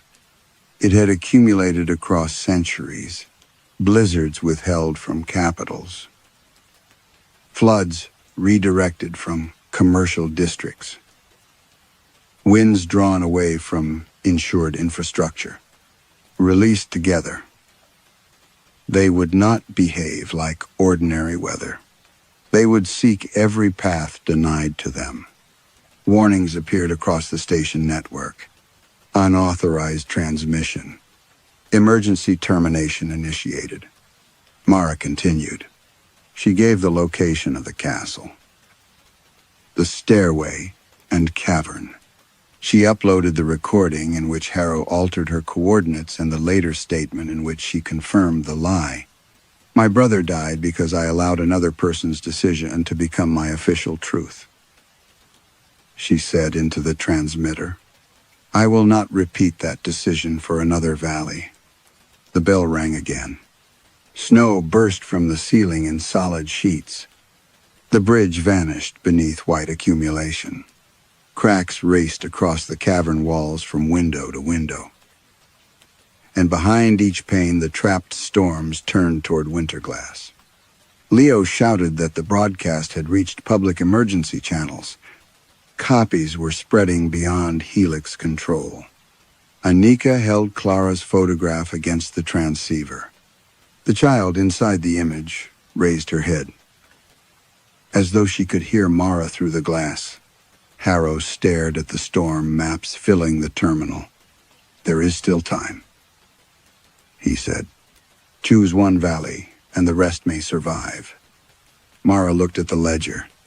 A new list had appeared. Not one valley now, but hundreds. Each name belonged to a place considered small enough to lose. She placed both hands on the book and pushed it from its iron brackets. The ledger fell into the chasm beneath the bell. Pages tore free as it descended, wheeling through the darkness like frightened birds. "I choose none of them." The bronze chains tightened. Throughout the cavern, every frozen window opened inward. Wind from 100 climates collided beneath the bell. Rain struck sideways. Sand crossed snow. Lightning moved through the stone in branching white veins. The castle groaned as if its foundations had begun to breathe. Above them, shutters slammed open in sequence. Mara heard the first true storm entering Winterglass. It came from below, and when the bell spoke through Elias's transceiver, the voice no longer asked for a destination. It announced that containment had ended. The announcement passed through Winterglass in Mara's own voice. Containment had ended. The words came from the transceiver. The wall conduits and the castle speakers. They were followed by a sound like an entire mountain exhaling. The bell rose against its chains. Then every window opened. Shutters tore free. Iron latches snapped. Glass folded outward without breaking. Doors sealed for centuries swung wide onto corridors packed with snow, while the frozen windows in the cavern released their separate climates together. Wind struck Mara from every direction. Anika fell against the bridge rail. Leo caught her before she went over, driving them both to their knees.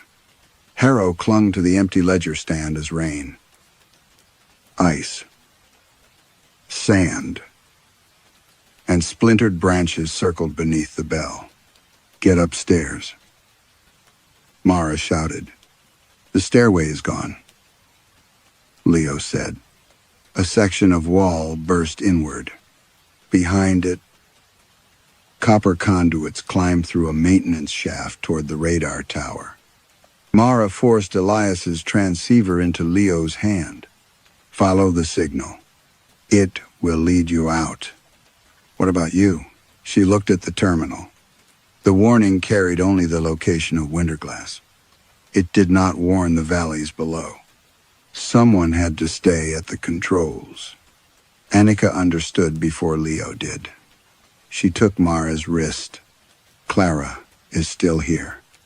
Across the cavern, the child stood behind her frozen window. Her yellow coat moved in a wind that touched no one else. She raised one hand to her mother, then pointed toward the shaft. The photograph in Anika's pocket cracked. Clara's window went dark. Anika cried out, but allowed Leo to pull her toward the opening. Harrow did not follow. He stood beneath the swinging bell, watching the windows he had fed for years. "There will be no protected zones now," he said. "There never were." Mara replied, "Only places you protected first." She reached the terminal as the exterior cameras began failing. The remaining feeds showed clouds erupting from the castle walls instead of gathering in the sky. Snow flowed down the cliffs like water. Above the resorts, the clear atmosphere darkened from within. Mara opened every public warning channel she could reach. She named the valleys in the storm's projected path.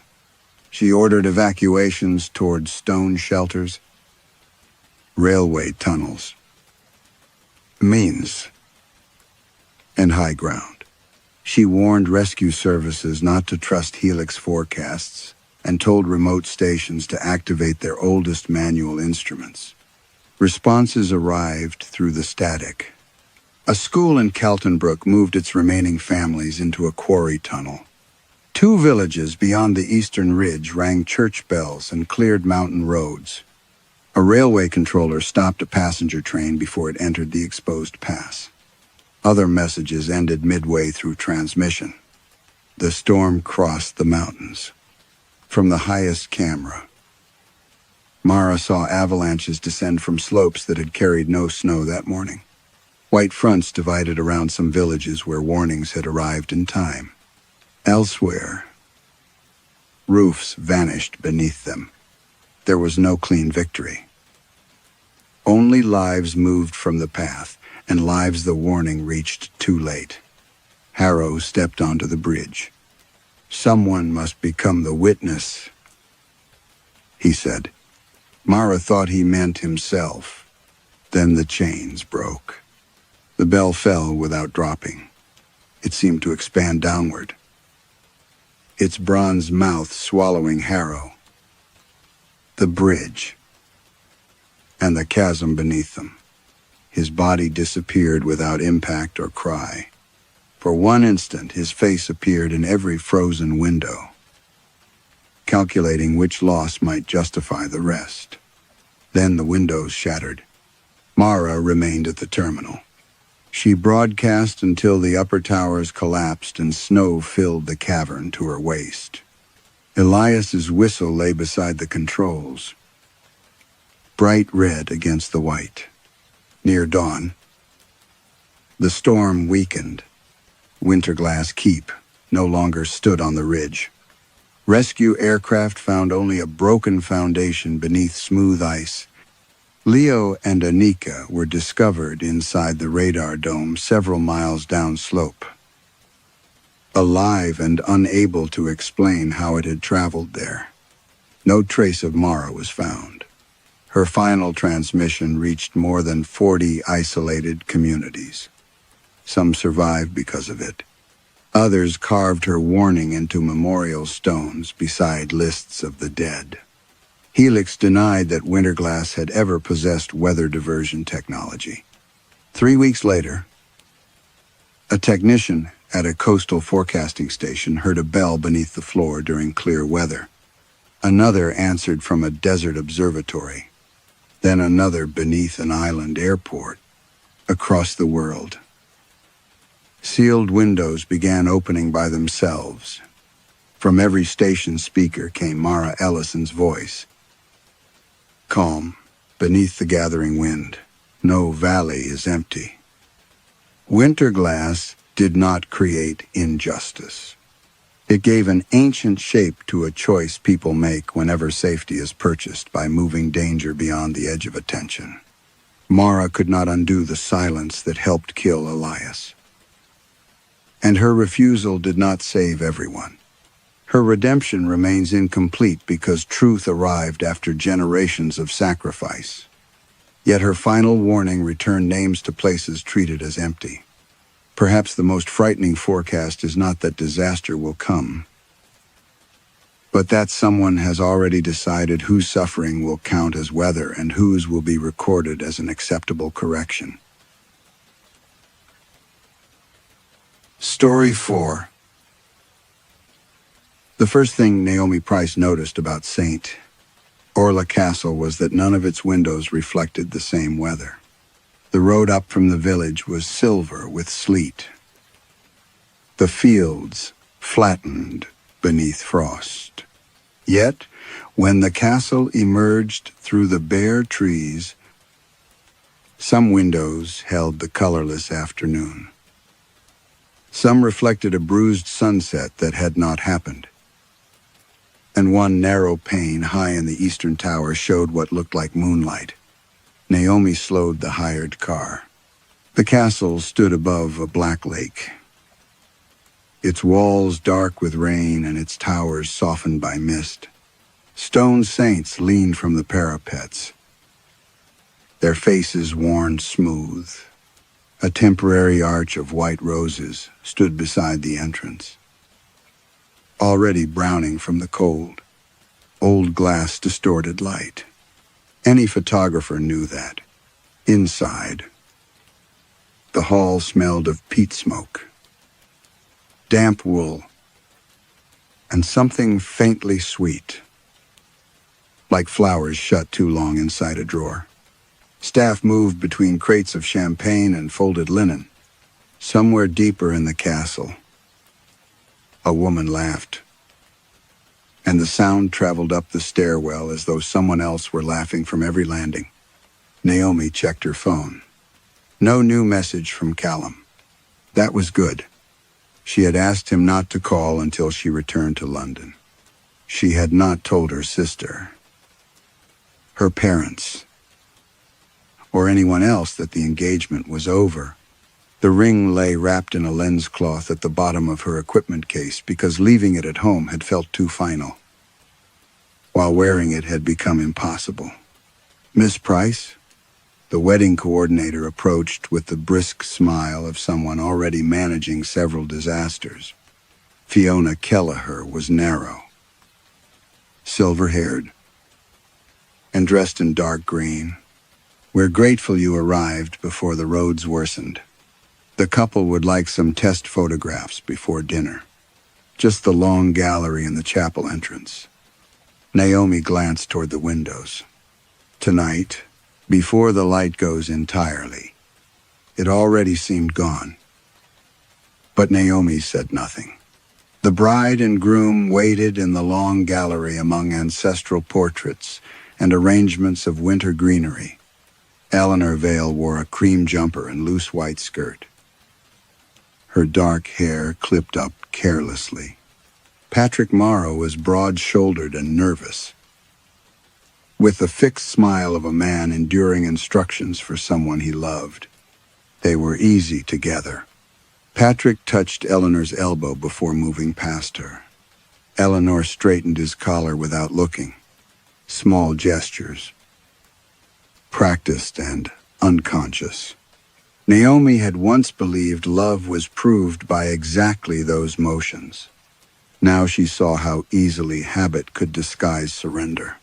Closer, she said, lifting the camera. Not posed, just stand as you were. They moved together beneath a tall window. Beyond the glass, the lake had vanished into fog. Naomi adjusted the exposure and took 3 frames. On the 4th, the camera hesitated. The shutter closed with a soft double click, as if it had taken 2 photographs at once. She lowered it. Did either of you hear that? Patrick looked toward the ceiling. Hear what? Probably the cold, Fiona said from the doorway. This place makes noises in winter. Naomi took several more photographs, then moved them to the chapel entrance. The wooden doors were carved with intertwined hands, each pair bound at the wrists by a stone ribbon. Someone had polished the carving until the fingers shone. Eleanor rested her palm against one of the hands. My grandmother was married here, she said, and her mother. Most of the women in the family were. Patrick smiled. No pressure. Then, Eleanor laughed, but withdrew her hand. The castle clock had finished striking midnight before Naomi carried her equipment to the small room assigned to her in the west wing. Sleet tapped against the windows as she began reviewing the test images. The first frames were clean. In the 4th photograph, the one marked by the strange double click, Eleanor and Patrick stood beneath the gallery window, their faces turned toward each other. Behind them, reflected in the glass, stood a woman in a black wedding dress. Her veil covered her face, Naomi enlarged the image until the pixels broke apart. The gallery had been empty. At the edge of the window, Naomi's own reflection was dimly visible behind her camera. The woman's gloved hand was resting on Naomi's shoulder. Naomi stared at the enlarged photograph until the black pixels along the woman's veil seemed to tremble. Her shoulder was visible beneath the gloved hand. 2 fingers curved near the strap of her camera. Yet Naomi remembered standing alone behind Eleanor and Patrick. She remembered the cold window at her back, the smell of dust, Fiona's shoes moving near the doorway. She did not remember being touched. Naomi checked the next frame. The woman was gone. She opened the raw file, examined the metadata, and ran a corruption scan. Nothing suggested damage. The image had been captured normally, with the same lens and exposure as the photographs before and after it. She told herself the figure was a reflection from an ancestral portrait. A dark coat, a fold of curtain, 2 ordinary shapes joined by bad glass. Then she touched her shoulder and found it colder than the rest of her body. By morning, snow had covered the courtyard and softened the castle's angles. Breakfast was served in a room lined with pale blue wallpaper, where Eleanor and Patrick sat close enough that their knees touched beneath the table. Naomi photographed them without being asked. Patrick poured coffee into Eleanor's cup before his own. Eleanor slid the sugar bowl toward him without looking up. When he told a story about getting lost on the drive from Dublin, she corrected none of his exaggerations, only smiled where she knew he was lying for effect. The camera liked them. Photographers used that phrase when 2 people's movements created natural composition. But Naomi had learned that cameras liked many things that did not last. They liked warm windows, careful hands, the appearance of trust. They made a fraction of a second look like evidence. Her phone vibrated in her pocket. Callum. She declined the call. A message followed. I know you asked for space. I only need to know whether I should tell your parents.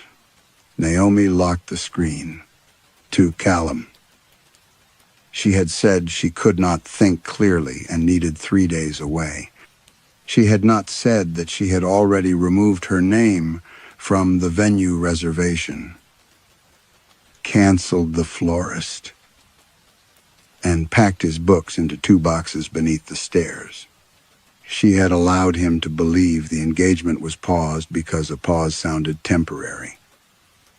And temporary pain was easier to deliver. Her mother had done something similar for 27 years. She had called endurance patience. She had called silence kindness. Whenever Naomi asked why she stayed with a man who made every room feel smaller, her mother said, leaving is not the only honest choice. Naomi had once believed her. After breakfast, Fiona led them to the chapel gallery for portraits. The narrow room had lancet windows facing the frozen lake. Wedding dresses belonging to previous generations stood in glass cases along one wall. Most were ivory or yellowed cream. The last was black. There was no label beneath it. Eleanor, Naomi said, positioning her near the carved chapel doors. Turned slightly toward Patrick. Eleanor did. And Patrick reached for her hand. The shutter answered with the same double click. Naomi lowered the camera. Several black threads had appeared around Eleanor's wrists. They were thin as hair and wound loosely over her skin. One strand stretched from her left wrist toward the black dress inside its case. Eleanor. Hold still. What is it? Naomi stepped closer. The threads were gone. Patrick looked between them. Problem with the light? static from the dress fabric, Naomi said, though Eleanor was not wearing the dress yet. She took another photograph. Again, the double click. Naomi saw nothing around Eleanor's wrists. She completed the session quickly, avoiding the glass cases and refusing to look directly at the black gown. Back in her room, she transferred the files. Every photograph was perfectly sharp. The carved hands on the doors showed each polished fingernail. Snowflakes beyond the windows hung like white pins. Individual black threads were visible around Eleanor's wrists, multiplying from frame to frame. Only Patrick was changing. In the first image, his features were slightly soft. In the second, his eyes had blurred into the skin around them. In the final photograph, he was still holding Eleanor's hand, but his face had been smoothed into a pale, featureless oval. Behind him, the black-veiled bride had taken his place in the reflection. Naomi closed the final image and opened it again. Patrick's face did not return. She checked the original file and the backup created automatically by her laptop. Both showed the same pale oval above his collar. Yet in the camera preview, his features remained intact until Naomi enlarged it. Then his mouth dissolved first, followed by his eyes, as though the image were smoothing him away only when someone tried to look closely. She carried the camera downstairs. From the great hall came the sound of florists dragging wooden frames across stone. While somewhere above, Eleanor laughed at something Patrick said. The ordinary sound made Naomi hesitate. She could show them the photographs and turn a strange flaw into panic. Or she could do what she had always done when a picture exposed more than its subjects intended. She could keep it to herself until she understood it. Fiona found her near the library. You look as if you haven't slept. I need to see the old wedding albums. Fiona's expression tightened. For inspiration, for consistency, Eleanor mentioned generations of weddings here. After a pause, Fiona unlocked the library and led Naomi through shelves warped by damp. The room was colder than the corridor. At its far end, beneath a portrait of a severe woman in mourning clothes, stood a glass cabinet containing 6 leather-bound albums. Don't force the spines, Fiona said. Some are older than the current owners. Who owned it before them? The same family, depending on which branch you believe. Fiona left without explaining. Naomi placed the oldest album on a reading table. Its pages smelled of dust, glue, and dried flowers. The first photographs were stiff Victorian arrangements, brides seated upright, hands folded, husbands standing behind them with one palm resting on a shoulder. Naomi stopped. In 3 photographs, the groom's face had faded, not damaged, not scratched. The emulsion remained smooth, but the features had weakened into a gray blur while the collars, hair, and background stayed sharp. In later albums, the same defect appeared more often. One groom had no eyes. Another had lost everything below the forehead. By the middle of the 20th century, several men were featureless. The brides remained perfectly clear. Names had been written beneath each photograph in black ink. Lady Honora Orla and husband, Mrs. Cormac Orla, the wife of Sir Declan Orla. The women were identified by titles or by the men they had married, in several places. A first name had been scraped away and replaced with a married one. Naomi tilted the page toward the light and saw grooves where the original letters had been cut from the paper. A wedding portrait from decades earlier showed a bride in a high-necked satin gown. Black threads crossed her wrists, fine and dark against the white fabric. The groom beside her had no face. Behind them stood the chapel doors. A handwritten note in the margin read, "Completed after refusal." The next 4 pages had been removed. Loose black fibers clung to the binding. When Naomi brushed them away, one caught around her finger and tightened. She pulled back. The thread snapped. From inside the cabinet came the quiet double click of a camera shutter. Naomi turned. Nothing stood behind her. Only the locked glass doors, the remaining albums, and her own faint reflection layered over them. Her camera hung against her hip. The power switch was off. She returned to her room and locked the door. Her laptop still displayed the last chapel photograph. Patrick's face remained blank, and the black-veiled woman watched from the window behind him. Naomi removed the memory card and inserted it into the reader. A new file appeared at the bottom of the folder. It had no sequence number. Leanh's information, or capture time. Its thumbnail showed the chapel doors. Naomi opened it.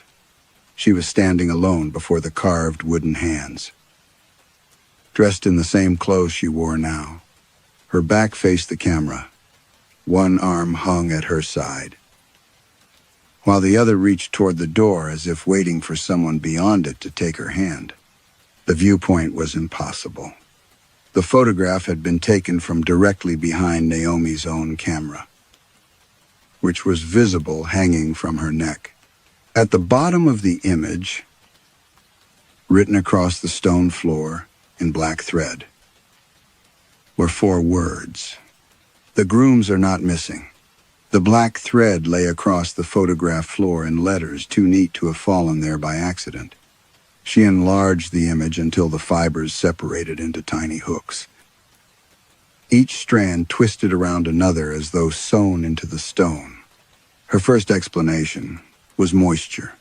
The camera had come in from freezing air. Condensation could interfere with contacts, corrupt a memory card, produce ghosting, false color, even incomplete files. It could not create readable sentences. But Naomi had spent 12 years learning that panic made ordinary faults look intentional.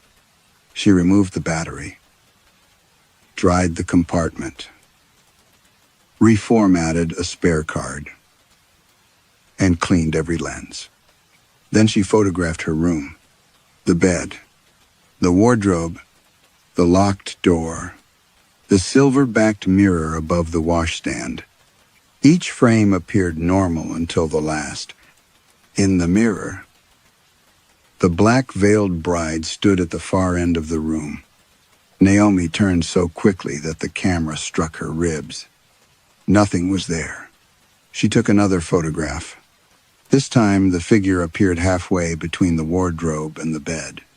In the next, she stood close enough for Naomi to see the texture of the veil, not lace, but hundreds of narrow black threads knotted together.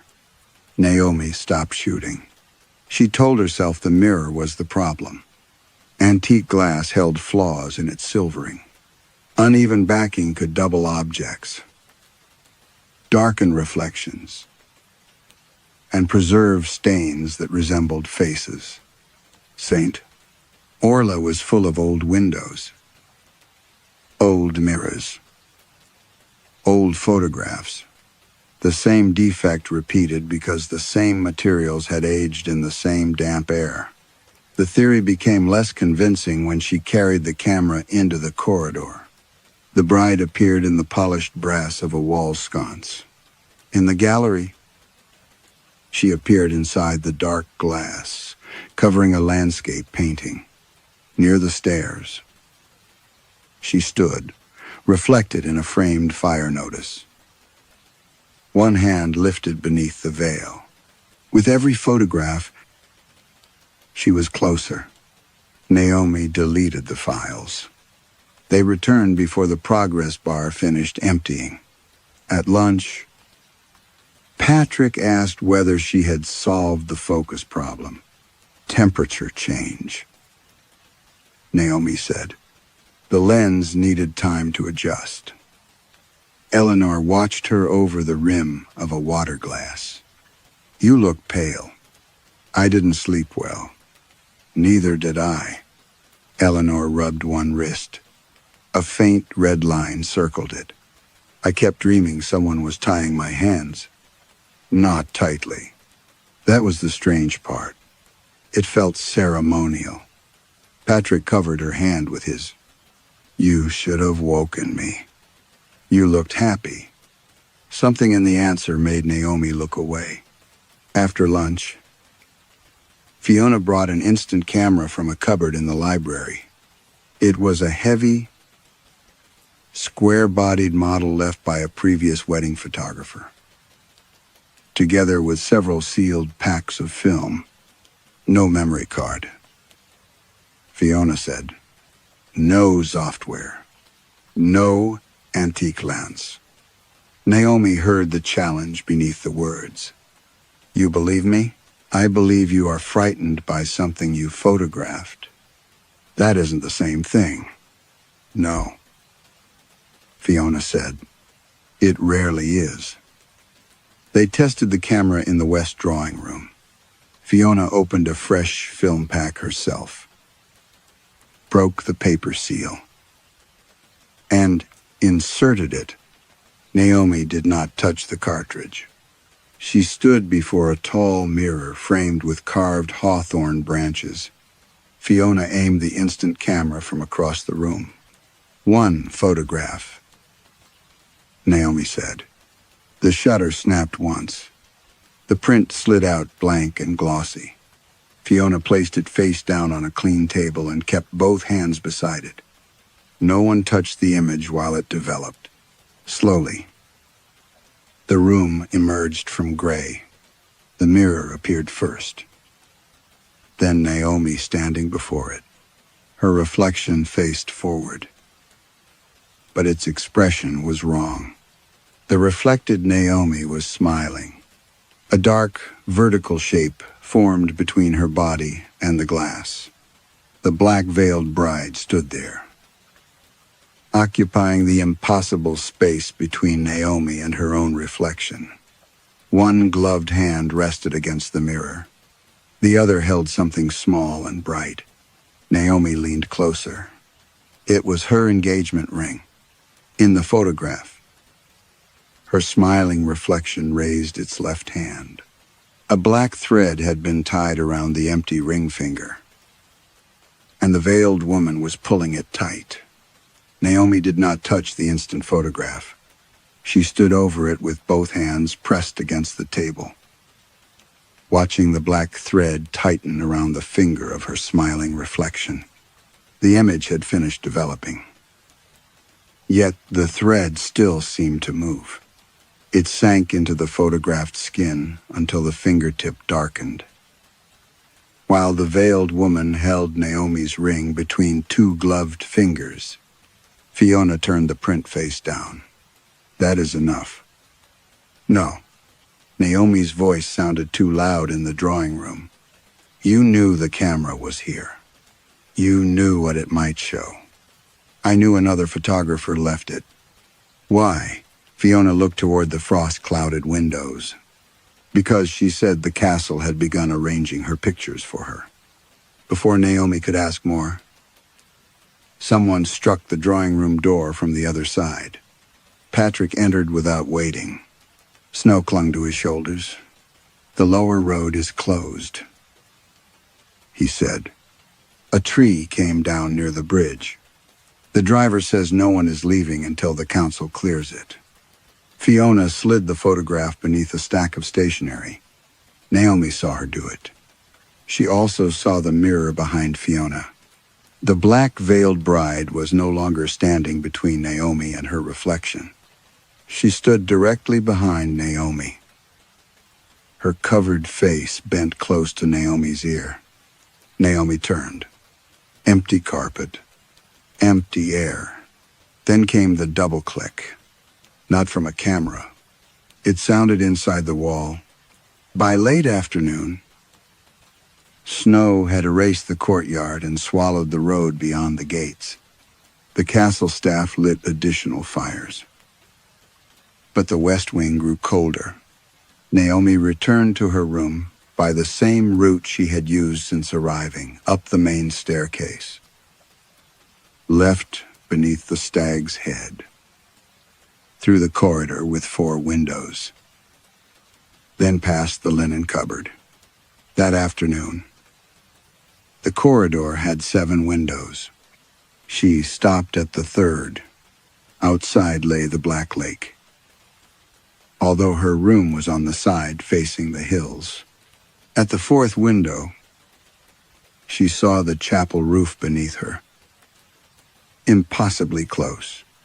At the 5th, her own room appeared beyond the glass, with Naomi standing inside beside the bed.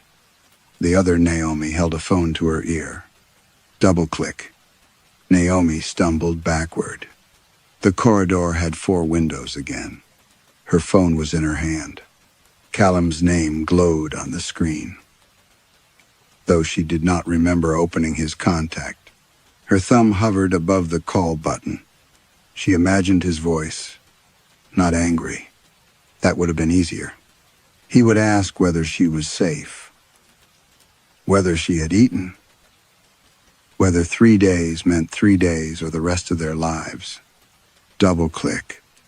The sound came from behind her. Naomi locked the phone and walked on. It happened again after dinner when she drafted a message telling him the truth. The first click sounded as she wrote that she had canceled the venue. The second came when she admitted she had known for months. She deleted the message. Silence returned.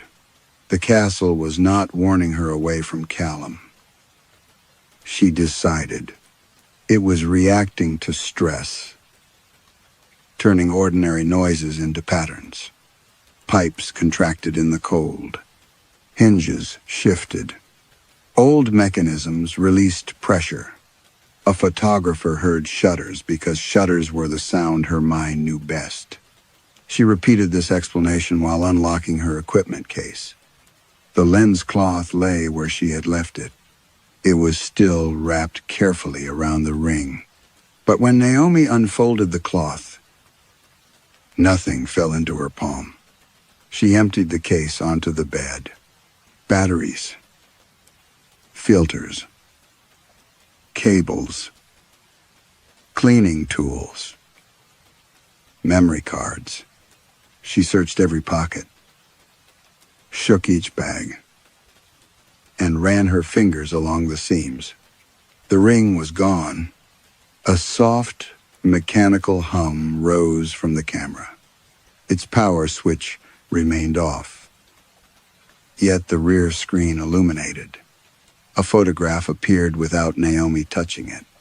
The black-veiled bride stood alone in the chapel gallery. The unnamed black wedding dress was no longer inside its glass case. She wore it now. Naomi enlarged the image. Something bright had been fastened beneath the veil. Exactly where the fabric covered the woman's mouth. Her engagement ring. A loop of black thread passed through it and entered the veil on either side, sewing the ring over the place from which a voice should have come. The camera gave one quiet click. In the next photograph, the bride had lifted her head. Behind the veil, the outline of her face was no longer featureless. It had Naomi's mouth. Naomi shut off the camera. But her own mouth remained on the screen for several seconds after the display went dark. She did not sleep. Near dawn, The snow stopped striking the windows. Naomi sat on the edge of the bed with Callum's unopened contact in her mind and the empty lens cloth clenched in one hand. Then she heard water dripping in the corridor. The sound was slow and regular. Footsteps. When she opened the door, wet prints crossed the carpet. They were narrow, bare, and darkened with lake water. Black threads clung between the toes. The footprints led toward the chapel. Naomi followed with her camera against her chest.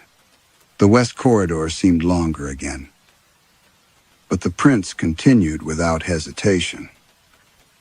Descending the staircase and passing through the empty great hall, the fires had burned low. And each ancestral portrait seemed to watch her from a different angle. The chapel doors stood open. Candles guttered along the aisle, although no one had lit them. At the altar, the glass case that had held the black dress stood empty. The wet footprints turned beside the first pew and vanished beneath a worn strip of carpet. Naomi pulled it back. A square iron ring lay set into the stone floor. She lifted it, and a section of flagstone rose on hidden hinges, releasing air that smelled of damp paper, old perfume, and stagnant water. Steps descended beneath the chapel. Miss Price.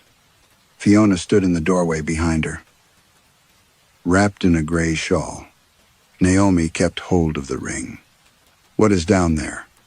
A room the family stopped admitting existed. You knew. I knew there were records. And the photographer who left the instant camera? Fiona's face tightened. She found the steps. Afterward, every picture she took showed a wedding she had never attended. Did she leave? Her equipment did. Naomi turned toward the darkness. Fiona said, "If you go down, do not read anything aloud." The stairway ended at an oak door sealed with blackened wax. Each seal showed two hands bound at the wrists. The wet footprints passed beneath it. Naomi pushed. The wax cracked one piece at a time. Inside, shelves crowded a low stone chamber. Torn marriage contracts filled wooden boxes. Some had been split through the signatures. Others had entire names cut away. Lengths of bridal veil hung from ceiling hooks. Yellow, gray, and black with age. Names had been stitched into their edges in white thread. Honora, Maeve, Cecily, Braid. Some were crossed through so violently that the fabric had torn. Wedding portraits stood stacked face inward along the far wall. Naomi turned the nearest one around. A bride and groom occupied the center. But both faces had been scraped from the surface. The removal was deeper over the bride.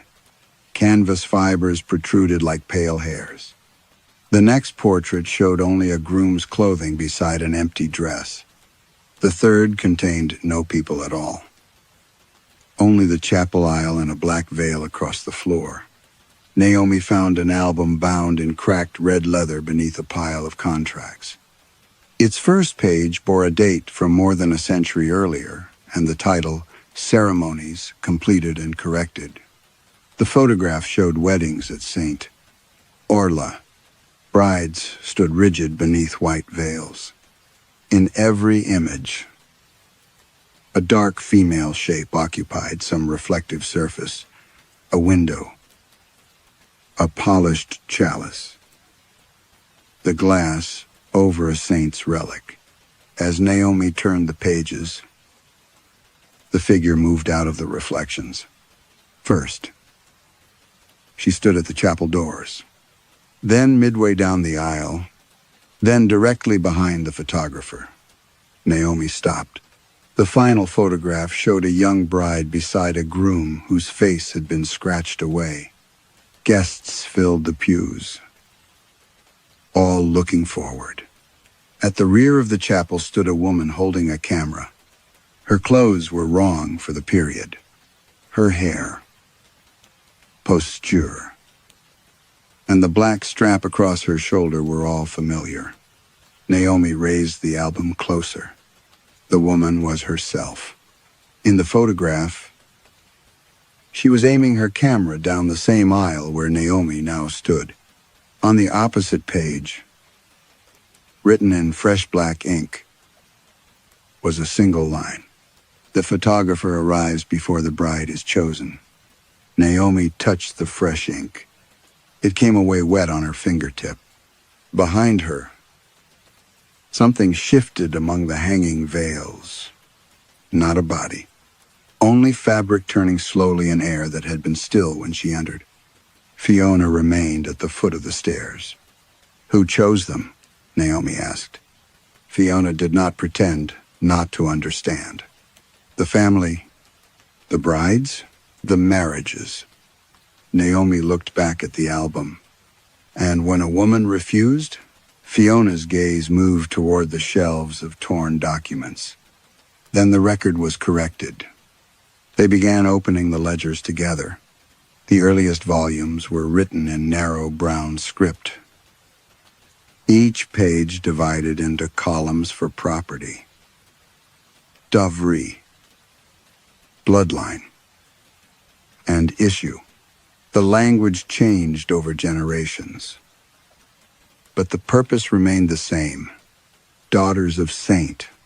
Orla had been exchanged to settle debts, secure grazing rights, absorb neighboring estates, and end lawsuits before they reached court. No entry used the word forced. Instead, the ledgers said persuaded, restored to duty, brought to reason, or completed despite distress. Naomi found Honora's name beside a marriage to a man more than twice her age. A note beneath it stated that she had attempted departure with a stable hand named Eamon Doyle. Both names were crossed out. Honora reappeared 3 pages later as Lady Honora Orla, without any reference to Eamon or to the surname she had been born with. Maeve's record stated that she had refused the chapel and was confined until compliance. Cecily had loved a governess whose first name had been cut from the page. Breed had escaped across the frozen lake on the morning of her wedding. The family tree showed no daughter by that name. Although her dowry had still been transferred, they removed the women who left. Naomi said. Fiona shook her head. They removed the leaving. The women were made to appear as though they had always obeyed.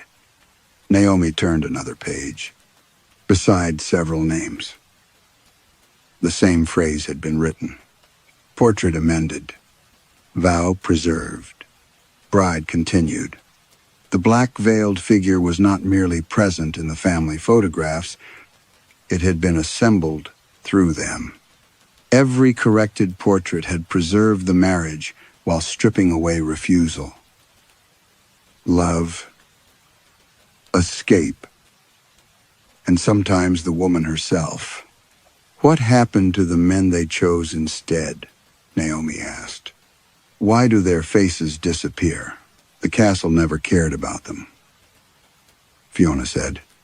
They were useful only as proof that the vow had been completed.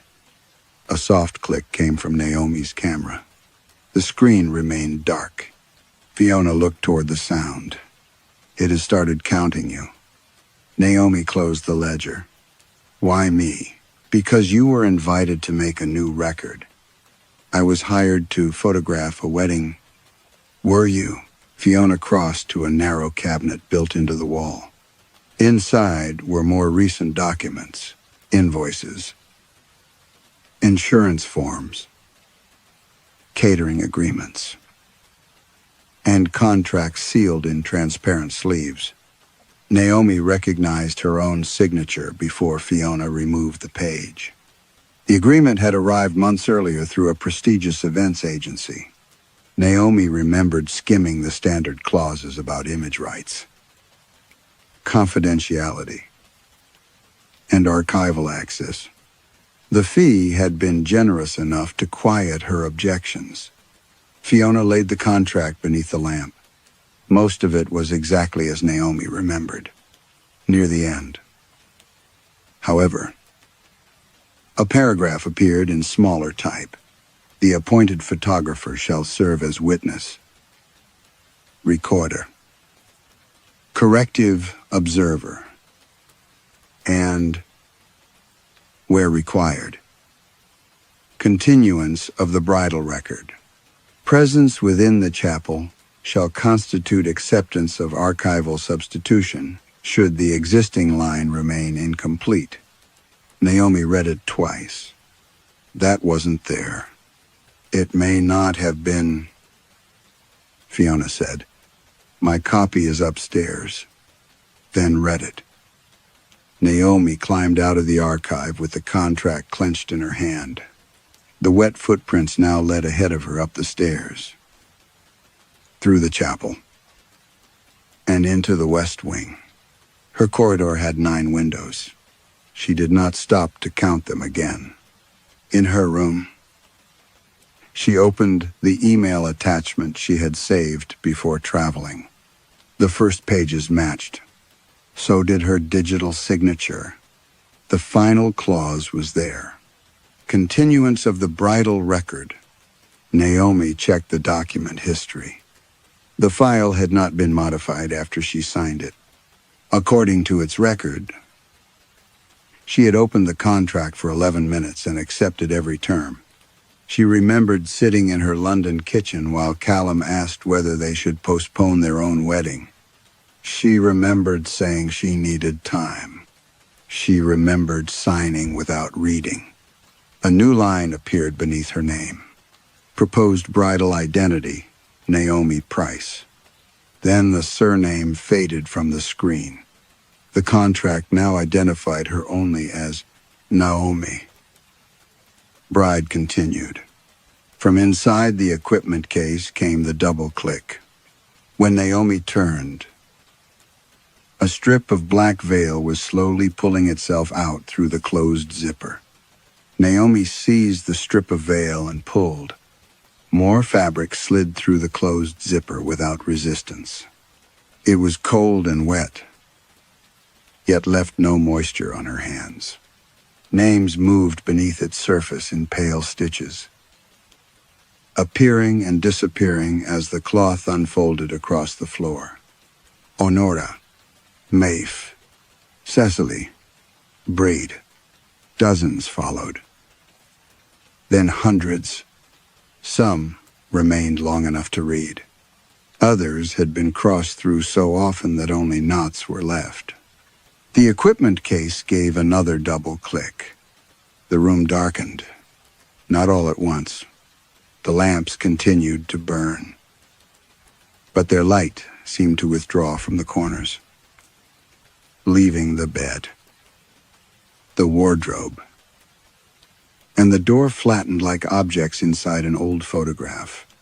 The mirror above the washstand clouded from within. A woman appeared in it. The black veil covered her from crown to waist. Naomi's ring remained sewn over the place where her mouth should have been. Beneath the threads, faces shifted against one another like reflections disturbed by rain. One face was young. Another was lined with age. Another had a bruised cheek. Another had no eyes. Naomi saw Eleanor for an instant. Then her mother. Then herself. The figure raised both hands. Every veil spread across the floor, lifted in answer. Voices filled the room. They did not speak together. They overlapped, promises whispered, shouted, repeated through tears, recited by priests, prompted by fathers, forced through clenched teeth. Naomi heard women saying they accepted, obeyed, honored, remained, submitted. The words had different accents and belonged to different centuries, but each ended with the same exhausted silence. The bride was not wearing the veils. The veils were making the bride. Naomi stepped back until the door pressed against her shoulders. "What do you want?" The ring at the figure's mouth pulled tight. A voice came through it, made from many voices attempting to form one sentence. A vow without force. The mirror changed. Eleanor stood in the chapel wearing white. Patrick waited beside her, his face restored. Behind them, the pews were full of guests who had no features. Fiona stood near the doors with her eyes lowered. Then black threads rose from the floor and wound around Eleanor's wrists. "No," Naomi said. The image shifted before the threads could tighten. Now Naomi stood at the altar in the black dress. No one held her. No one guided her hand. Her camera rested against her chest, and the chapel doors stood open behind her. The ring was no longer sewn over the veil. It was on her finger. The voices spoke again, entered willingly, remembered completely. Naomi understood then why the old records used the word continued. The presence did not want another woman forced into marriage. It had been made from forced vows and could not exist without repeating their shape. But repetition had not satisfied it. Each coerced bride added another voice, another torn name, another face behind the veil. What it lacked was consent freely given to the record itself. A woman who understood what was being erased and stepped into the image anyway. "You want me to replace them?" The mirror showed the old albums. Scraped brides returned one by one, their names forming beneath their portraits. Honora stood beside no husband. Maeve appeared outside the chapel doors.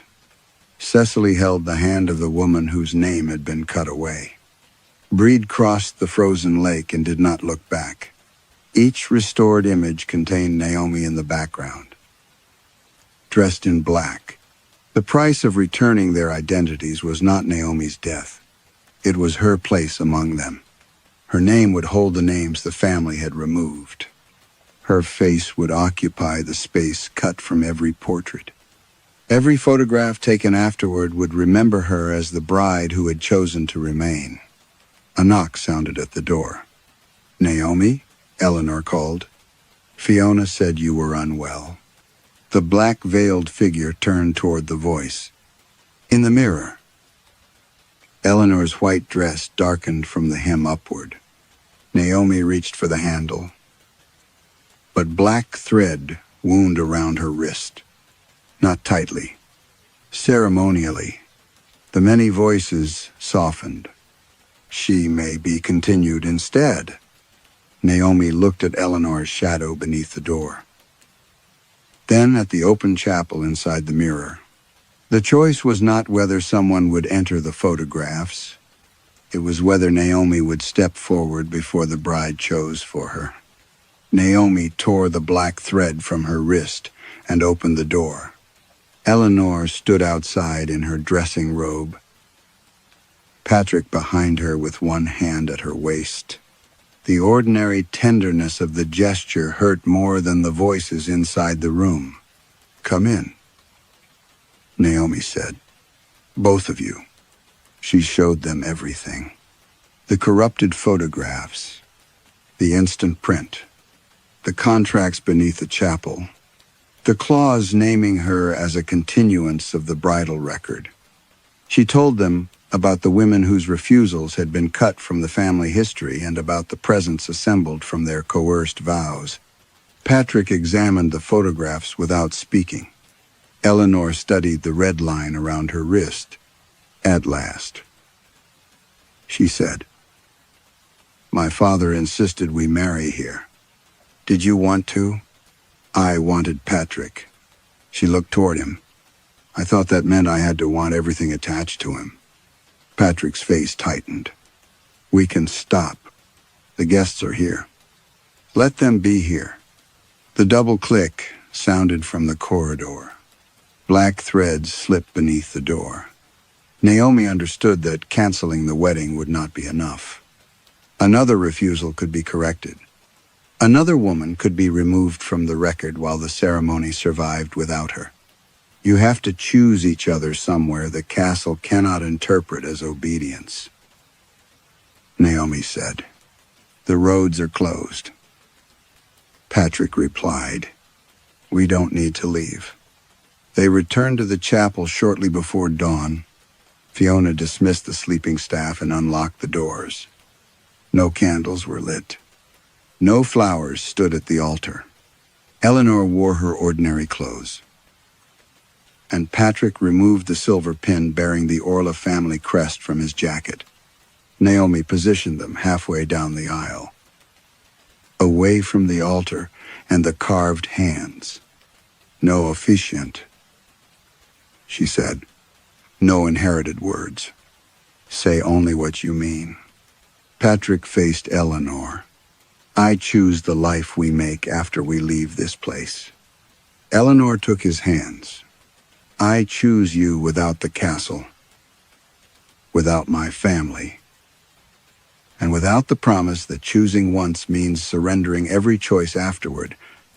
Naomi raised the camera. The black-veiled bride appeared behind them. Threads climbed from the floor, reaching for Eleanor's wrists. Naomi pressed the shutter. The camera produced one clean click. In the image, Patrick's face returned. Eleanor's hands were free. The veiled figure stood closer to Naomi than to either of them. The chapel doors slammed shut. Every portrait in the adjoining gallery began to crack.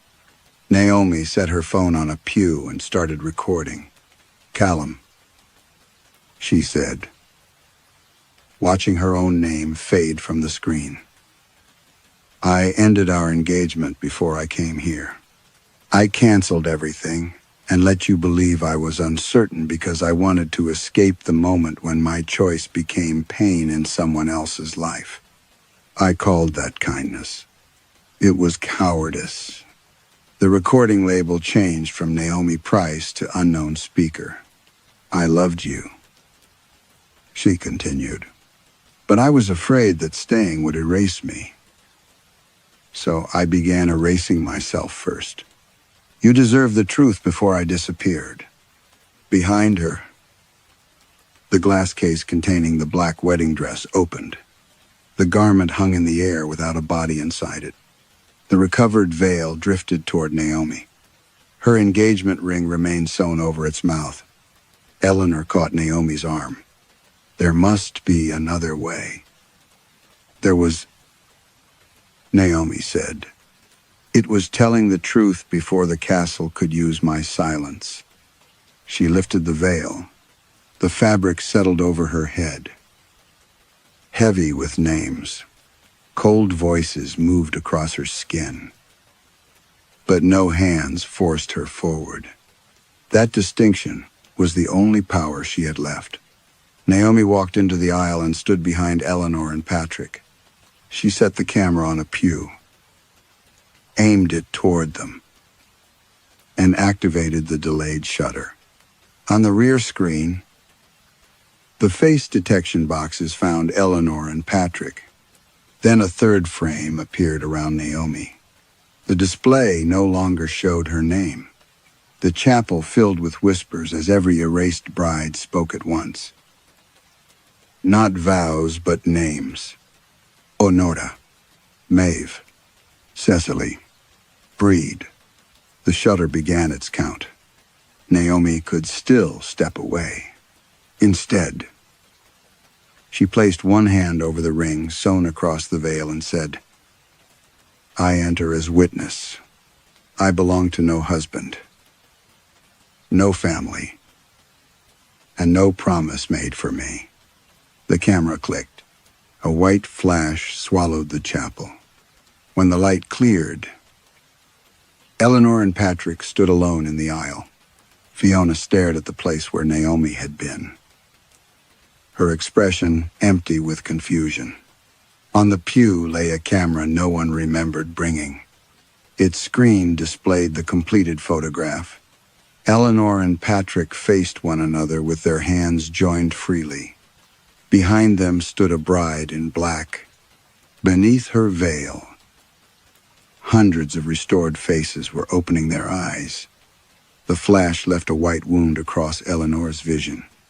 When it faded, she was standing in the chapel aisle with Patrick's hands around hers. The air smelled of cold stone and extinguished candles. At the rear of the room, Fiona stared at an empty patch of floor as though she had forgotten why she was looking there. A camera rested on the pew. "Is that yours?" Patrick asked. Eleanor shook her head. Neither of them touched it. The wedding took place later that morning, though not at the altar. Eleanor refused the family veil, the inherited vows, and the procession planned by her father. She and Patrick stood near the open chapel doors while a village registrar repeated only the words required by law. Snowlight filled the aisle behind them. The ceremony was brief. Whenever Eleanor looked toward the pews, she felt certain someone should have been standing there with a camera raised. Yet the impression vanished each time she tried to give the missing person a face. The road reopened before evening. Guests departed beneath trees, shedding heavy sleeves of snow. The castle staff packed flowers, folded linens, and gathered abandoned glasses. Fiona found a black thread around her wrist and cut it away without knowing why she was crying. By the following week, every supplier had submitted an invoice except the photographer. No one remembered hiring one. The events agency denied assigning anyone to Saint. Orla. Eleanor searched her messages and found a long correspondence with a blank contact, arrangements for arrival, equipment access, chapel lighting, and a 3-day schedule. Each message ended without a signature. Patrick suggested that a castle employee must have taken the photographs. Then the albums arrived. One had been delivered to every guest, wrapped in black paper and tied with white thread. There was no return address. The cover bore Eleanor and Patrick's names, embossed above the words, "A complete record." The photographs were beautiful. Patrick's face was sharp in every frame. Eleanor's wrists were bare. The ancestral windows reflected only snow, candlelight, and the dark lake beyond the walls. A woman in a black wedding dress appeared beside them throughout the album. She adjusted Eleanor's sleeve during breakfast. She stood behind Patrick in the long gallery. She watched from the chapel doorway while they chose one another without inherited promises. Sometimes she held a camera. Sometimes her hands were empty. No guest remembered her. In several photographs, people leaned around her as though speaking to someone they trusted. Fiona appeared beside her in the archive, holding open a ledger whose restored pages displayed the names of Honora, Maeve, Cecily, Breed, and dozens more. The castle's official family tree changed that same week. Women previously recorded only through husbands or titles returned under their birth names. Notes of refusal, confinement, escape, and forbidden love appeared in margins that had once been blank. The corrections spread into parish records, Lego files, and private letters. Only one name disappeared in exchange. On the final page of the album, The black-dressed woman stood alone before the carved chapel doors. Hundreds of faint faces pressed beneath her veil. Sewn across its lower edge was an empty loop where a ring had been removed. Beneath the photograph, there was no caption. In London, Callum Reed received a small parcel with no postage mark. Inside lay an engagement ring wrapped in a photographer's lens cloth. He recognized it immediately.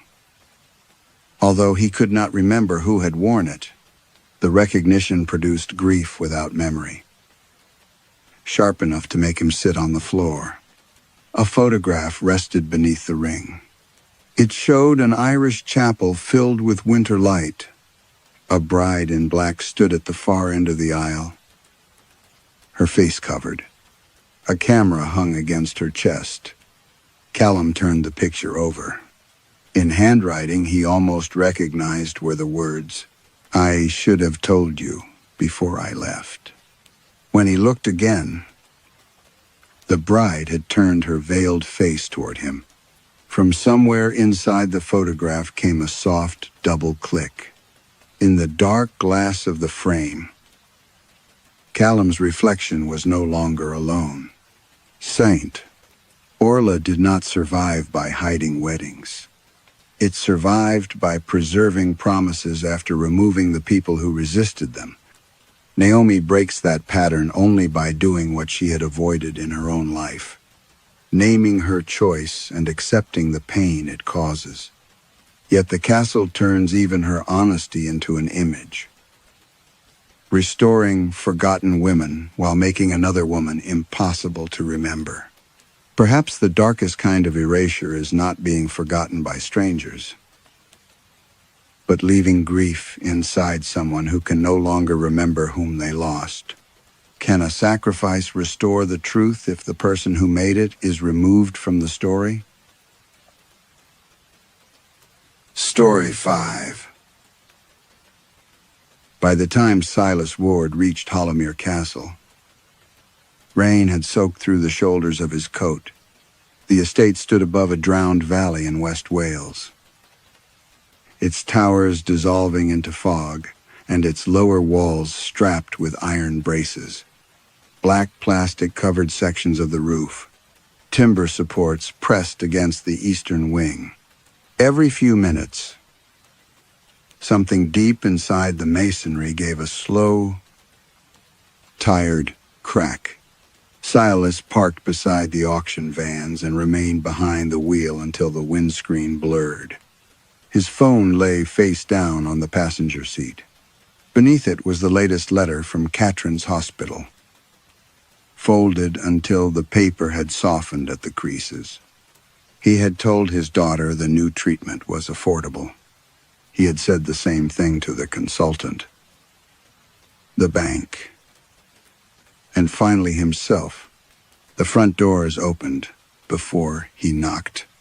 A narrow-faced woman in a charcoal coat regarded him from beneath the stone arch. Silver hair was pinned tightly behind her head. "Mr. Ward," she said, "you are late. The mountain road was flooded. It always is." She introduced herself as Beatrice Vale, director of Vellum House Auctions, then turned without offering her hand. Silas followed her into an entrance hall smelling of wet limestone, dead fires, and bitter furniture oil. Work lamps stood among marble statues shrouded in dust sheets. Red auction labels hung from furniture, paintings, cabinets, chandeliers, even sections of carved paneling. Each bore a catalog number and an empty space for valuation. "Private sale?" Silas asked. "Invitation only. For a condemned property. There is a remarkable amount still inside." The Hollowmeres disliked removing things. They passed a grand staircase whose central flight had sunk several inches. Cracks spread across the plaster above it like veins beneath pale skin. Somewhere upstairs. A bell rang once. Silas looked up. Old servant system, Beatrice said. The wires contract in the cold. He had appraised enough estates to recognize a prepared answer.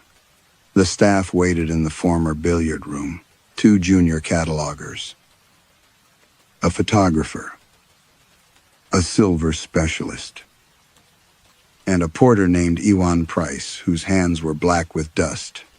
They greeted Silas with the cautious politeness reserved for a consultant brought in after someone else had failed.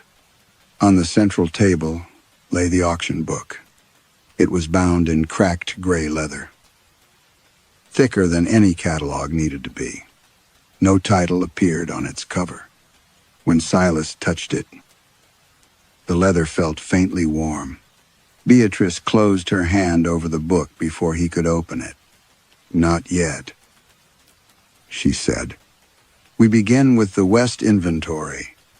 The first object waited in a paneled room overlooking the valley, a traveling chest of black oak, iron-banded and plain except for a silver keyhole. Its lid stood open. The interior was empty. Ewan had placed a platform scale beneath it. 178 pounds, he said. Silas inspected the chest. The timber was old but not unusually dense. The ironwork was substantial. Yet the dimensions suggested half the reading. Has the scale been tested? Ewan set a calibrated weight on the platform. The display changed correctly. When he removed it, the chest returned to 178 pounds. They lifted it. Silas checked beneath the base.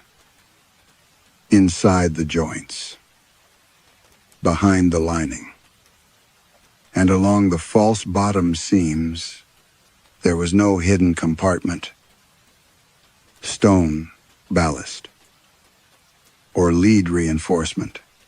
They carried it to a second scale, 178 pounds. Humidity, said a junior cataloger. Silas glanced at him. Humidity does not choose a number. Everyone became too quiet. Beatrice watched from the doorway. Silas ran his thumb across the silver keyhole. A shallow hollow surrounded it, as if many hands had pressed there while waiting to be admitted. Was it used for valuables? He asked. No, Beatrice replied. People. The photographer laughed. But Beatrice did not. On the floor beside the scale lay a red auction tag that had not been there before. Silas assumed it had fallen from the chest, though he had seen no string attached. The catalog space was blank. The valuation space was not. In careful black ink, someone had written, Silas Ward, 54 years. He read it twice before understanding what was wrong. Silas was 54. Behind him, the empty chest gave a soft wooden sigh, and the scale increased by exactly 1 pound. The extra pound remained on the scale for less than 10 seconds. Then the display flickered and returned to 178. Silas made Ewan repeat the calibration twice. He inspected the batteries, the platform feet, and the warped floorboards beneath it. By the time he finished, the others had begun watching him with the uneasy patience people reserve for a professional who had become too interested in proving that nothing was wrong. Record the lower figure, he said. The junior cataloger hesitated. And the tag? Silas folded the red label and slipped it into his coat pocket. A practical joke. Beatrice Vale's expression did not change. Of course. The catalog routine settled around him over the next 2 days. Each morning, portable heaters coughed warm air into rooms that never seemed to lose their cold. The staff moved through Hollowmere in pairs, numbering cabinets, paintings, silverware, carpets, clocks, and boxes of household papers that smelled of mildew and old smoke.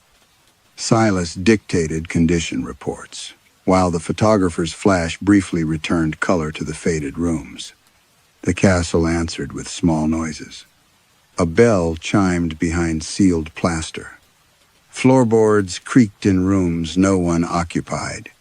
Fine dust fell from the ceilings whenever a valuation was entered into the auction book. Silas did not mention the chest again. He also did not mention the letters waiting on his phone. A finance company had rejected his revised payment proposal. His mortgage lender wanted immediate contact. A private clinic had sent an estimate for a course of treatment that Katrin's consultant described as promising but uncertain. Silas read each message in empty corridors, deleted the notifications, and returned to work before anyone could see his face. Katrin called during lunch on the third day. He stepped into the ruined orangery, where rain tapped through missing panes and collected in green copper bowls placed beneath the leaks. "You sound tired," she said. "So do you. I'm allowed. You're supposed to be the reassuring one." He looked across the drowned gardens. "The auction fee will cover everything." There was a pause long enough for him to picture her sitting on the edge of her bed, one hand pressed against the ache beneath her ribs. "You said that about the Pembroke job. This is different." "How?" "Because Beatrice had offered him nearly 4 times his normal rate. Because the contract included a completion bonus large enough to silence every creditor. Because he had signed it before reading all the clauses. Instead," Silas said, "the estate is exceptional." Katrin laughed softly. "That means dangerous when you say it." A crack traveled through the orangery wall with a sound like a branch breaking under snow. Silas ended the call before she could hear it. That afternoon, Beatrice assigned him to the former music room, where the silver specialist, Reynolds, had arranged a collection of mirrors along the walls. Reynolds was brisk, practical, and openly contemptuous of superstition. She wore cotton gloves and kept a pencil behind one ear. "Most are late Victorian," she said. "Over-restored, badly stored, and likely to disappoint everyone." At the center of the room stood a cheval mirror beneath a gray sheet. Its frame was blackened silver, worked with vines that seemed to tighten around tiny human hands. The glass had clouded from the edges inward, leaving only a narrow, clear strip through the middle. Reynolds removed the sheet. Silas saw his reflection first, gray hair damp at the temples, coat hanging too loosely from his shoulders, face more exhausted than he allowed himself to feel. Then Reynolds stepped beside him. For an instant, the mirror showed only Silas. Reynolds' reflection appeared a moment later, slightly farther back than she stood. "Bad silvering," Silas said. "Bad eyesight," she replied. A red auction tag hung from the lower corner of the frame. The catalog number had been printed neatly, but the valuation line was blank. Reynolds touched the silverwork with one gloved finger. Ink spread across the tag, not written by a visible hand, not seeping from beneath the paper, but gathering out of the fibers themselves until words formed in severe black capitals. Reynolds, 9 years. Neither of them moved. Reynolds gave a short laugh. 9 years of what? The mirror answered before Silas could. In the glass. Reynolds' reflection raised both hands and pressed them against the inside surface. The real Reynolds still had one hand resting at her side. Reynolds did not scream. She stepped away from the mirror so quickly that the pencil fell from behind her ear. Her reflection remained against the glass for another breath. Palms flattened.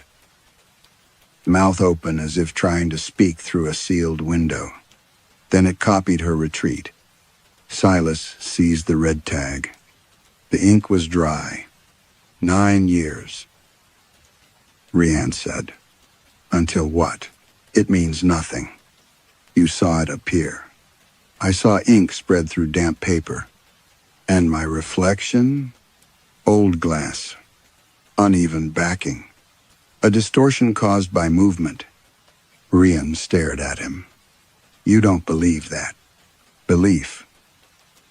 Silas had learned. Was often only panic dressed in formal language. He removed the tag. Placed it inside an evidence envelope. And instructed the others not to touch the mirror until he had examined the frame. Within an hour, the entire staff knew. They gathered in the billiard room while rain struck the windows hard enough to sound like thrown gravel. Beatrice stood near the auction book, listening as Reynolds described what had happened. She asked no questions about the reflection. Instead, she said, "Test another object." Silas looked at her. That would encourage hysteria. It would settle the matter. Iwan brought in a small silver candlestick already assigned to the opening lot. Its red tag showed only the catalog number. Reynolds refused to touch it. The photographer, Owen Pritchard, volunteered with a grin that appeared forced around the edges. He lifted the candlestick. The valuation line darkened. Owen Pritchard, 27 years. He put it down. Iwan picked it up next. The words dissolved and reformed. Iwan Price, 4 years. No one laughed. They repeated the test with a porcelain bowl, an ivory-handled letter opener, and a painted miniature of a woman holding a dead bird. Each object displayed a different number for each person who touched it. Some varied by only a year. Others changed by decades. When Silas handled the porcelain bowl, the tag read, Silas Ward, 14 years. The letter opener gave him 11. The miniature gave him 6. This is being controlled remotely, he said. The junior cataloger, Evan Lloyd, looked toward the ceiling. How?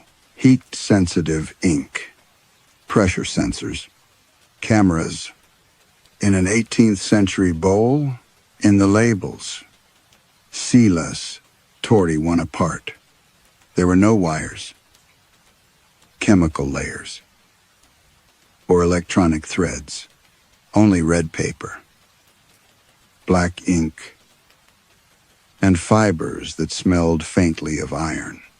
Beatrice watched him destroy it. You are damaging sale materials, she said. Then tell me who prepared them. The estate supplied the tags. The estate has no living owner. Her gaze shifted toward the cracked ceiling. Ownership is not always the same as life. Silas disliked the sentence enough to ignore it. He ordered everyone back to work and confiscated every altered label he could find. By late afternoon, he had filled 3 envelopes. The numbers continued to change whenever someone touched an object, but no pattern emerged. A brass clock granted Owen 31 years and Reynolds 7. A carved cradle gave Iwan 2 years. Then refused to display anything when Silas touched it. The staff stopped making jokes. Evan was the youngest among them, 23 and eager to prove he was not frightened. He had spent most of the day recording results in a separate notebook despite Silas ordering him not to. Near the end of their shift, he found a child's silver drinking cup inside a locked cabinet. The cup was badly tarnished. Small teeth marks indented the rim. Probably sentimental, Evan said. Not valuable. He touched it with his bare hand. The tag did not display his name at first. A narrow black line appeared, followed by words so small that Evan had to bend closer. Evan Lloyd, 3 months. The room seemed to contract around him. That's not funny, he whispered. Silas took the cup away. The tag changed beneath his fingers. Silas Ward, 16 years. Evan grabbed it back. 3 months. He released it. 16 years. Again. 3 months. Evan's face emptied of color. My mother had tests last year. There's a condition in the family. I never went back for mine. That proves nothing. Silas said. You keep saying that. Because it is true. Then why won't you touch the mirror again? Before Silas could answer, a bell rang inside the wall behind them. Not upstairs. Not at the far end of the corridor. Inside the sealed stone itself. Once. Twice. Then a third time. Dust trembled from the mortar, and a thin rectangular crack appeared where no doorway had been. From somewhere beyond it, a child's voice began counting down from 3. The child's voice counted down from 3. 3. Evan backed away from the wall. 2. The rectangular crack widened by the thickness of a fingernail. Cold air breathed through it, carrying the smell of wet wool and extinguished candles. 1. Every bell in Hollowmere rang at once.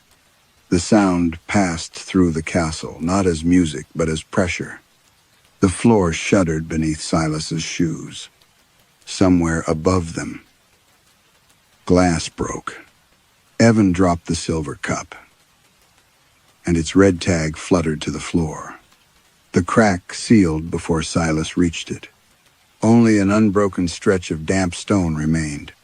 Beatrice appeared in the doorway moments later.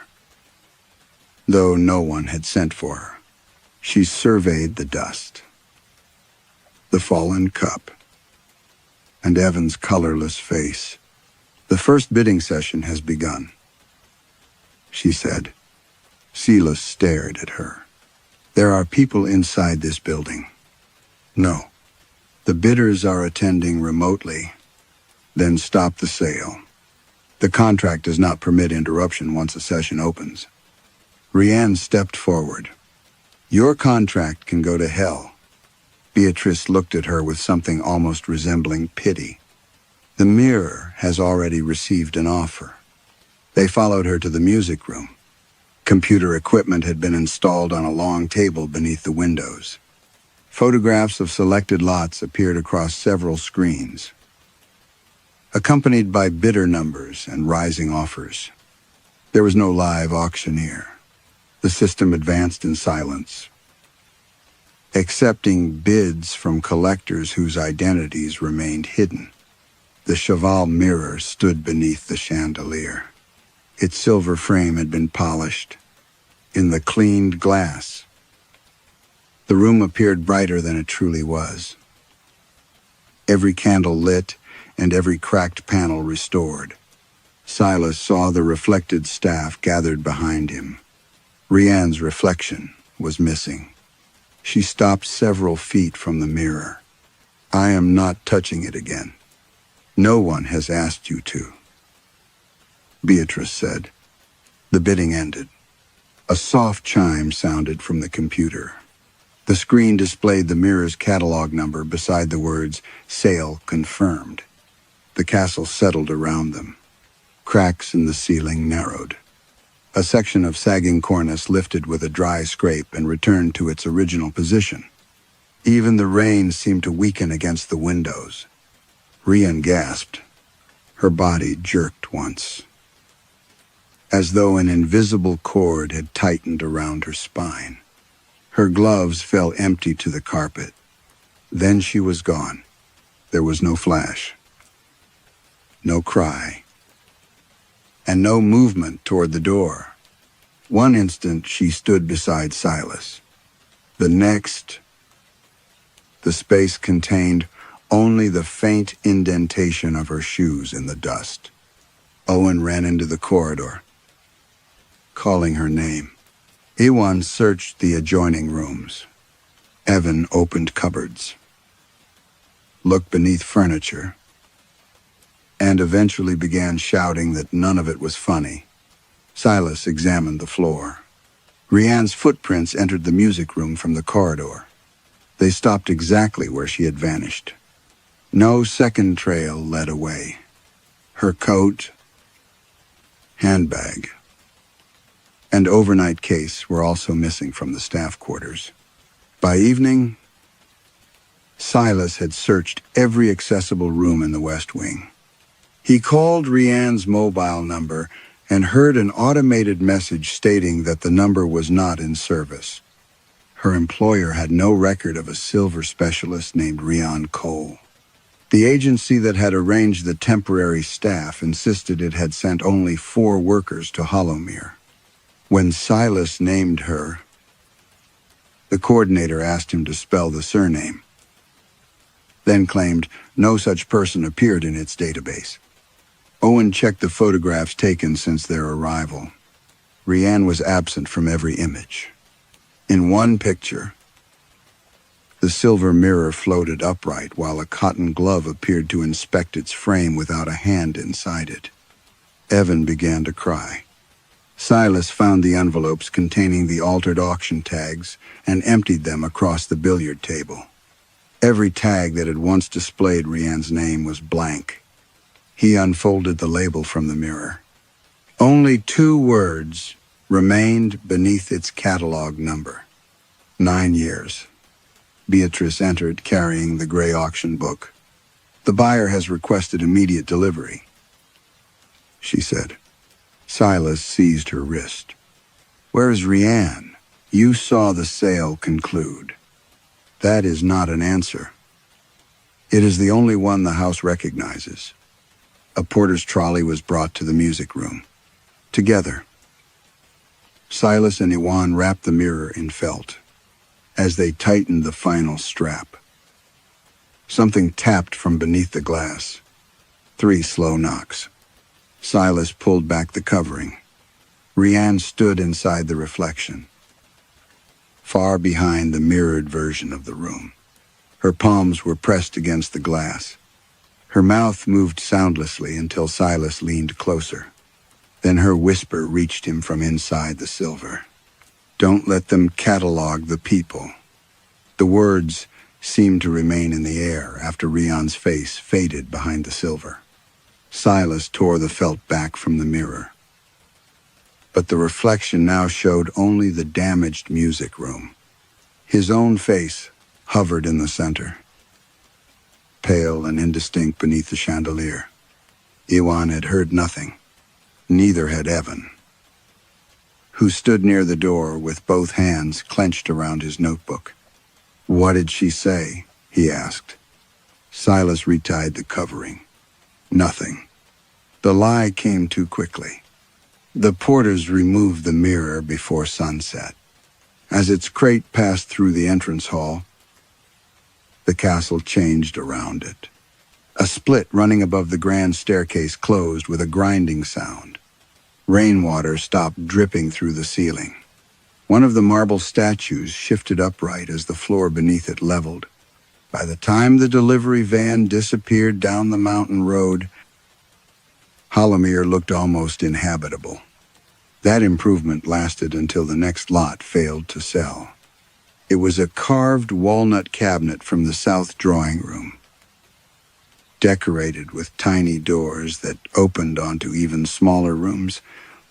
Bidding stalled below the reserve price. When the sales system marked the lot UNSOL'd, a crack opened through the drawing room ceiling and traveled downward with such force that plaster burst across the carpet. The cabinet remained undamaged. A second unsold lot caused 3 windows in the eastern corridor to fracture simultaneously. A third made the floor outside the library sink by several inches. Completed sales reversed the damage. Each confirmation chime tightened the walls, straightened warped doors, and silenced the groaning beams for a little while. The effect became impossible to dismiss. Hollowmere was not collapsing from age. It was starving. Silas spread the altered tags across the billiard table and compared them with the sales records. Every object had displayed a person's remaining years. When that object sold, the castle repaired itself. Leanh had been valued at 9 years. The mirror had been purchased. 9 years had entered the house. He pressed his fingers against his eyelids until sparks moved through the darkness. Beatrice stood across the room. The gray auction book opened before her. "You knew," he said. "I understood the pattern. You knew what the numbers meant. I suspected, and you continued the sale. The sale is the only reason the West Tower is still standing. There are people inside the lots." Beatrice's eyes moved toward the closed doors, as though the castle might object to the wording. "There are portions of people," she said. "Possibilities. Unused duration. Hollowmere has never been sentimental about the distinction." Silas remembered the chest becoming heavier after his name appeared on its tag. "What happens to the buyer? That depends on what they purchase." She turned a page in the auction book. The paper made a dry whisper, like skin passing over stone. Silas stepped closer. Hundreds of catalog entries filled the pages in narrow handwriting. Objects were listed alongside names, ages, dates of acquisition, and columns marked received, remaining, and distributed. Some entries were centuries old. Others had been written that week. He saw Leanh cold beside the silver mirror. 9 years had been entered under received. The word distributed remained blank. "Who receives those years?" he asked. Beatrice closed the book. "The house decides." A crack opened beneath the table. It ran between Silas's shoes and stopped at the auction book. From somewhere inside the wall came the low groan of stone bearing too much weight. That evening, Silas returned to his room and found the red labels he had confiscated arranged across his bed. He was certain he had locked them in his case. Each tag displayed a different object and a different number. The porcelain bowl promised 16 years. The letter opener offered 11. The painted miniature showed 6. Beneath every valuation, a second name had begun to emerge through the fibers. The ink was so faint that he first mistook it for water damage. Catherine Ward. He lifted the bowl's tag. Her name darkened. The number changed from 16 to 56. Silas dropped it. On the bedside table, his phone began ringing. Catherine's name appeared on the screen. But when he answered, he heard only the creak of timber and a distant auctioneer's voice counting upward. Then the castle bell rang once. A fresh label slid from beneath his locked door. It bore no catalog number, only 2 names: Silas Ward, Catherine Ward. Between them, in black ink, was a single word: transfer.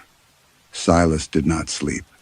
He sat on the edge of the bed until the gray light before dawn began leaking through the curtains. The transfer tag lying between his shoes. Each time he looked away, the two names seemed to move closer together. By morning, Catherine's name had almost touched his own.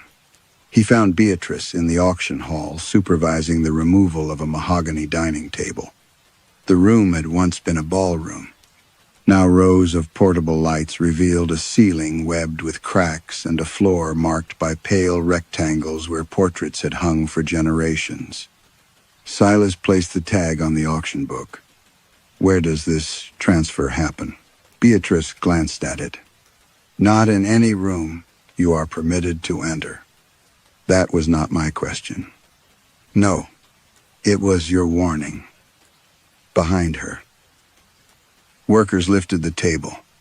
The castle groaned, and a seam opened between two flagstones near the auction platform. Cold air rose through it. Silas saw an iron ring buried in the crack. Beatrice followed his gaze. "Do not," she said. It was the first time he had heard fear in her voice. That was enough. He waited until the bidding session began and the staff gathered around the computer screens. Then he returned with Iwan's crowbar. The flagstone resisted until the castle bell rang somewhere below him. At the third strike, the mortar crumbled. A narrow stair descended beneath the hall. Silas took a work lamp and entered. The steps were older than the visible castle. Water filmed the stone, though the air grew drier as he went down. Names had been carved into the walls at shoulder height. Some were cut deeply. Others were only scratches. Beside each name was a number. 70 years, 32 years, 9 months, 3 days. The stair ended at an oak door swollen black with age. Its lock contained the same silver keyhole as the empty chest. Silas pressed his thumb against it. The door opened inward. The chamber beyond was vast enough to extend beneath the entire western wing. Shelves rose from floor to ceiling, loaded with boxes, ledgers, and rolled documents tied in faded ribbon. Every shelf bore a brass plate marked not by date, but by family name: Jones, Pritchard, Lloyd, Cole, Ward. Silas's lamp trembled in his hand. He opened the nearest box. Inside lay loan agreements written on vellum, parchment, Lego paper, and modern printed forms. The oldest promised grain to a tenant farmer during a failed harvest. The collateral clause did not name land, livestock, or wages. It pledged 12 years from the borrower, 6 from his wife, and 4 from each surviving child. Another agreement advanced funeral expenses to a widow. In return, Hollowmere claimed the years she would have lived after her youngest son reached adulthood. A minor had borrowed money for surgery and surrendered the future of any daughter not yet born. Every document carried a thumbprint darkened to the color of old blood. Silas moved deeper into the vault. Personal belongings had been preserved beside the agreements: a child's shoe, a wedding comb, a cracked clay pipe, spectacles wrapped in cloth. Labels connected each possession to an auction object. A family's remaining years had become the walnut cabinet. A debtor's final decade had been hammered into a set of silver spoons. The future of 5 children had been cut and polished into the red stones of a necklace. Silas found a section devoted to structural materials. Names were listed beside beams, roof slates, stair treads, window frames, and foundation blocks. Whole households had been converted into timber. The western tower contained the unused years of quarrymen. The chapel roof had been purchased from generations of tenant families who had never entered it. Hollowmere had not merely taken lives. It had built itself from everything those lives had not yet become. A sound came from the darkness beyond the shelves. Not footsteps. Breathing. Silas raised the lamp and saw a row of upright wooden forms resembling unfinished coffins. Each bore a red auction tag. One carried Reynolds' name. Another displayed Elevenlabs. The last form was taller than the others and bound in fresh iron bands. Its tag read, Silas Ward Asset Pending. The wood beneath the label was still warm. Then something inside it knocked once. The knock came again from inside the iron-banded form. Silas stepped back. But the thing did not open. Instead, the sound moved downward through the wood, passed beneath the floor, and answered from somewhere among the shelves. One knock became many. Boxes shifted. Rolled contracts trembled in their compartments. The vault filled with the muffled tapping of people sealed inside objects that had outlived every record of them. Silas turned toward the section marked Ward. The shelf contained no ancestral documents. Every file was recent. He found mortgage statements, business loans, overdue tax demands, clinic invoices, and copies of letters he had received in the last 5 years.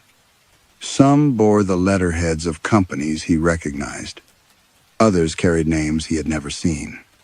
Hollowmere Recovery Partnership, Vale Duration Holdings, Black Oak Securities. All led back to the same account. At the bottom of the first box lay a contract bound with black thread.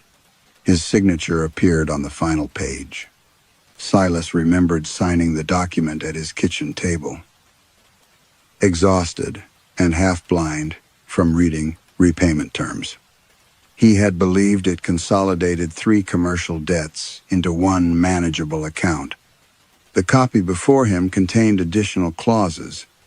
In the event of sustained default, the lender could claim all unrealized personal duration remaining to the borrower.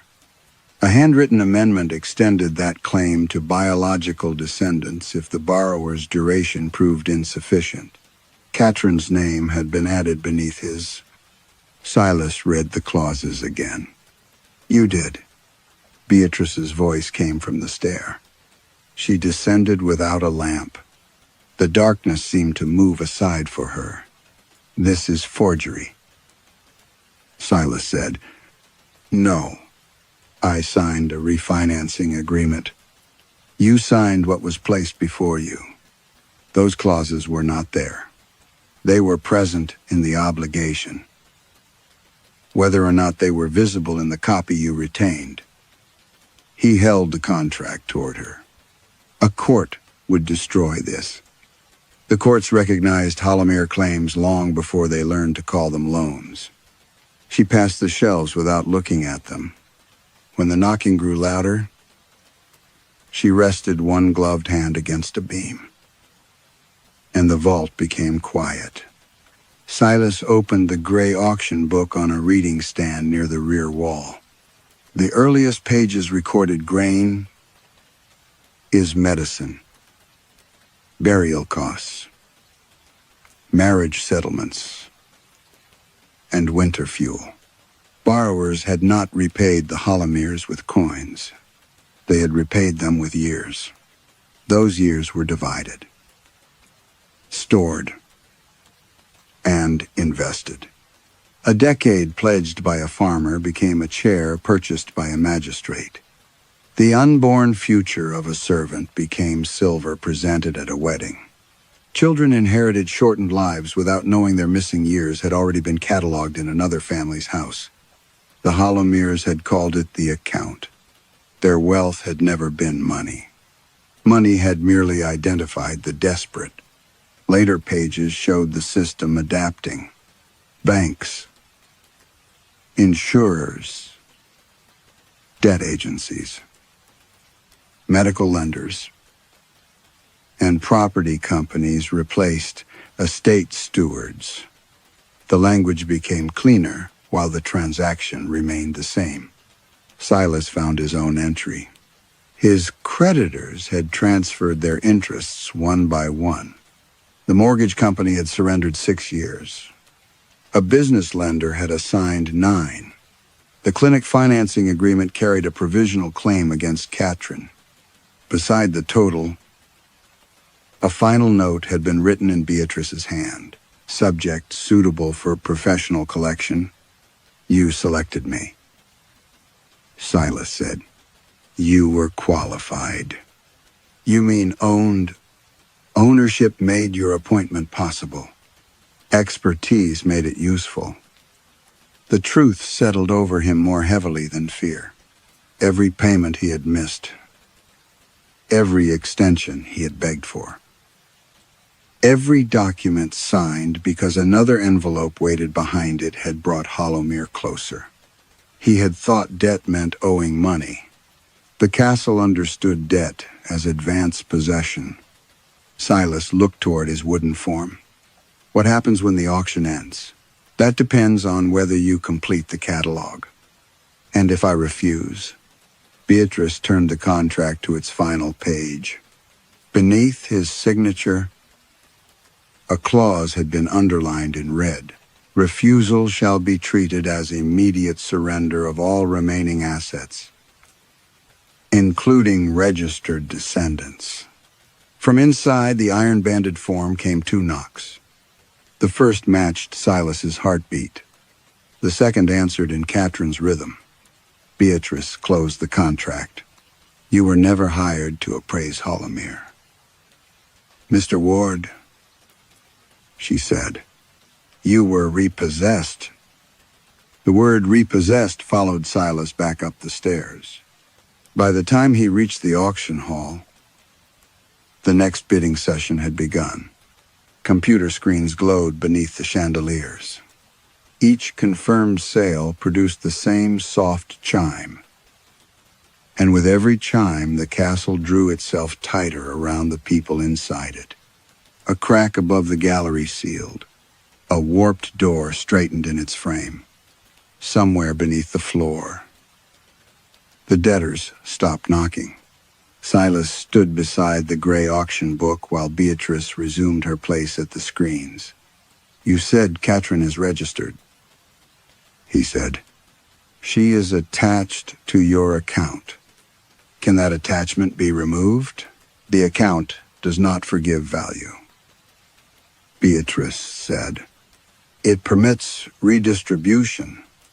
Silas opened the book. His contract lay between pages that had previously contained only catalog entries. Beneath the surrender clause, fresh handwriting spread across the paper. Complete the catalog. 40 years to Carrion Ward. All personal liabilities discharged. The words were followed by a line waiting for his initials. Silas felt no joy. Joy would have been simpler. 40 years meant Carrion might see middle age without calculating every season against a consultant's estimate. She might return to work, complain about ordinary bills, and grow tired of hearing him ask whether she had taken her medication. He wanted that future with an intensity that made the room seem unreal.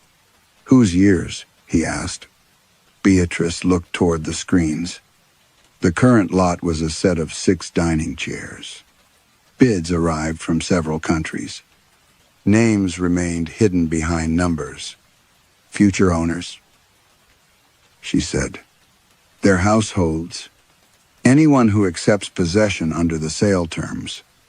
Silas turned pages rapidly. Each object had 2 sets of entries. The first recorded what Hollowmere had taken from its original debtors. The second had been left blank beneath the heading New Account. The silver mirror now showed the buyer's identity, home address, spouse, children, and anticipated descendants. Thin lines connected each person to the 9 years taken from Leanh. But the years were not being granted to them. They were being divided against them. The mirror would hang in a house far from Hollowmere, and that house would begin measuring its occupants. A missed mortgage payment, a medical loan, an unpaid business debt.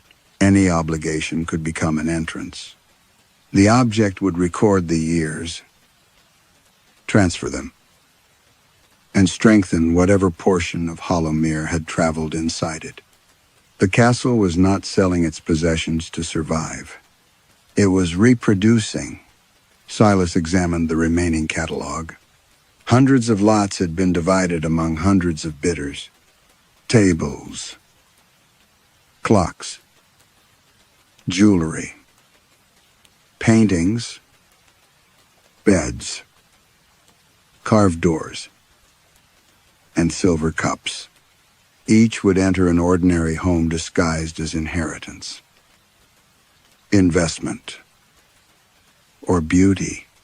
Every buyer believed they were acquiring something rare. In truth, they were giving Hollowmere a new address. He saw red tags appearing in suburban bedrooms, city apartments, farmhouses, offices, and nurseries. Children touching cabinets and discovering their names. Families arguing over impossible numbers. Debts becoming doors through which the account could enter. Hollowmere's walls could collapse because its structure no longer mattered. Its curse had learned to live without stone. Silas looked again at the offer. 40 years. The number had been assembled in the margin from smaller figures. 3 years from one buyer. 11 months from another. 7 years from a bidder's unborn child. The book was already selecting the lives that would lengthen Katrin's. "This is not mercy," he said. "No," Beatrice replied. "Mercy is what desperate people call a favorable exchange." His phone vibrated. A message from Katrin's consultant stated that her latest results showed an unexpected improvement. Markers that had worsened for months were moving in the opposite direction. Silas had not initialed the page. Yet another notification appeared from the clinic. Her projected survival had increased by 1 year. Across the auction hall, a collector purchased the walnut cabinet. The castle bell rang. The offer in the book changed. 39 years remaining. Silas understood then that the bargain had already begun without his consent. Hollowmere was crediting Katrin in advance. One completed sale at a time, making every refusal feel like something he was taking back from her.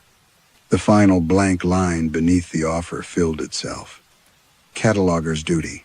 Convert knowledge into consent. Then the pen attached to the book lifted from the table and placed itself between Silas's fingers. The pen rested between Silas's fingers like a splint. He could have dropped it.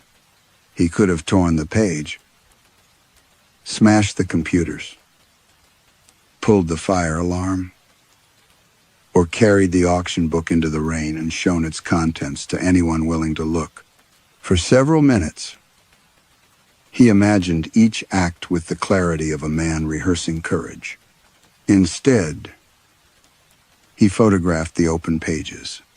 He captured the debtor agreements, the transfer clauses, Ryan's entry, the addresses of the new buyers, and the blank columns waiting beneath NEW account.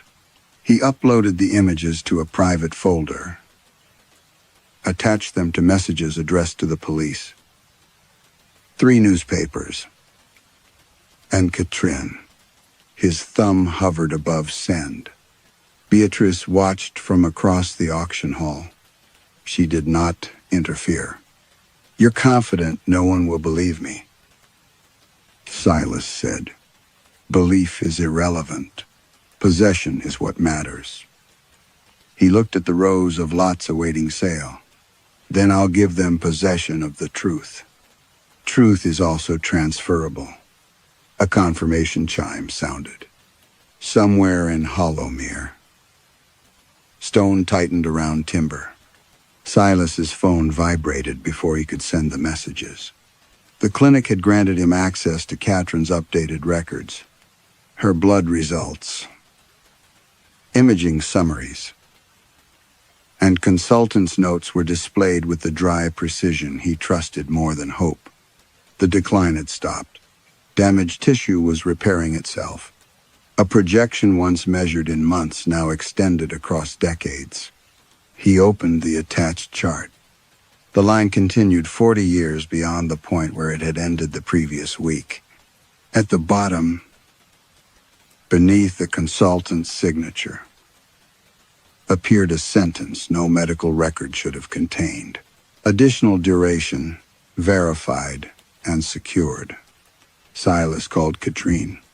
Her voice sounded stronger than it had in months.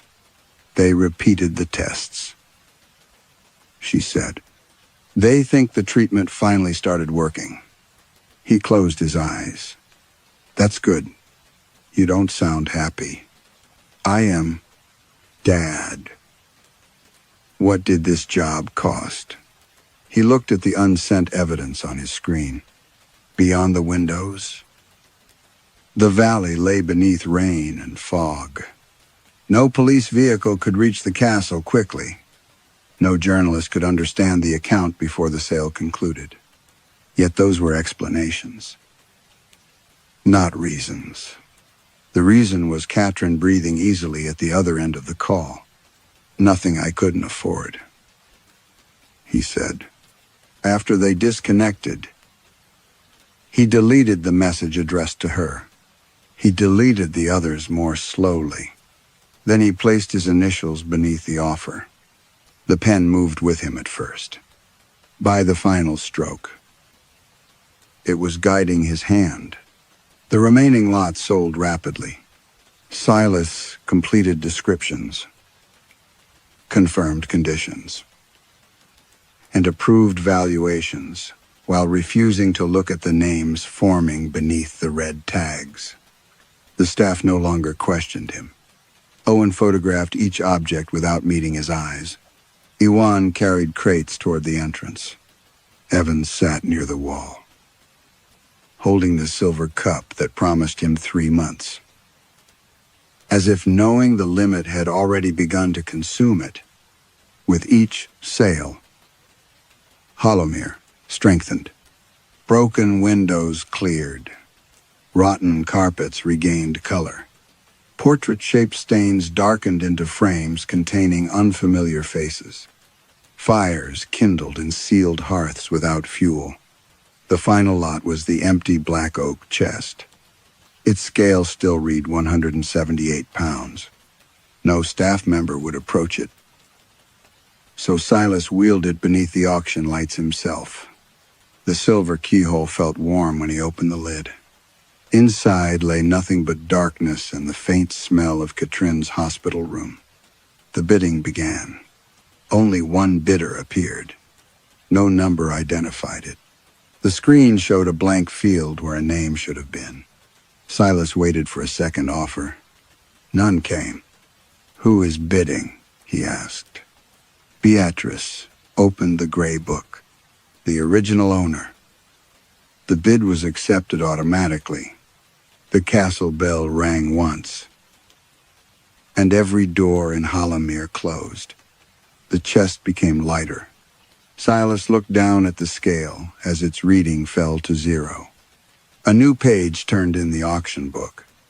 At the top, beneath final lot, black ink wrote his name in elaborate script. Silas Ward. The description formed line by line. One professional appraiser. 54 years of age. Remaining duration, permanent. Below it appeared the buyer, Hollowmere Castle. The purchase status changed to sale complete. Silas tried to step away, but the floorboards bent upward around his shoes like closing fingers.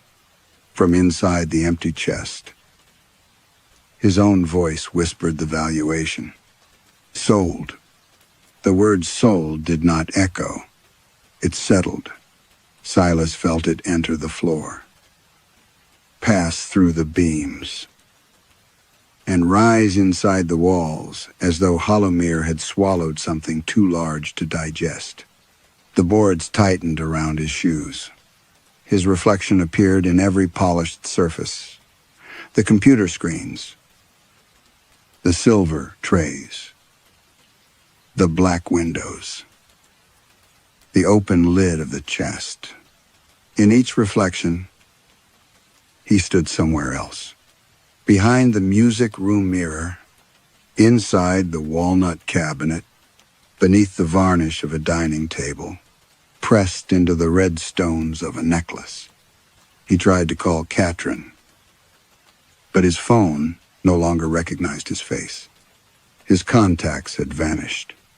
When he searched for her name, the device showed no relationship. Photographs or message history. Beatrice closed the auction book. It is complete, she said. Silas pulled against the floor. Undo it. The account does not reverse a completed sale. I gave her those years. No, you transferred them. The distinction struck him with greater force than accusation.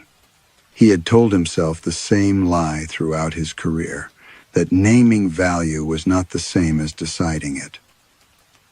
And recording a transaction did not make him responsible for its cost. Now Hollowmere had recorded him. The floor released his feet. For one foolish moment, Silas believed he was free.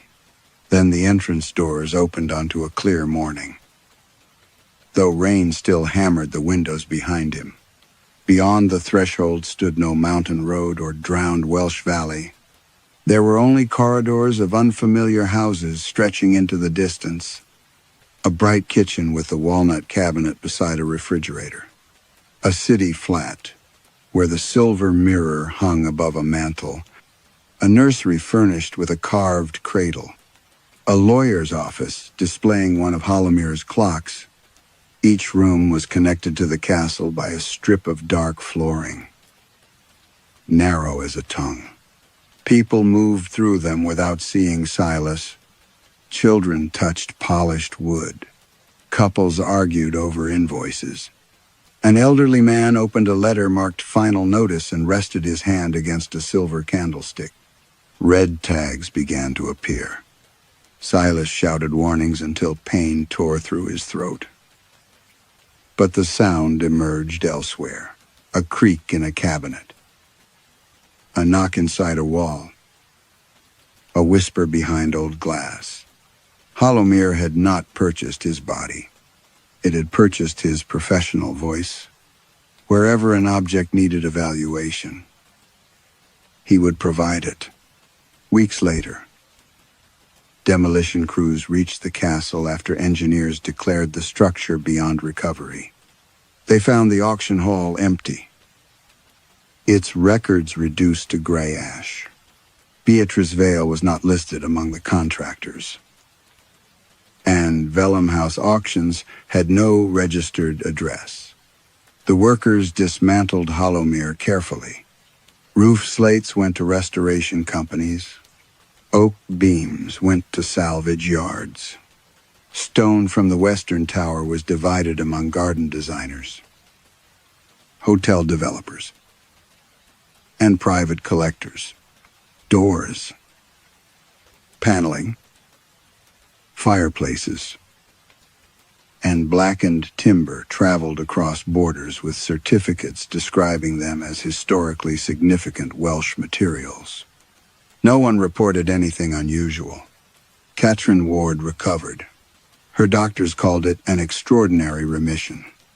She returned home, regained her strength, and began planning a life that no longer ended where every prognosis had placed it. Her debts were cleared by an anonymous settlement.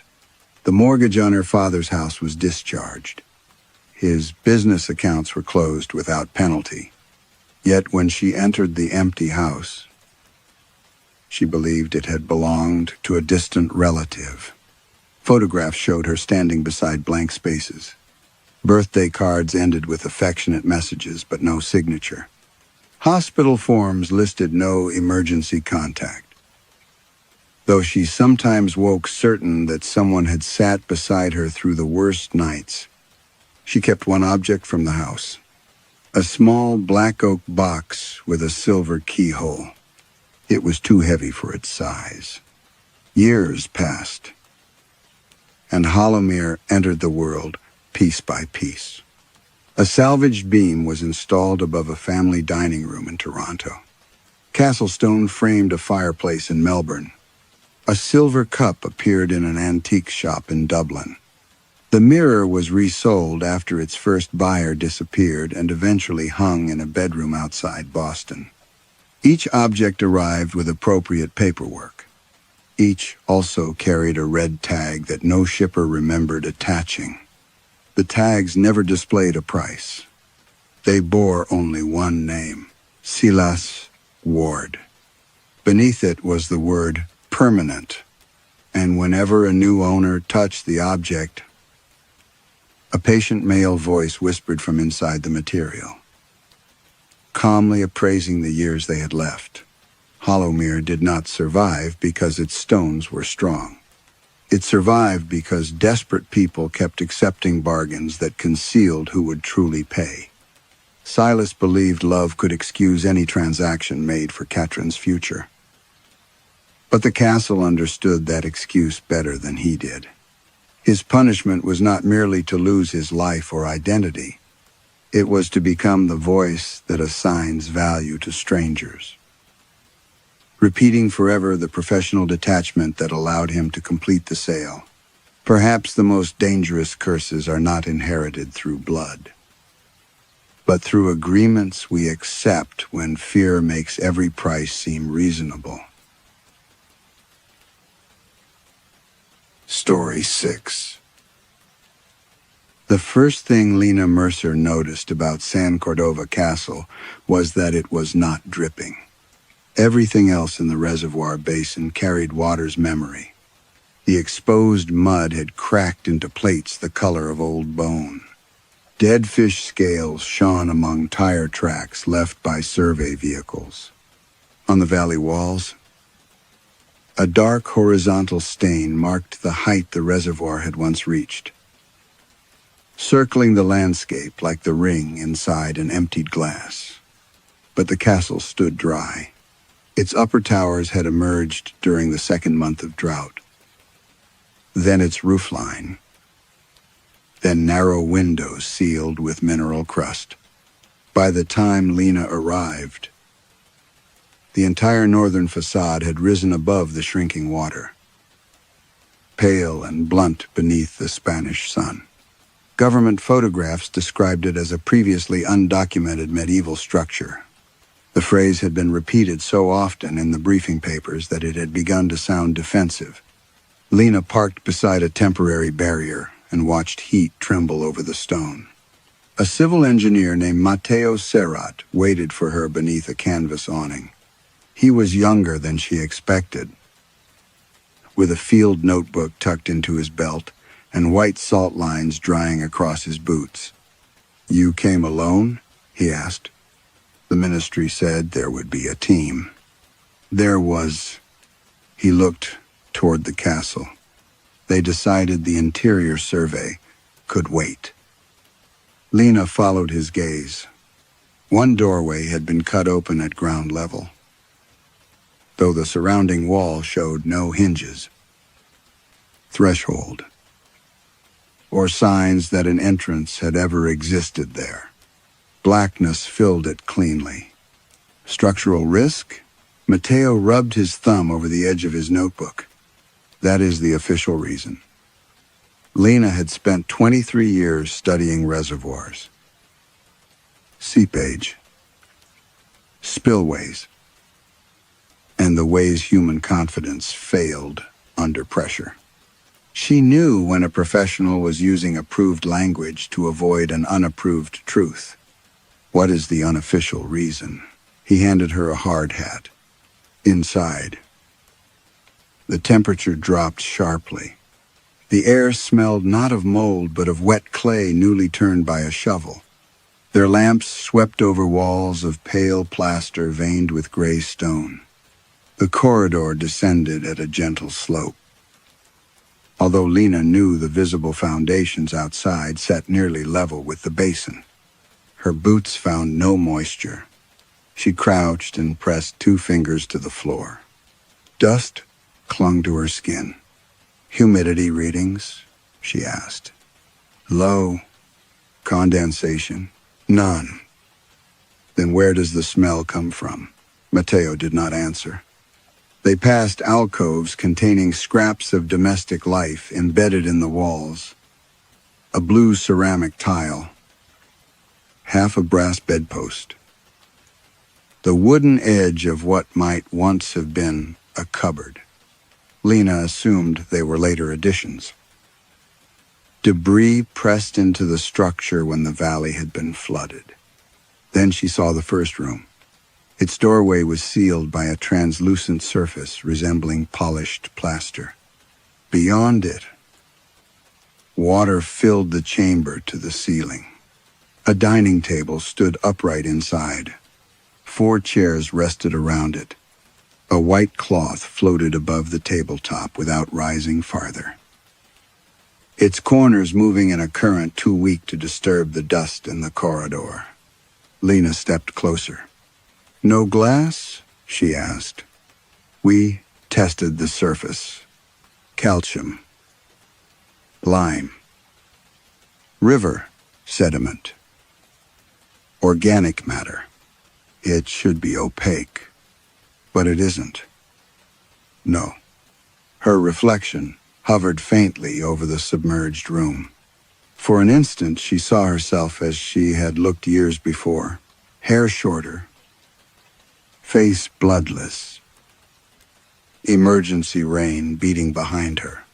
Then the image shifted, and she was only a woman in a hard hat staring at water that did not wet the wall containing it. Something moved behind the table. Leanh raised her lamp. A human shape passed slowly through the room. Pale hands brushing the ceiling. Its face remained hidden behind drifting fabric. Matteo caught Lena's wrist before she could touch the surface. Do not knock, he said. The urgency in his voice unsettled her more than the figure. Why would I knock? He released her. One of the geologists did. From deeper inside the castle came 3 soft taps. Not echoes. Not falling stone. 3 patient knocks. Answered from somewhere ahead. Leanh turned toward the sound. On the dry floor, beside her boot, a wet footprint had appeared. It was exactly the size of her own. The footprint remained dark for less than a minute. Leanh crouched beside it while Matteo stood rigidly at her shoulder. Water gleamed inside the shallow impression, collecting in the dust without spreading. The tread pattern matched her boot exactly, including the triangular cut in the right heel where rubber had torn away during a survey in Wales. She placed her own foot beside it. The print pointed in the opposite direction. It could have been there already, she said. Matteo looked at the untouched dust surrounding it. You know it wasn't. By the time they returned to the surface, the mark had vanished. Leanh recorded it in her field notes as localized condensation beneath disturbed sediment. Matteo read the sentence without comment. The next morning, she established a routine.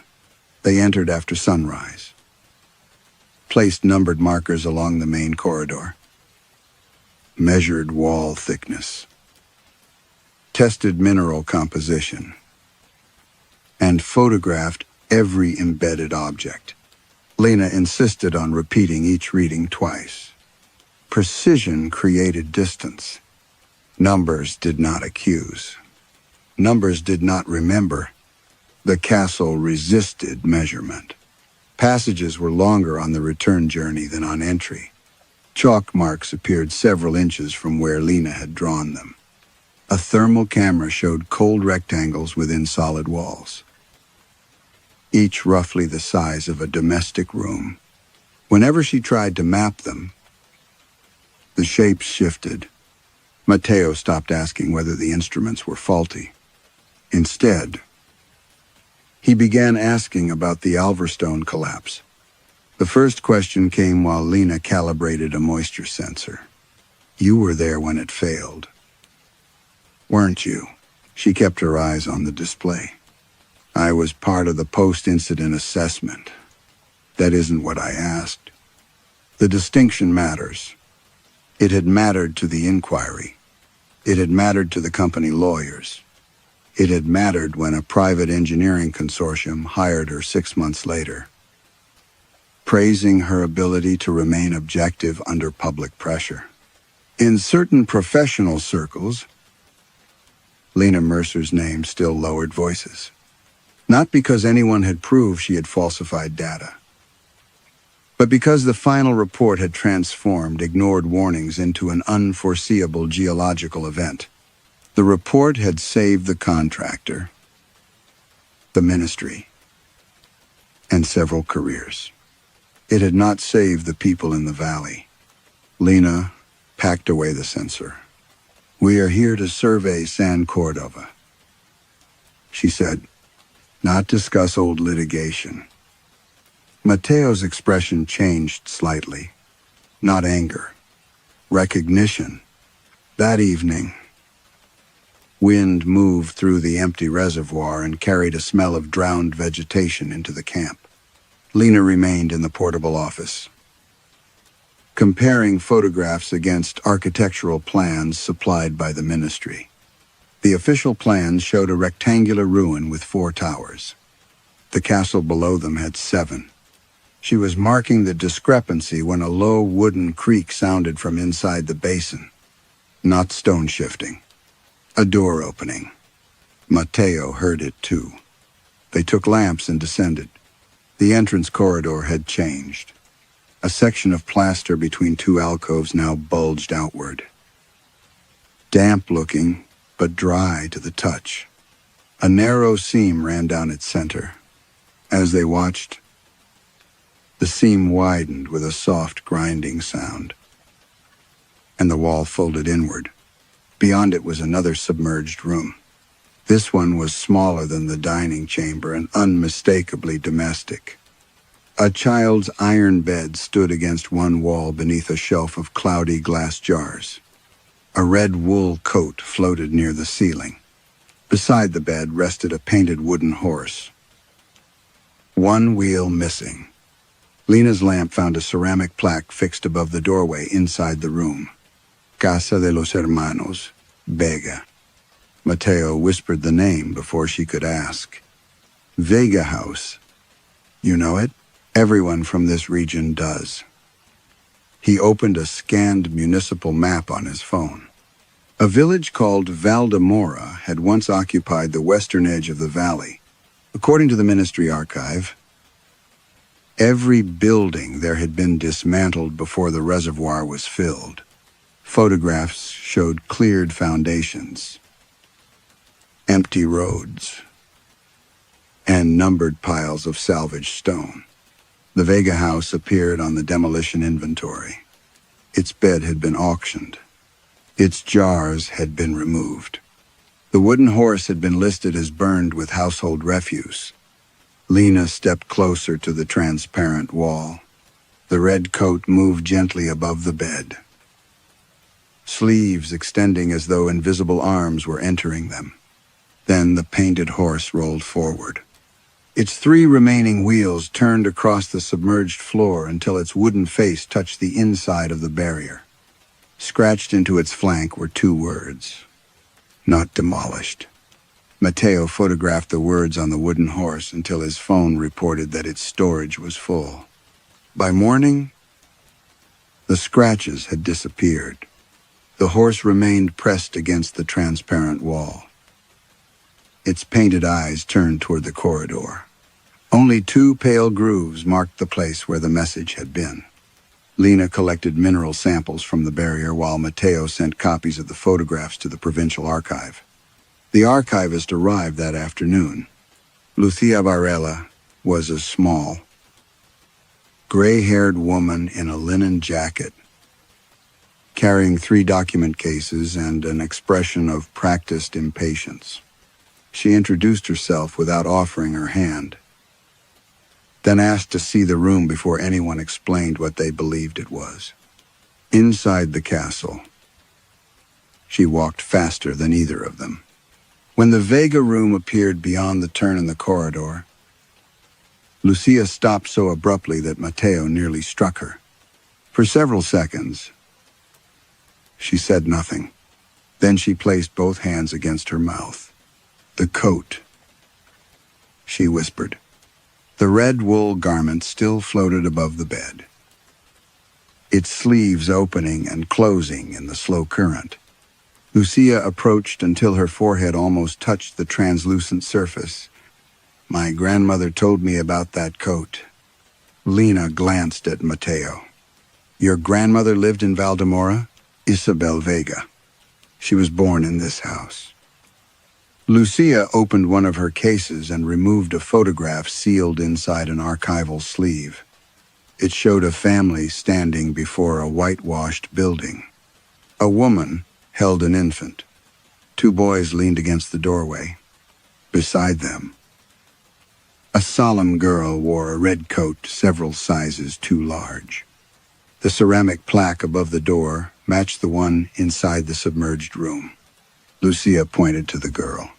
"My grandmother was visiting relatives in Burgos when the final evacuation began. She never saw her parents or brothers again. The records say the residents were relocated," Leanh said. "The records say many things." Lucia's voice sharpened. She explained that official files listed the Vega family as transferred to temporary housing outside León. No address was provided. No employment records followed them. No school registered the boys. The compensation documents had been signed with identical handwriting. Isabel spent the rest of her life requesting information. Each ministry replied that the relevant files had been lost, transferred, or destroyed. She believed they drowned here. Lucia said. Everyone called it grief. Leanh looked at the photograph again. The house in the image had 2 upstairs windows. The room before them appeared to be on the ground floor, yet behind the floating coat. A rectangular opening showed a pale outdoor light. There could be no window there. The room was enclosed by castle stone. Still, something moved beyond it. At first, Leanh mistook the shape for vegetation stirred by water. Then a face approached from the other side. A woman was swimming outside the room. Her dark hair spread around her head. Her dress clung to her body. Though the water beyond the window seemed blacker and deeper than that contained within the chamber. She held herself upright without moving her arms. Lucia made a sound that was almost a name. The woman drifted through the impossible window and entered the bedroom. No glass broke. No current changed. She simply passed through the pale opening as though crossing a doorway. Her skin had the color of limestone. Thin threads of sediment trailed from her nose and mouth. When she turned toward the corridor, Lucia lifted the photograph with trembling fingers. The drowned woman was the mother holding the infant. My great-grandmother, she said. Leanh stepped backward. The woman crossed the room slowly. The floating coat brushed her shoulder. She did not look at Lucia. She looked only at Leanh. Her bare feet settled on the submerged floor. Then she raised one hand and pressed her index finger against the inside of the transparent plaster. A layer of brown sediment gathered beneath her fingertip. She began to write. The first letter was tall and unsteady. L. The next followed beneath it, dragged through the silt as though the wall had become soft mud. E. Leanh could hear her own breathing. Nothing else. The woman continued until two words stood clearly between them. Leanh Mercer. Lucia turned to her. You said this place had never been opened before. Leanh did not answer. Behind the drowned woman, beyond the impossible window, dozens of pale faces were rising through the darkness. Every one of them was looking at Leanh. The faces did not move closer. They remained beyond the impossible window, suspended in black water with their eyes open. While the drowned woman kept one finger pressed beneath Leanh's name. Matteo pulled Lucia away first. Leanh followed only when the lamps began to flicker. By the time they reached the entrance corridor, she had already reduced what she had seen into measurable problems: refraction, sediment, optical distortion, pressure. Anything with a mechanism could be contained. Outside, she ordered the survey equipment brought down from the camp. They mounted ultrasonic gauges against the transparent wall, inserted pressure needles into hairline seams, and positioned thermal scanners along the corridor. Lucia watched from behind the markers, clutching the Vega photograph. You believe instruments will make them less dead? She asked. I believe instruments will tell us what is physically present. And if they do not? Leanh ignored her. The first results supported an ordinary explanation. The barrier contained calcium carbonate, lime, clay, and organic fibers compacted into a mineral membrane. Moisture existed inside microscopic channels, and the temperature beyond the surface was several degrees lower than the corridor. A sealed groundwater chamber. Leanh decided. Perhaps the castle had formed around natural cavities. Perhaps pressure from the reservoir had forced water through porous stone and trapped it when the outer level fell. Matteo listened without interrupting. The figures in the water? He asked. Human perception looks for familiar forms. My phone photographed them. Compression artifacts. Lucia recognized one. Grief is exceptionally good at recognition. Lucia turned away. Leanh began calculating chamber volume. She measured the Vega room first, estimating its dimensions from laser reflections. Just over 4 meters long, 3 meters wide, and slightly less than 3 meters high, allowing for furniture displacement. It contained approximately 30,000 liters. The dining chamber held more than twice that. Neither figure was remarkable. The reservoir, though diminished, still retained millions of cubic meters below the old intake line. Then the sonar returned an impossible depth. The beam passed through the dining room, crossed the rear wall, and continued for nearly half a kilometer before reflecting from something that moved. Leanh recalibrated the unit. The second reading was longer. She replaced the transducer, checked the batteries, and ran the test again. Matteo stood beside her as the line on the screen descended through layers that should not have existed beneath the castle. The water did not end at the visible wall. It continued behind it. They tested the Vega chamber. The same result appeared. The child's bedroom was only the nearest part of a flooded space extending far beyond the stone. By late afternoon, Leanh had placed instruments against 6 cold rectangles hidden within the corridor walls. Each produced a different depth. One extended beneath the eastern slope. Another seemed to reach upward. A third returned echoes from a flat surface more than 2 kilometers away. No connected channels, Matteo said. Different temperatures, different mineral content, separate aquifers. Inside the same wall, folded geology, cavities, old faults. He looked at her. You do not believe that. Leanh did not answer. They returned after sunset with a gravimetric scanner borrowed from the dam authority. If the chambers were real, the instrument would detect the mass of the contained water. It did. The first calculation showed a volume greater than the remaining reservoir. Leanh ran it again. The second chamber doubled the total. By the time they measured the hidden rectangles, the estimated mass exceeded all recorded water stored at San Cordova since the dam was built. Lucia read the figures over Lena's shoulder. How much is in there?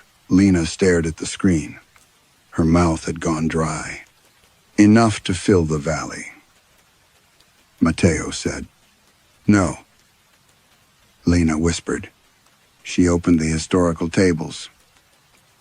Checked maximum capacity, rainfall, evaporation, and extraction data. The numbers remained unchanged. The castle held more water than the landscape had ever contained. Then, every instrument registered a pressure increase. From behind the walls came a deep, spreading groan. Hairline cracks appeared in the dry plaster. Tracing doors, windows, and adjoining rooms. Water did not leak through them. Instead, the corridor floor trembled as though something enormous had turned over beneath it. The gravimetric display refreshed by itself. A new volume appeared. It was still increasing. And from somewhere beyond the submerged rooms, Leanh heard the unmistakable roar of a reservoir beginning to fill. The roar beneath the castle continued after every instrument had been switched off. It followed them through the corridor, through the cut entrance, and across the cracked reservoir bed. By the time Leanh reached the survey camp, the sound had softened into a vibration beneath her boots, steady and deep, like water moving through pipes buried far underground. The basin remained dry. Matteo checked the remaining reservoir level with binoculars. The black strip of water below the old intake tower had not risen. No sluice gates were open. No rain marked the mountains. Still, something was filling. They slept badly. Leanh woke before dawn when a metal case slid across the floor of her cabin and struck the opposite wall. Her bed had tilted. Papers spilled from the desk. Outside, equipment alarms began sounding one after another. She opened the door and found that the camp no longer stood on level ground. The earth beneath the eastern cabins had risen into a broad ridge. Cracks opened between the vehicles, exposing pale masonry where mud and gravel should have been. One of the portable toilets had fallen sideways against the upper half of a stone arch. Matteo emerged barefoot, carrying a lamp. That was not here yesterday, he said. The arch continued downward beneath the camp. By sunrise, more structures had surfaced. A narrow lane divided the equipment trailers. Its paving stones were made from roof tiles, plates, mirror fragments, and pieces of furniture pressed together as tightly as mosaic. Door frames protruded from the ground without walls. A staircase constructed from dining tables descended beneath the medical tent. The castle was not merely growing upward, it was rebuilding a town around them. Lucia moved among the new structures with tears on her face, identifying household objects from old compensation inventories. A green stove door belonged to a bakery in Valdemora. A church pew had been cut into paving blocks.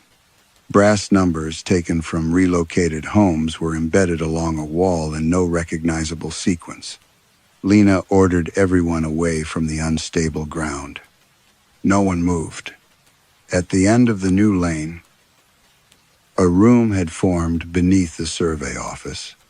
Its ceiling was supported by wardrobes swollen with water. The walls consisted of doors laid flat against one another, their handles facing inward. Through the gaps came the smell of river mud and diesel fuel. Leanh recognized the smell before she entered. Not San Cordova, Alverstone. For years, she had believed memory softened with distance. Instead, it had preserved precise sensations while eroding everything that might explain them, rain hammering against her helmet. Warning sirens lost beneath the spillway. Orange emergency lights staining the flood brown. Inside the room, equipment lay half buried in sediment. A cracked pressure gauge, a yellow survey pole, a radio with the manufacturer's label scraped away. Leanh crouched beside a dented aluminium case marked with the faded logo of Calder Hydrological Services, the contractor employed at Alverstone. Matteo saw the name. You said there was no connection. There shouldn't be. She opened the case. The foam lining held a waterlogged recorder, 2 broken sensors, and a field notebook bound in black plastic. Leanh knew the notebook before she touched it. She had carried one identical to it during the weeks before the collapse. Her initials were written on the cover. Inside, the early pages contained familiar inspection notes in her handwriting. Reservoir elevation, seepage rates, hairline fractures near the western abutment. Repeated warnings that the readings required immediate review. Those warnings had not appeared in her final report. Leanh turned the pages more quickly. Later entries had been blurred by water. Diagrams showed fractures widening across the spillway. Several paragraphs accused senior engineers of delaying evacuation to avoid contractual penalties. I did not write this, she said. Matteo leaned closer. It is your handwriting. I would remember. Would you? A photograph slipped from between the pages. It showed the Alverstone control platform during the storm. Leanh stood near the railing in an orange jacket, facing the camera.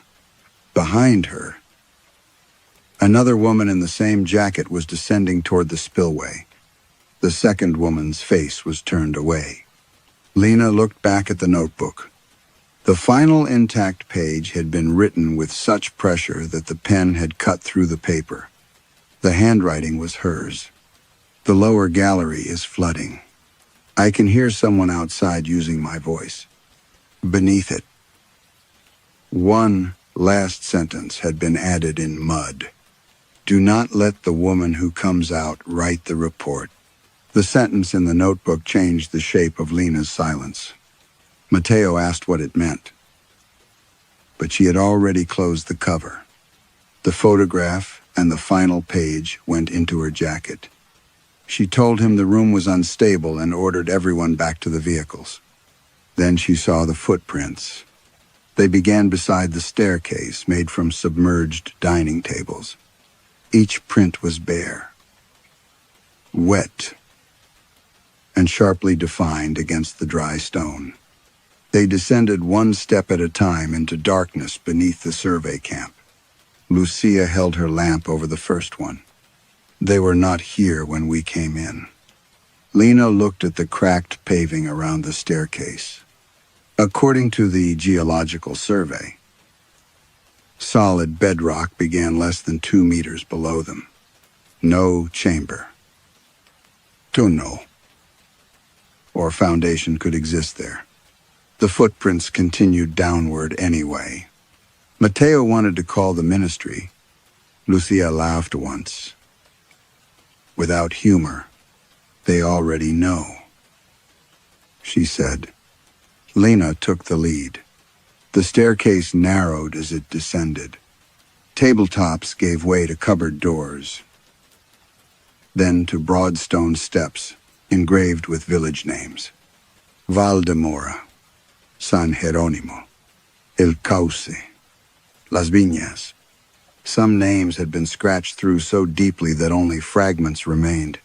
The air became colder, but the walls stayed dry. Behind them, water moved with the muffled weight of something immense, breathing through stone. At the bottom, the wet footprints stopped before a pair of municipal doors.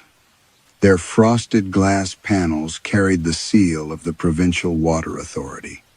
Beneath it, in flaking gold letters, were the words Archivo de Resentamiento. Lucia translated quietly. Resettlement Archive. The handles turned without resistance. Water stood on the other side from floor to ceiling. It did not spill out. Leanh passed through the threshold and felt no wetness. The sensation was stranger than immersion. Pressure closed around her ribs. Her hair remained dry. Yet every movement slowed, as though she were walking beneath deep water. Rows of filing cabinets filled the chamber. Papers drifted between them, opening and closing like pale fish. Wooden council tables rested on the ceiling. Portraits of officials hung upside down, their painted eyes swollen beneath varnish. Matteo entered behind her and gasped, "Are we breathing?" Leanh could not answer. She was breathing, but no air moved through her throat. Lucia crossed to a cabinet labeled San Cordova Operations. Its drawers opened at her touch. Inside were maintenance ledgers, reservoir schedules, and internal memoranda stamped with ministries that had changed names decades earlier. The earliest file predated the dam. It described unexplained structures forming in the valley after the forced clearance of Valdemora. Walls had risen from abandoned foundations. Rooms had appeared containing possessions already cataloged and removed. Missing residents had been seen standing at windows in houses demolished months before. A handwritten order instructed engineers to complete the flooding ahead of schedule. Not for power generation, for containment. Leanh turned page after page. Every prolonged drought produced the same sequence. First, household objects surfaced. Then, streets reformed. Then human figures appeared behind mineral membranes. When the reservoir was refilled, the structures collapsed and the figures disappeared beneath the water. The official electricity reports were falsified to conceal emergency discharges. Agricultural demand had been exaggerated. Entire seasons of water had been released or retained solely to keep the valley submerged. Matteo found a recent directive. Controlled replenishment required when architectural emergence exceeds Phase 3. He read, population reconstruction must not reach exterior mobility. Lucia stared at him. Population reconstruction. They knew people were coming back. Leanh said, "No. Lucia replied. They knew something remembered them. A metal drawer slammed shut across the chamber. Then another. Cabinet after cabinet began closing in sequence, approaching them through the drowned archive. Lena grabbed the oldest ledger. A map folded inside showed San Cordova Reservoir and 6 other sites marked across Spain.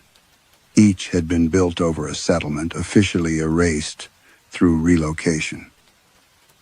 Landslide, contamination, or compulsory purchase. At the bottom of the map, a final note had been added in English. Lena recognized the phrasing from Alverstone's internal reports. Reconstruction requires a surviving witness to provide continuity. The wet footprints reappeared across the ceiling.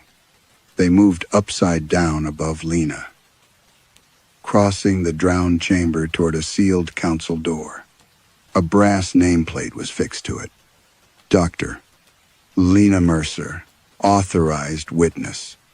From behind the door, her own voice said, "You took long enough." The voice behind the council door sounded neither frightened nor angry. It sounded tired. Lena held the brass handle while the wet footprints crossed the ceiling above her.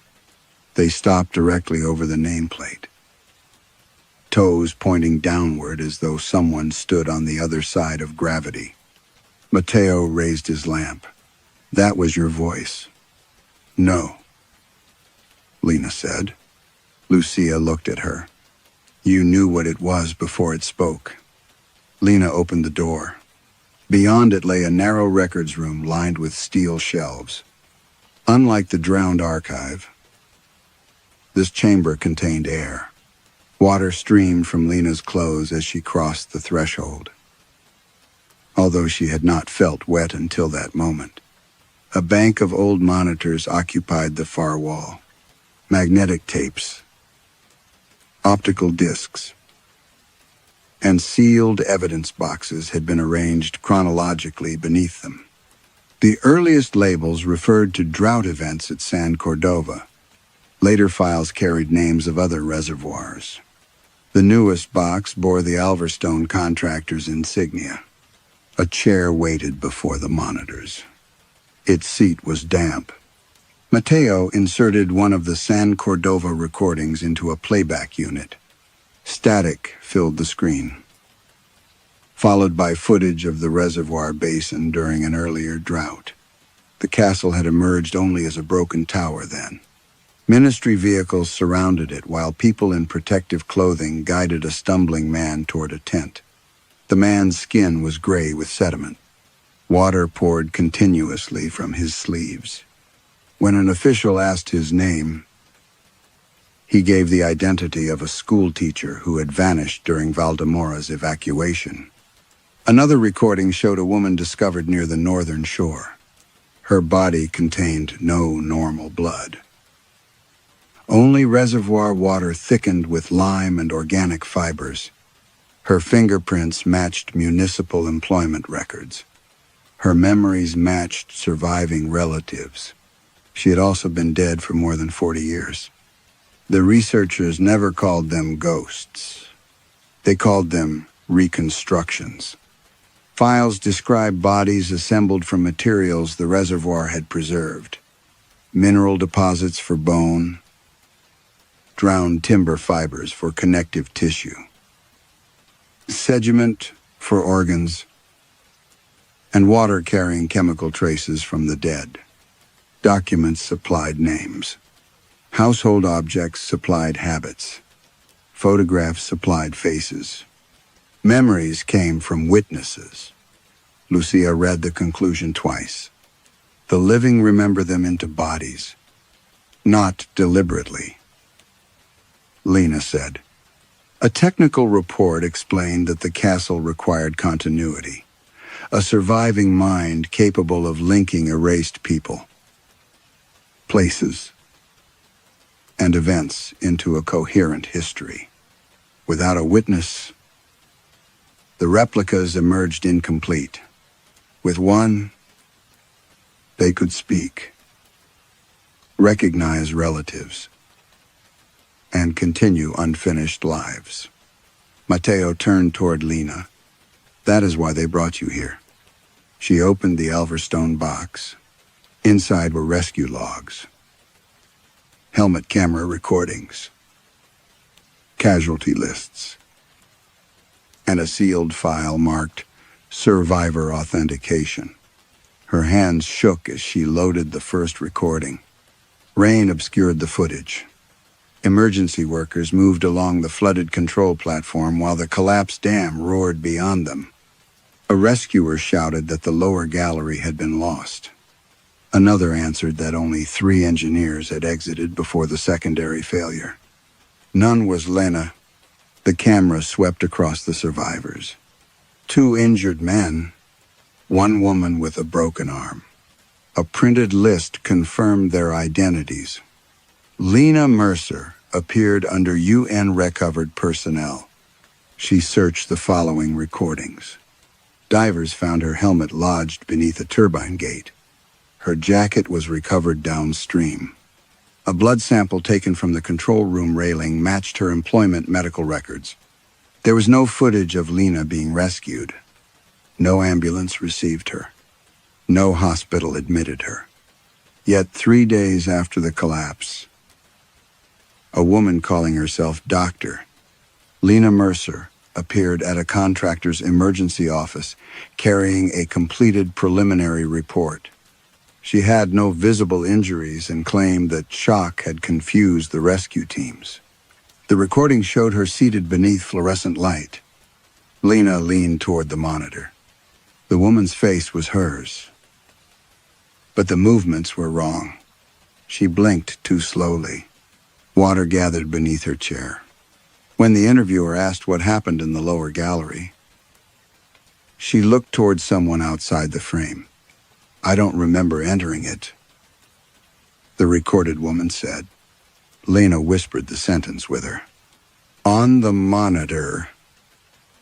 The woman turned suddenly toward the camera. For one impossible instant, her eyes appeared filled with moving brown water. Then the recording ended. Matteo stepped away from Leanh. "What are you?" before she could answer. Another monitor activated. Live footage appeared from inside the submerged Vega room. The drowned woman stood beside the child's bed, facing a new doorway in the rear wall. A second Leanh Mercer waited beyond it. Her hair floated around a face marked by old wounds. One hand held the missing pages from the Alverstone notebook. She looked directly through the camera. Then she raised the notebook and spoke in Lena's voice. "I remember going into the lower gallery. Behind her, something began opening the floodgates. The floodgates on the monitor did not open into the reservoir. They opened into the room. Black water surged behind the second Leanh, carrying broken instruments and sheets of paper that remained legible in the current. The image shook. For a moment, the control room seemed to extend beyond the screen, its walls continuing behind Leanh and the others. Then the second Leanh placed her palm against the submerged camera. Every monitor went dark except one. A door appeared in the wall beside them. Water trembled behind its narrow glass panel. Through it, Leanh saw the Alverstone lower gallery exactly as she had refused to remember it. Yellow safety rails, emergency lamps, a pressure diagram painted on concrete, and a crack running across the floor like a black vein. Matteo caught her arm. "Do not go in." The voice behind the door answered for her. She already did. Leanh opened it. Cold pressure closed around her body. Yet she could breathe. The lower gallery stretched ahead beneath moving brown water. Warning lights rotated without electricity. The walls shuddered as if the dam were failing again. The other Leanh waited beside the control console. Up close, She was damaged in ways time had never given the woman outside. A white scar divided her eyebrow. 2 fingers bent wrongly, and dark bruising circled her throat. Mud had dried beneath her nails. She held out the missing notebook pages. "You died here," Leanh said. "No, I survived here." The other woman pointed toward the fractured floor. Beneath it, water moved through a service shaft packed with bodies in orange work jackets. Some wore faces blurred by mineral growth. Others had Lena's face at different stages of formation. The secondary collapse sealed the gallery. She said, "I found an emergency chamber. There was air for a while." Memories pressed against Leanh with the force of water behind concrete, the radio failing. Her shoulders striking a rail. Her own voice calling from the opposite end of the tunnel after she had stopped shouting. "The reservoir remembered me before the rescuers could reach me. But outside, the company needed a survivor who would confirm their version." She touched the notebook. "They had my preliminary report. They removed the warnings, changed the sequence, and described the collapse as unforeseeable. That document became the clearest surviving account of who Leanh Mercer was supposed to be." Leanh thought of the woman appearing 3 days later without injuries, carrying the report that protected everyone except the dead. "A reconstruction," she whispered, "built from water, sediment, personnel files, photographs, and the official story. That is impossible. You have spent years proving impossible things harmless by giving them technical names." The words struck with the intimacy of self-knowledge.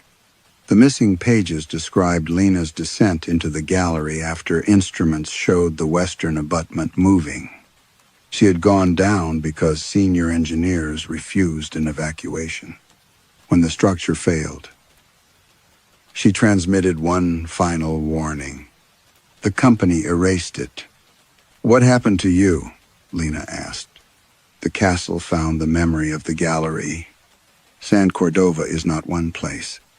Every drowned settlement, every buried room, every person reduced to a compensation line becomes material for it.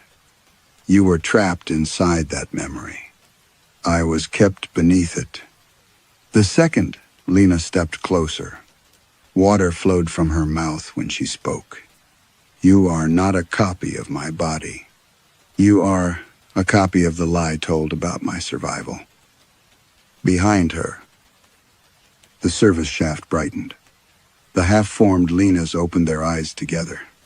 Mateo and Lucia stood beyond the doorway, distorted through the water. Leanh wanted to return to the camp and the identity she had defended for years. But her memories now felt like rooms furnished by strangers. The second, Leanh raised one bruised hand. "The dead cannot leave while the world remembers only the records that erased them. You gave those records authority. What do you want from me?" "Not confession." The control room groaned. Across its walls, thousands of names appeared beneath running water. "We need continuity." The second Leanh pressed the missing pages against Lena's chest. They clung there like wet skin. "You must choose which version of every drowned person the world is forced to remember." Behind Leanh, the door slammed shut. When she turned back, the control console had changed. 2 levers stood beneath her hands. One was labeled refill. The other bore a single word: release. The lever marked refill began to move on its own. Not quickly. It lowered by degrees, as though an unseen hand were testing whether Leanh would resist. The control room changed around her. Its walls became screens of moving water.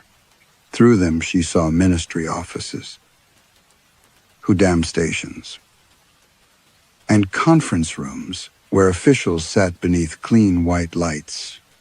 A certificate appeared on the console, already bearing her name and credentials. San Cordova Reservoir, safe for emergency replenishment. Only her signature was missing. A voice emerged from the speakers. Many officials speaking together through decades of recorded orders. Authorize. Refill. Architectural emergence will be contained. Population instability will cease. The second Leanh stood beyond the console, blurred by the current. They want your authority, she said. They always have. Signing would restore order. Water would rise over the castle. The rooms would vanish. The reconstructed dead would lose their shapes, and the world above would continue trusting the reports that had erased them. Mateo's voice crackled through Lena's radio. The ministry has arrived. Behind him came engines and shouted orders. Another voice cut across the channel. Dr. Mercer. This is Director Salcedo. Do not alter any controls. The reservoir must be stabilized. What happens if I sign? Leanh asked. The structure will be submerged. And the people inside it? There are no people inside it. The second Leanh smiled without warmth. Leanh removed the damaged field notebook from her jacket. The missing pages still clung to her chest. When she laid them beside the certificate, the torn edges joined. The complete account opened before her. Warnings ignored. Evacuations delayed. Villages recorded as empty while families remained inside them. Reservoirs refilled after every emergence. Witnesses discredited, compensated, or erased. The castle had not created the lie. It had learned from the systems built to preserve it. Leanh connected the console to her survey transmitter. Mateo understood immediately. I can route it through the dam network. Lucia's voice joined his. Send the names first. Leanh opened the archive. Thousands of records filled the console. Household registers, casualty lists, reconstruction reports, photographs, medical examinations, maps of settlements removed from public documents. She transmitted all of them. Director Salcedo began shouting. The ministry attempted to sever the signal. Mateo rerouted it through rainfall monitors, irrigation controls, and emergency warning stations. Lucia read the names of Valdemora's missing families into the open channel, while the archive copied itself beyond San Cordova. Across the water walls, printers awakened in government offices. Screens displayed drowned faces.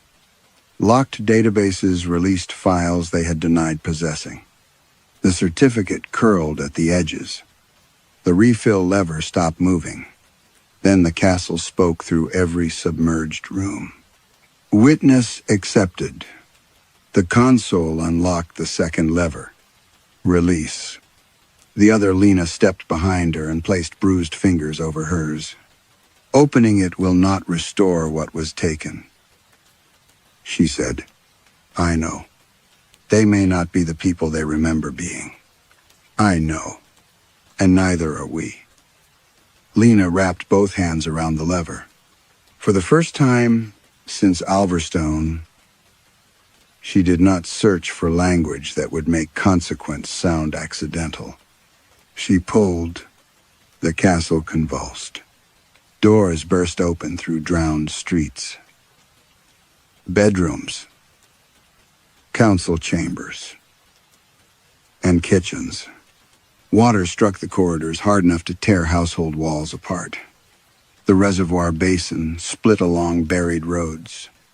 On the surface, stone gates rose from the mud and opened toward the valley. Water erupted from them. It came as the contents of hundreds of preserved rooms, bathwater carrying children's toys, black water filled with church candles, kitchen water smelling of soap and onions, brown torrents dragging desks and family photographs. People came with it. They stumbled through the gates in soaked clothes from different decades. Some were old, some young, some incomplete. Lime showed through their skin. Wooden fibers moved beneath their wounds. Yet they held hands, called names, and turned toward places where their homes had once stood. Mateo and Lucia ran among them, guiding those who could walk away from the collapsing basin. Leanh remained at the console as water climbed around her. The second Leanh began dissolving beside her, scars loosening into sediment. "Which of us leaves?" Leanh asked. The woman looked toward the open gate. "That depends on who they remember." The control room broke apart. When Leanh surfaced in the reservoir basin, hundreds of reconstructed inhabitants were walking toward the surrounding towns. Behind her, another woman broke the water wearing Leanh Mercer's face. The reservoir began filling before the second Leanh reached the shore. Water climbed through the cracked basin without rain, without inflow, and without any measurable source. It rose from streets the castle had rebuilt, pouring upward through drains, wells, cupboards, and the mouths of stone figures. Within minutes, the lowest roads disappeared beneath a smooth gray surface. Rescue vehicles stopped along the valley rim. The ministry called it hydraulic inversion. Local radio called it a miracle. Those who had seen the families walking out of the gates used no name at all. They came barefoot through the surrounding towns, soaked clothes clinging to bodies assembled from sediment and memory. An elderly baker stood before a pharmacy built where his shop had once been and asked why someone had removed his ovens. Two sisters searched an apartment block for a bedroom buried beneath its foundations. A child carrying a three-wheeled wooden horse knocked on every red door. Some residents recognized the dead. Others recognized only photographs. When relatives embraced them, mineral water ran down both bodies and collected in pale pools that smelled of old plaster. Several reconstructions remembered marriages their surviving spouses had spent decades trying to forget. Others returned with childhood memories taken from witnesses who had confused one missing person with another. They were not wrong in the same way. They had been rebuilt from whatever the living had preserved. Mateo found Leanh near the emergency barrier, wrapped in a silver rescue blanket. Blood marked one side of her face. Her right hand had two bent fingers. But the scars around her throat were fading as he watched. "Which one are you?" he asked. She looked back toward the basin. The other woman was gone. "I am Leanh Mercer." That is not an answer. It is the only one either of us ever had. Lucia approached, carrying the Vega photograph. Behind her walked the drowned woman from the child's room, now breathing shallowly in the dry air. She stopped before the archivist but did not recognize her. Lucia showed her the photograph. The woman touched the image of the infant, then looked toward the hills as though listening to a house being dismantled far away. "She remembers my grandmother as a baby," Lucia said. Nothing after that. Mateo turned to Leanh. "Will they survive?" The castle made them to continue. She replied, I do not know what continuation means outside the water. Ministry officers began separating the reconstructed families from the crowds. Leanh gave Matteo a drive containing the transmitted archive and told him to keep it away from official evidence teams. Then she climbed into his survey vehicle. They drove north along the Reservoir road while sirens moved in the opposite direction. Water rose beside them, covering the castle tower by tower. Figures still appeared at its windows. Some waved. Some pressed their hands against transparent walls as if they had never left. Matteo watched Leanh in the mirror. She knew details the woman from the camp should not have known. She remembered the emergency chamber, the taste of rust in trapped air, and the sound her shoulder made when it broke against the Alverstone rail. Yet she also remembered writing the altered report, accepting the new position, and spending years defending decisions made after the original Leanh had supposedly vanished. Both histories lived inside her without joining. Where will you go? Matteo asked. Alverstone, first. To confess, to see what else came out. The road curved above the filling basin.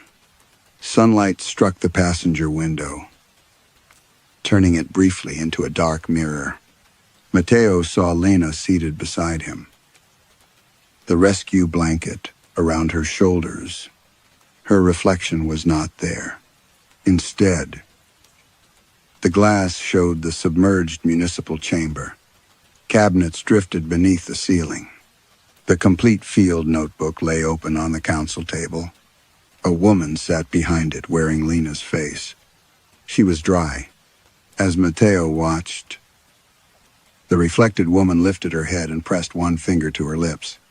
The Leanh inside the vehicle continued staring forward.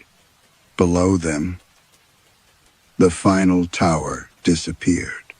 The reservoir surface settled into stillness, covering the castle, the streets, and every unanswered version of the dead. Then the radio activated by itself. Through a wash of underwater static, Leanh Mercer's voice spoke from somewhere beneath the road. Matteo, it said, you took the wrong woman. Perhaps identity is not a single truth preserved inside us, but a story maintained by records, witnesses, and the people who benefit from remembering us in a particular way. San Cordova returned its dead, yet it could not restore everything stolen from them. It could only rebuild them from fragments left behind by those who survived. Lena's horror was not merely that she might be a copy. It was that the copy had lived comfortably inside a lie the original tried to expose. If two people carry the same memories, guilt, and name, which one deserves to be called real, and who has the right to decide? Story 7. At Carrion Crown. The clocks were never permitted to strike 1 in the morning.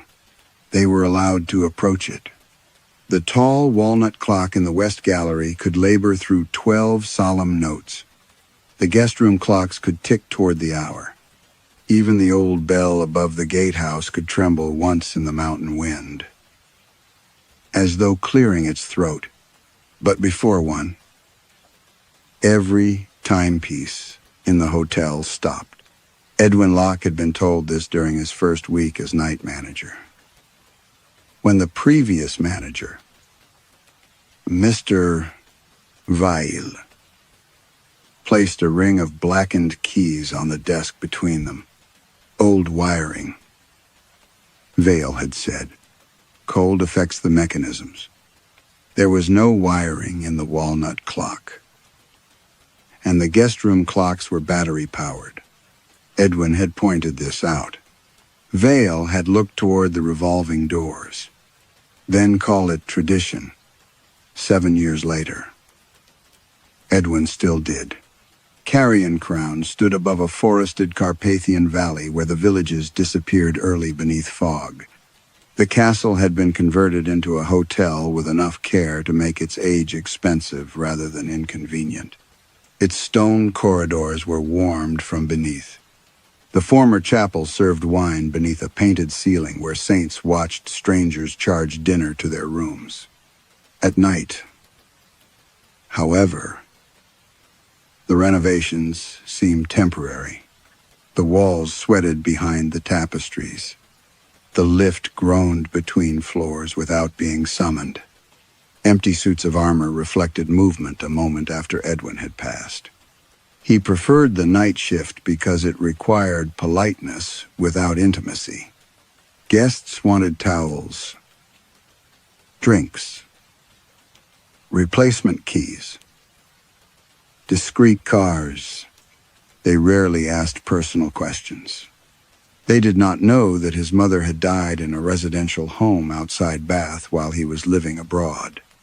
They did not know he had ignored 3 of her calls because he was tired, embarrassed by her confusion, and certain there would be another opportunity. There had not been. Near 1 in the morning, Edwin completed his final inspection of the lobby. He straightened the reservation cards, checked the fire panel, and turned the brass room board so its numbered hooks faced him. Only one rule remained written beneath the desk blotter. In faded ink on hotel stationery, no guest may be refused after 1 in the morning. It was absent from the official handbook, yet every member of the night staff knew it, and every manager repeated it without explanation. Edwin had never needed to obey it. At 3 minutes before the hour, the walnut clock ceased ticking. The silence that followed felt larger than the lobby. Outside, mist pressed against the glass doors. The lamps along the drive became pale circles without posts beneath them. Edwin heard the gatehouse bell give a single dull movement.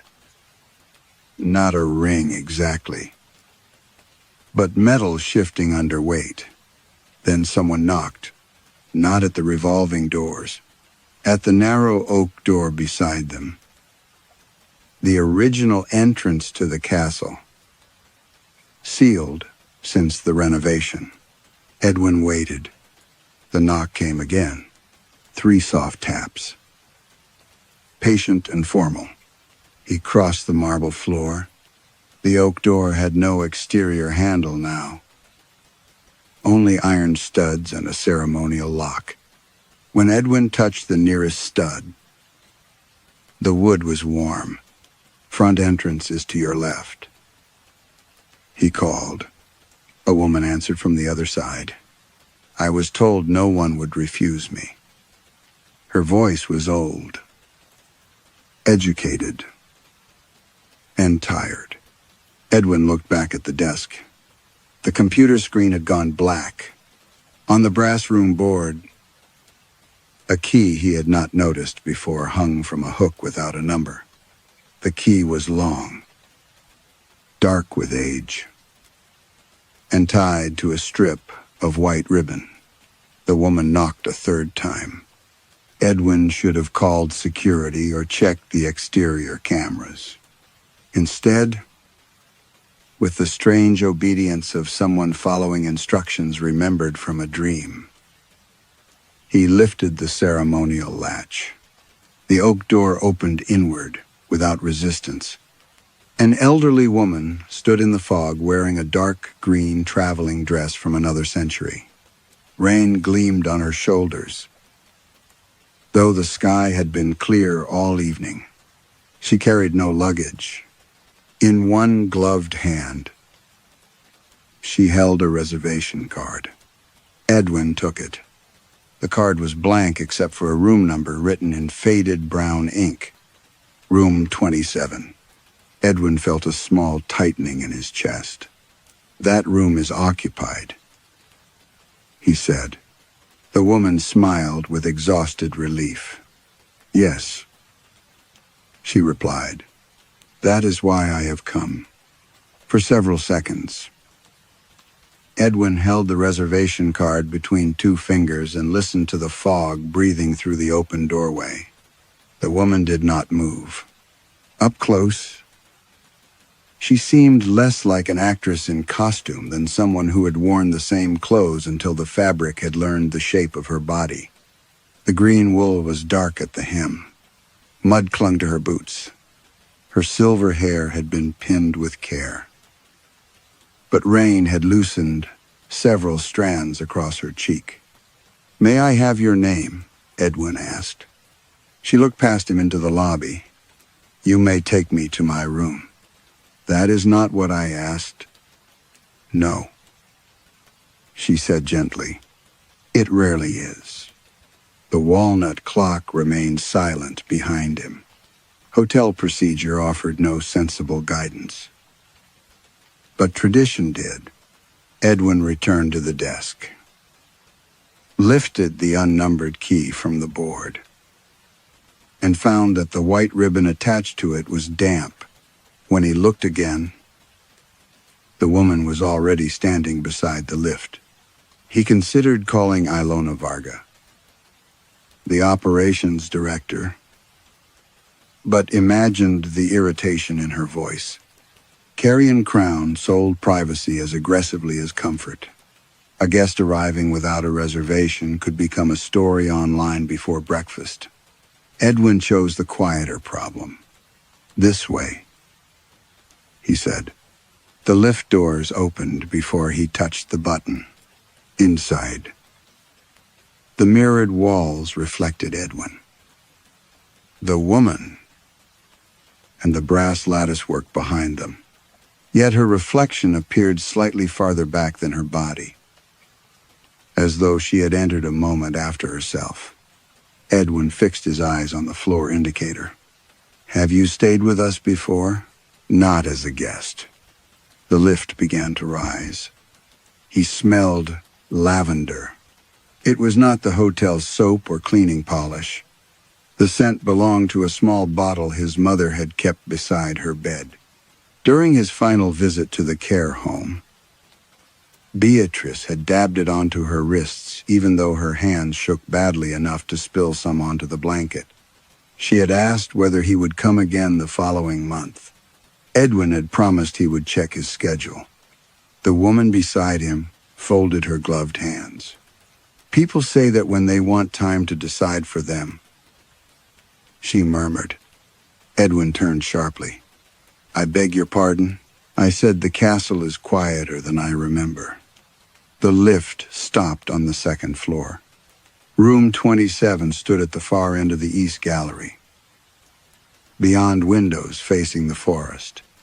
As they walked, the wall lamps dimmed one after another behind them. Edwin heard no footsteps from the woman, only the soft, dragging sound of wet cloth. His phone vibrated in his pocket.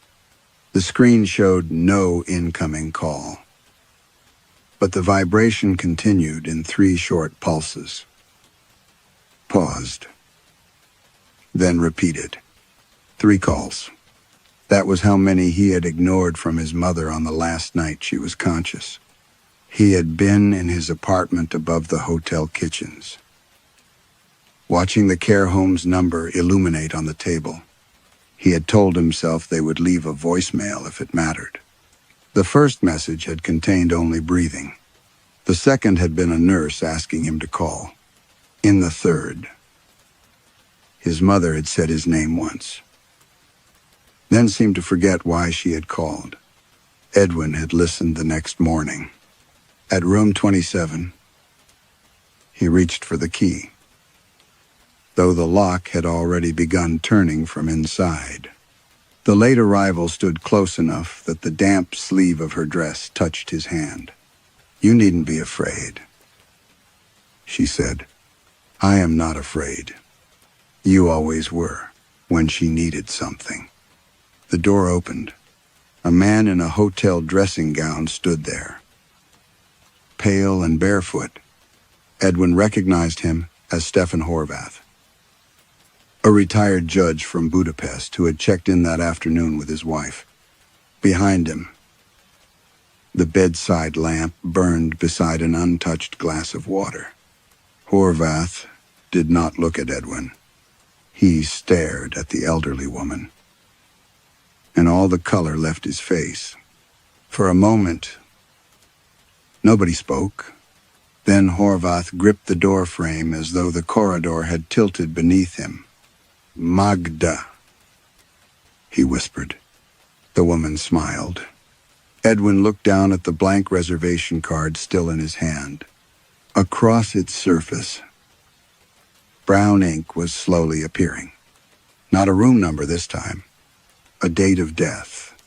The date on the card completed itself beneath Edwin's thumb. The 14th of November, 1986. He knew nothing about Magda beyond the name Stefan Horvath had spoken. Yet the judge reacted as if the ink had been drawn from his own memory. His mouth opened, closed, and opened again. "You cannot be here," Horvath said. Magda stepped across the threshold. Edwin caught her sleeve. The wool was cold now, soaked through, though no water marked his hand. "Madame, you cannot enter an occupied room without the guest's permission." Horvath gave a short, broken laugh. "She had my permission once." From deeper inside the room, his wife called his name. Horvath did not answer. Magda turned to Edwin with an expression almost apologetic. "You have done your part." The door closed between them. Edwin stood alone in the gallery, holding the antique key and the card bearing a dead woman's date. From inside came neither argument nor cry, only a chair scraping slowly across the floor. He returned to the lobby by the stairs. The clocks had started again. Their combined ticking filled the hotel with a nervous, insect-like sound. Edwin checked the computer. Room 27 still showed 2 registered occupants. No additional key had been issued. No arrival had been recorded. The blank card was no longer in his hand. He searched his pockets twice. At 2:15 in the morning, the gatehouse bell rang. This time it gave a complete note. The sound traveled through the stone rather than the air, rising beneath Edwin's shoes and vibrating inside the desk. The sealed oak entrance opened before he reached it. A young man waited outside. He wore a dark coat buttoned to the throat and a narrow hat wet with mist. His face was pale but unremarkable, the kind Edwin might have forgotten before the guest reached the lift. He carried no suitcase, no umbrella, and no identification. "Good evening," Edwin said automatically. The man looked toward the room board. "I need room 41. That room is occupied." "Yes." The answer came with the same weary certainty Magda had used. Edwin studied him. "Your name?" "Balint Fekete." The computer found no reservation.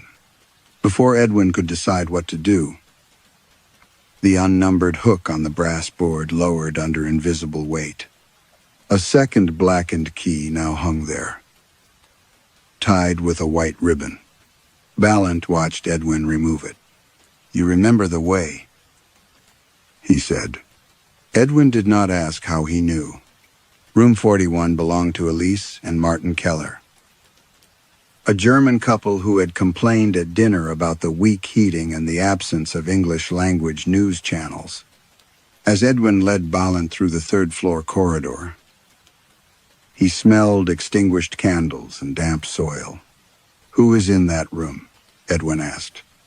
"A man who left me where no one would hear." Balint said it without anger. That frightened Edwin more than accusation would have. They stopped outside room 41. Before Edwin could knock, a voice came from behind the door. "Balint." It was Martin Keller. Edwin turned. Balint's face remained blank, but a bruise-colored mark had appeared around his throat, darkening beneath the collar. The door opened only a few inches. Martin stared through the gap and began to whisper in German. Not to Edwin, but to the dead man waiting beside him. Balint entered. The door shut. Edwin did not return to the lobby. He went instead to the old records room behind reception, where obsolete ledgers were kept for decoration and rarely opened. Dust coated the shelves. The air smelled of leather, mildew, and something sweetly spoiled. He found the register for 1986 beneath a stack of banquet books. Magda Horvath's name appeared in faded ink. Arrival, the 2nd of October. Room, North 12. Departure, the 14th of November. Edwin found a local newspaper clipping folded between the pages. It reported that Magda Horvath had died in a private residence on the 14th of November, 1986. After several weeks without visitors, his fingers began to tremble.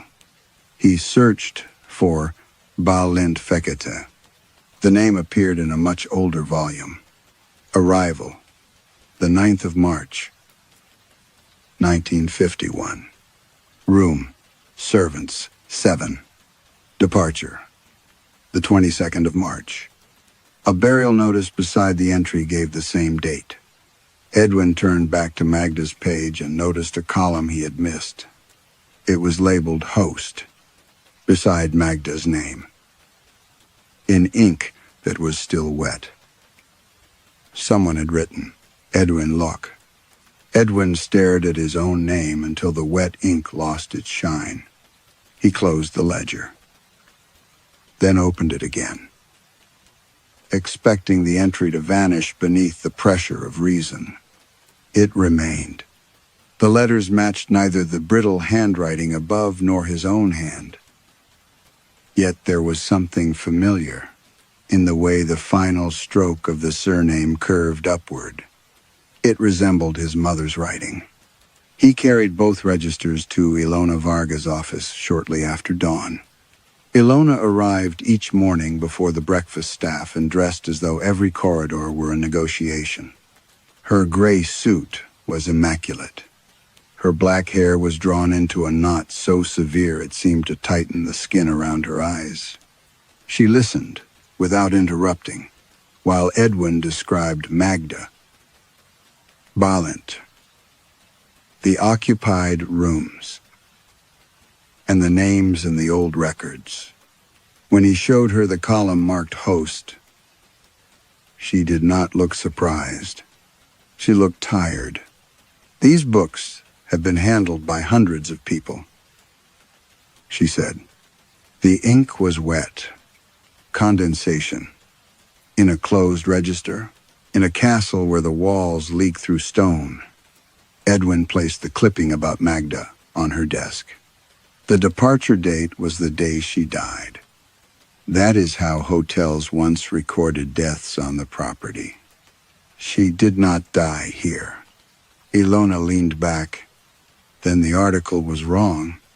The neatness of her answers made them feel rehearsed. Edwin told her about the late arrivals asking for occupied rooms. He expected disbelief, perhaps concern. Instead, she removed her glasses and rubbed the bridge of her nose. "Did you refuse either of them?" "No." "Did you enter their names into the system?" "No." "Did you issue a printed registration?" "No." Only then did she relax. Good. Edwin watched her carefully. Why? Because we do not formally admit late arrivals. That is not an explanation. It is the rule. The rule says they cannot be refused. The written rule says that Ilona replaced her glasses. The complete rule is that no late arrival is refused. Recorded. Questioned beyond courtesy. Or prevented from reaching the room requested. Edwin felt the office grow colder. You knew. I know that Carrion Crown has traditions which predate its conversion. You knew people were entering occupied rooms. I know that guests sometimes report unusual experiences after midnight. Dreams, familiar voices, sleepwalking, dead people. Her expression hardened. Do not use that language with staff or guests. Edwin pushed the ledger toward her, then explained this. Ilona did not touch it. Instead, she opened the security program on her computer and selected the previous night's footage. The lobby appeared in grainy monochrome. Edwin watched himself cross the marble floor toward the sealed oak door. He saw the door open. No woman stood outside. On the recording, Edwin paused before empty fog. Accepted something from the air. And returned to the desk alone. The footage changed to the lift. Edwin entered by himself. He stood angled toward an empty corner, nodding as though listening to someone. When the doors opened on the second floor, he stepped aside to allow nothing to pass. That proves I was hallucinating, he said. Though the words felt borrowed, Ilona selected another camera. The east gallery stretched empty toward room 27. Edwin walked slowly along it, glancing repeatedly beside him. The wall lamps dimmed in sequence, though no second figure appeared. At the door, Edwin raised one hand as if restraining someone. Then room 27 opened.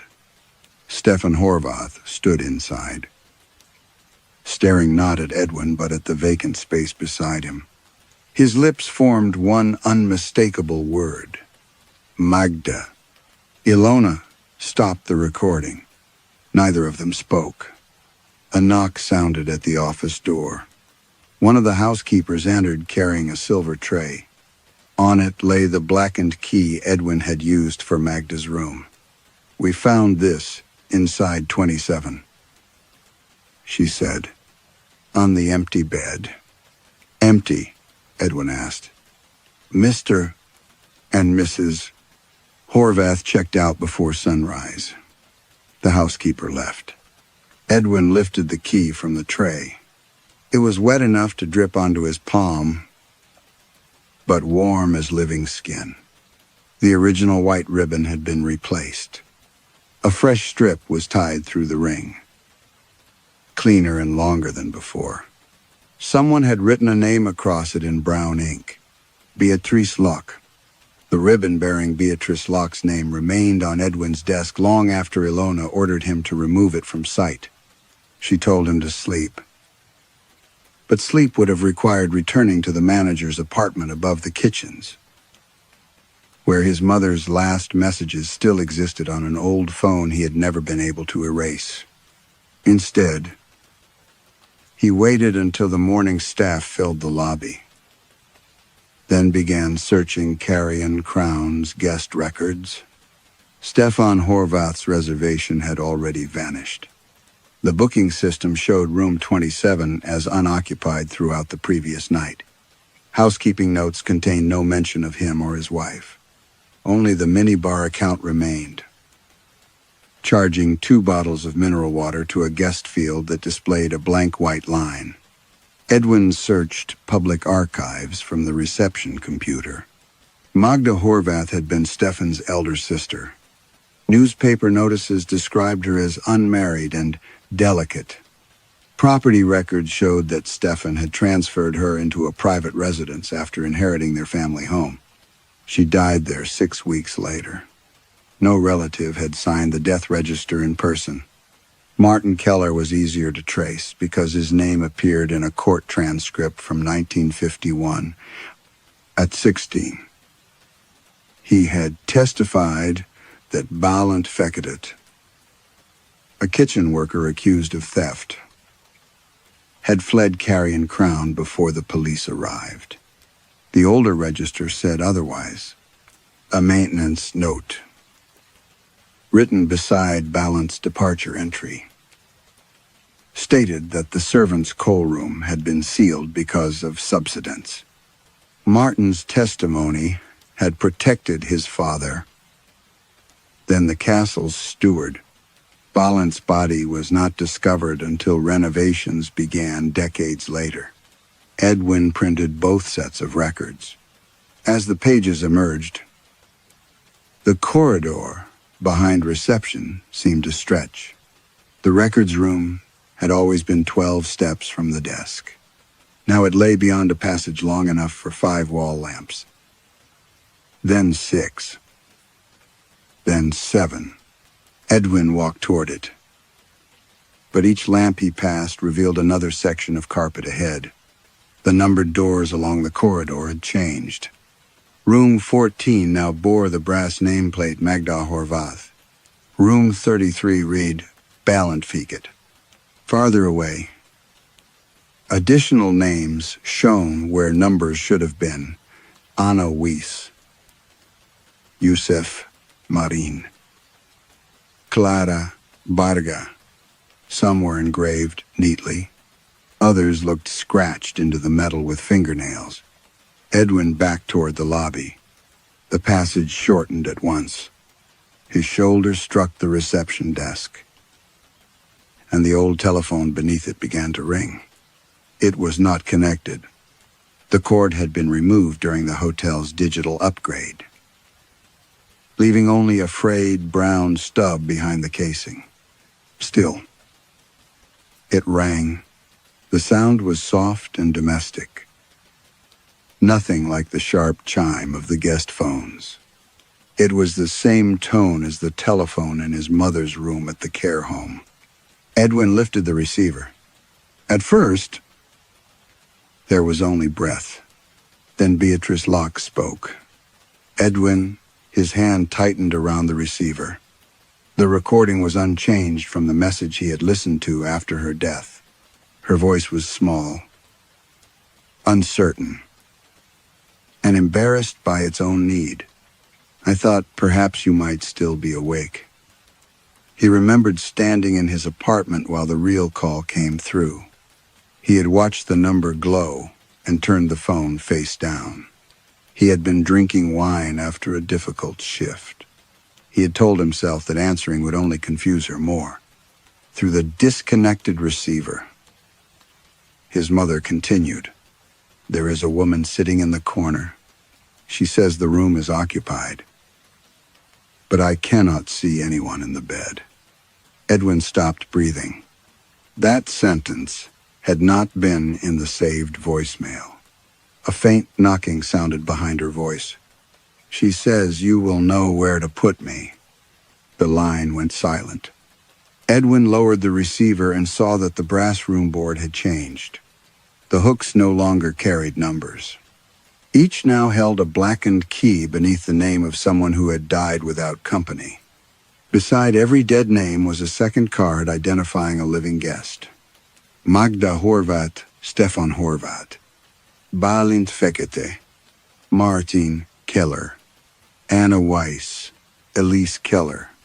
The pairings continued across the board, parents and children, patients and caregivers, spouses, employers, strangers linked by accidents, signatures, and unanswered calls. At the lowest hook hung the key tied with Beatrice's ribbon. The card beside her name did not identify a room. It identified the person occupying it. Edwin Locke.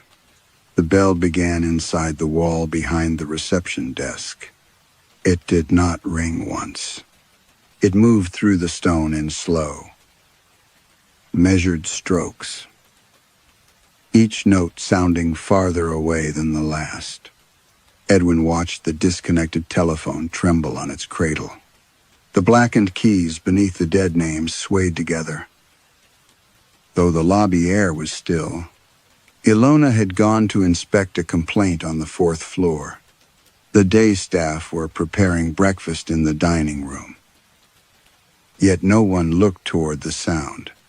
A porter crossed the lobby carrying folded linens and stepped over a line of dust that had appeared between the flagstones.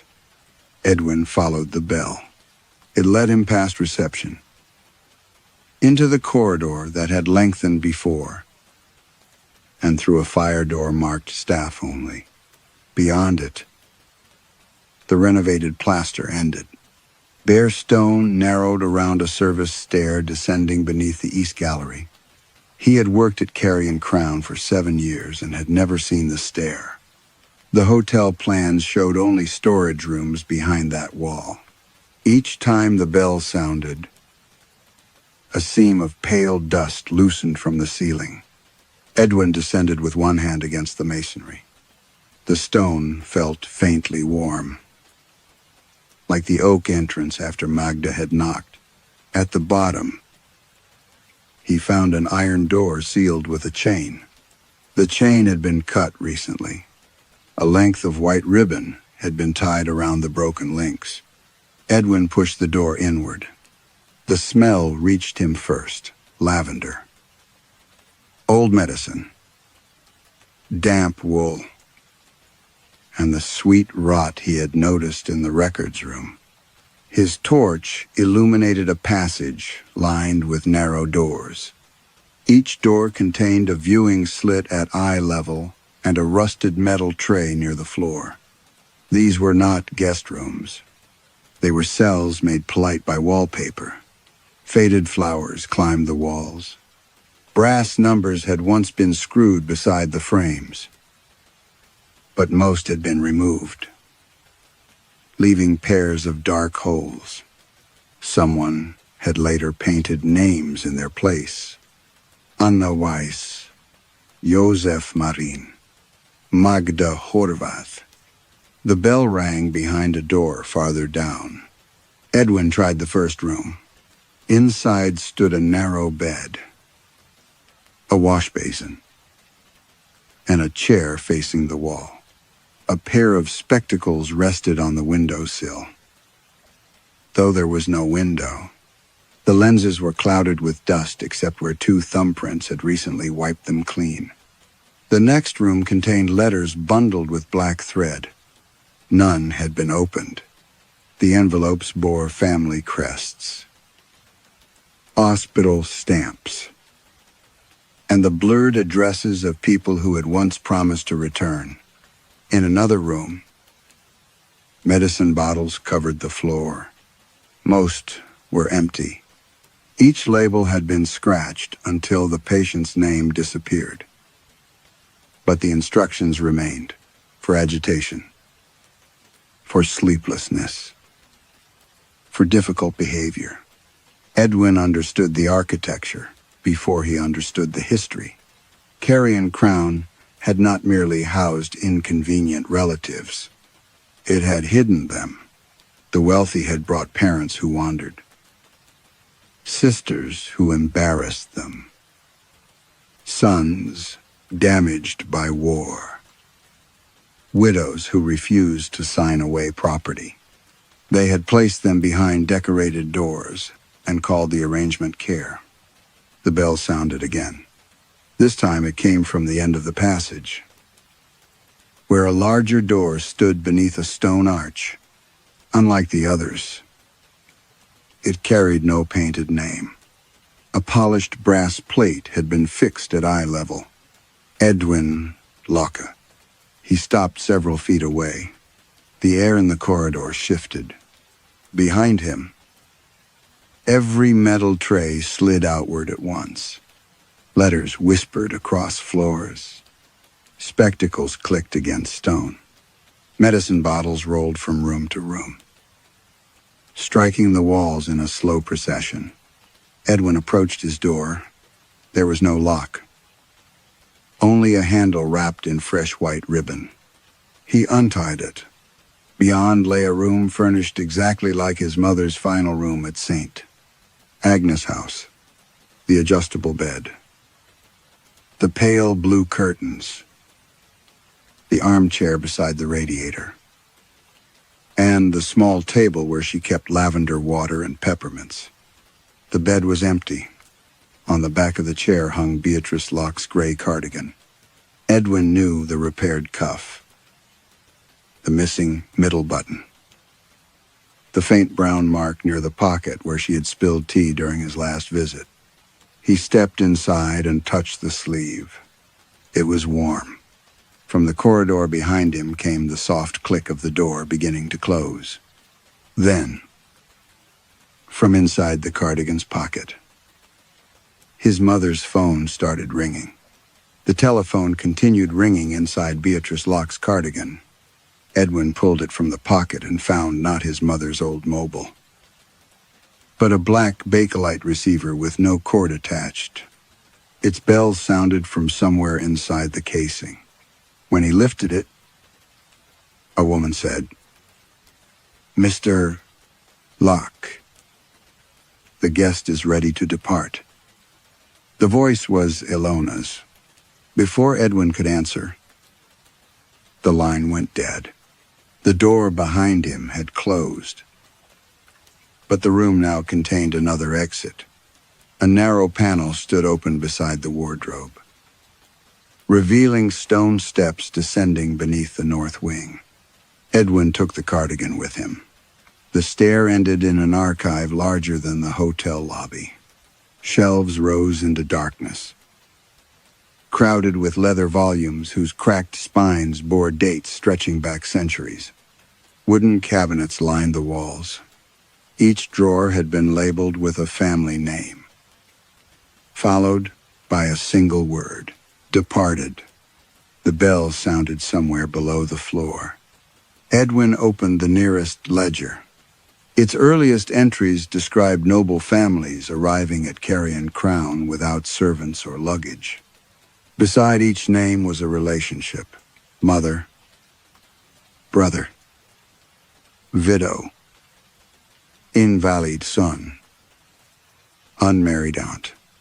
The official reason for admission was always written politely: rest, treatment, protection from scandal.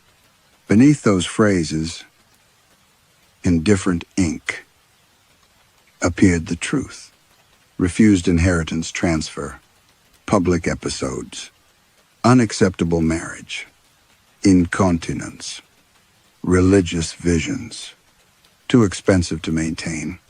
The departure column rarely mentioned a destination. It recorded only a date, the condition of the room, and whether anyone had been present at the end. Most entries contained the same final word: alone.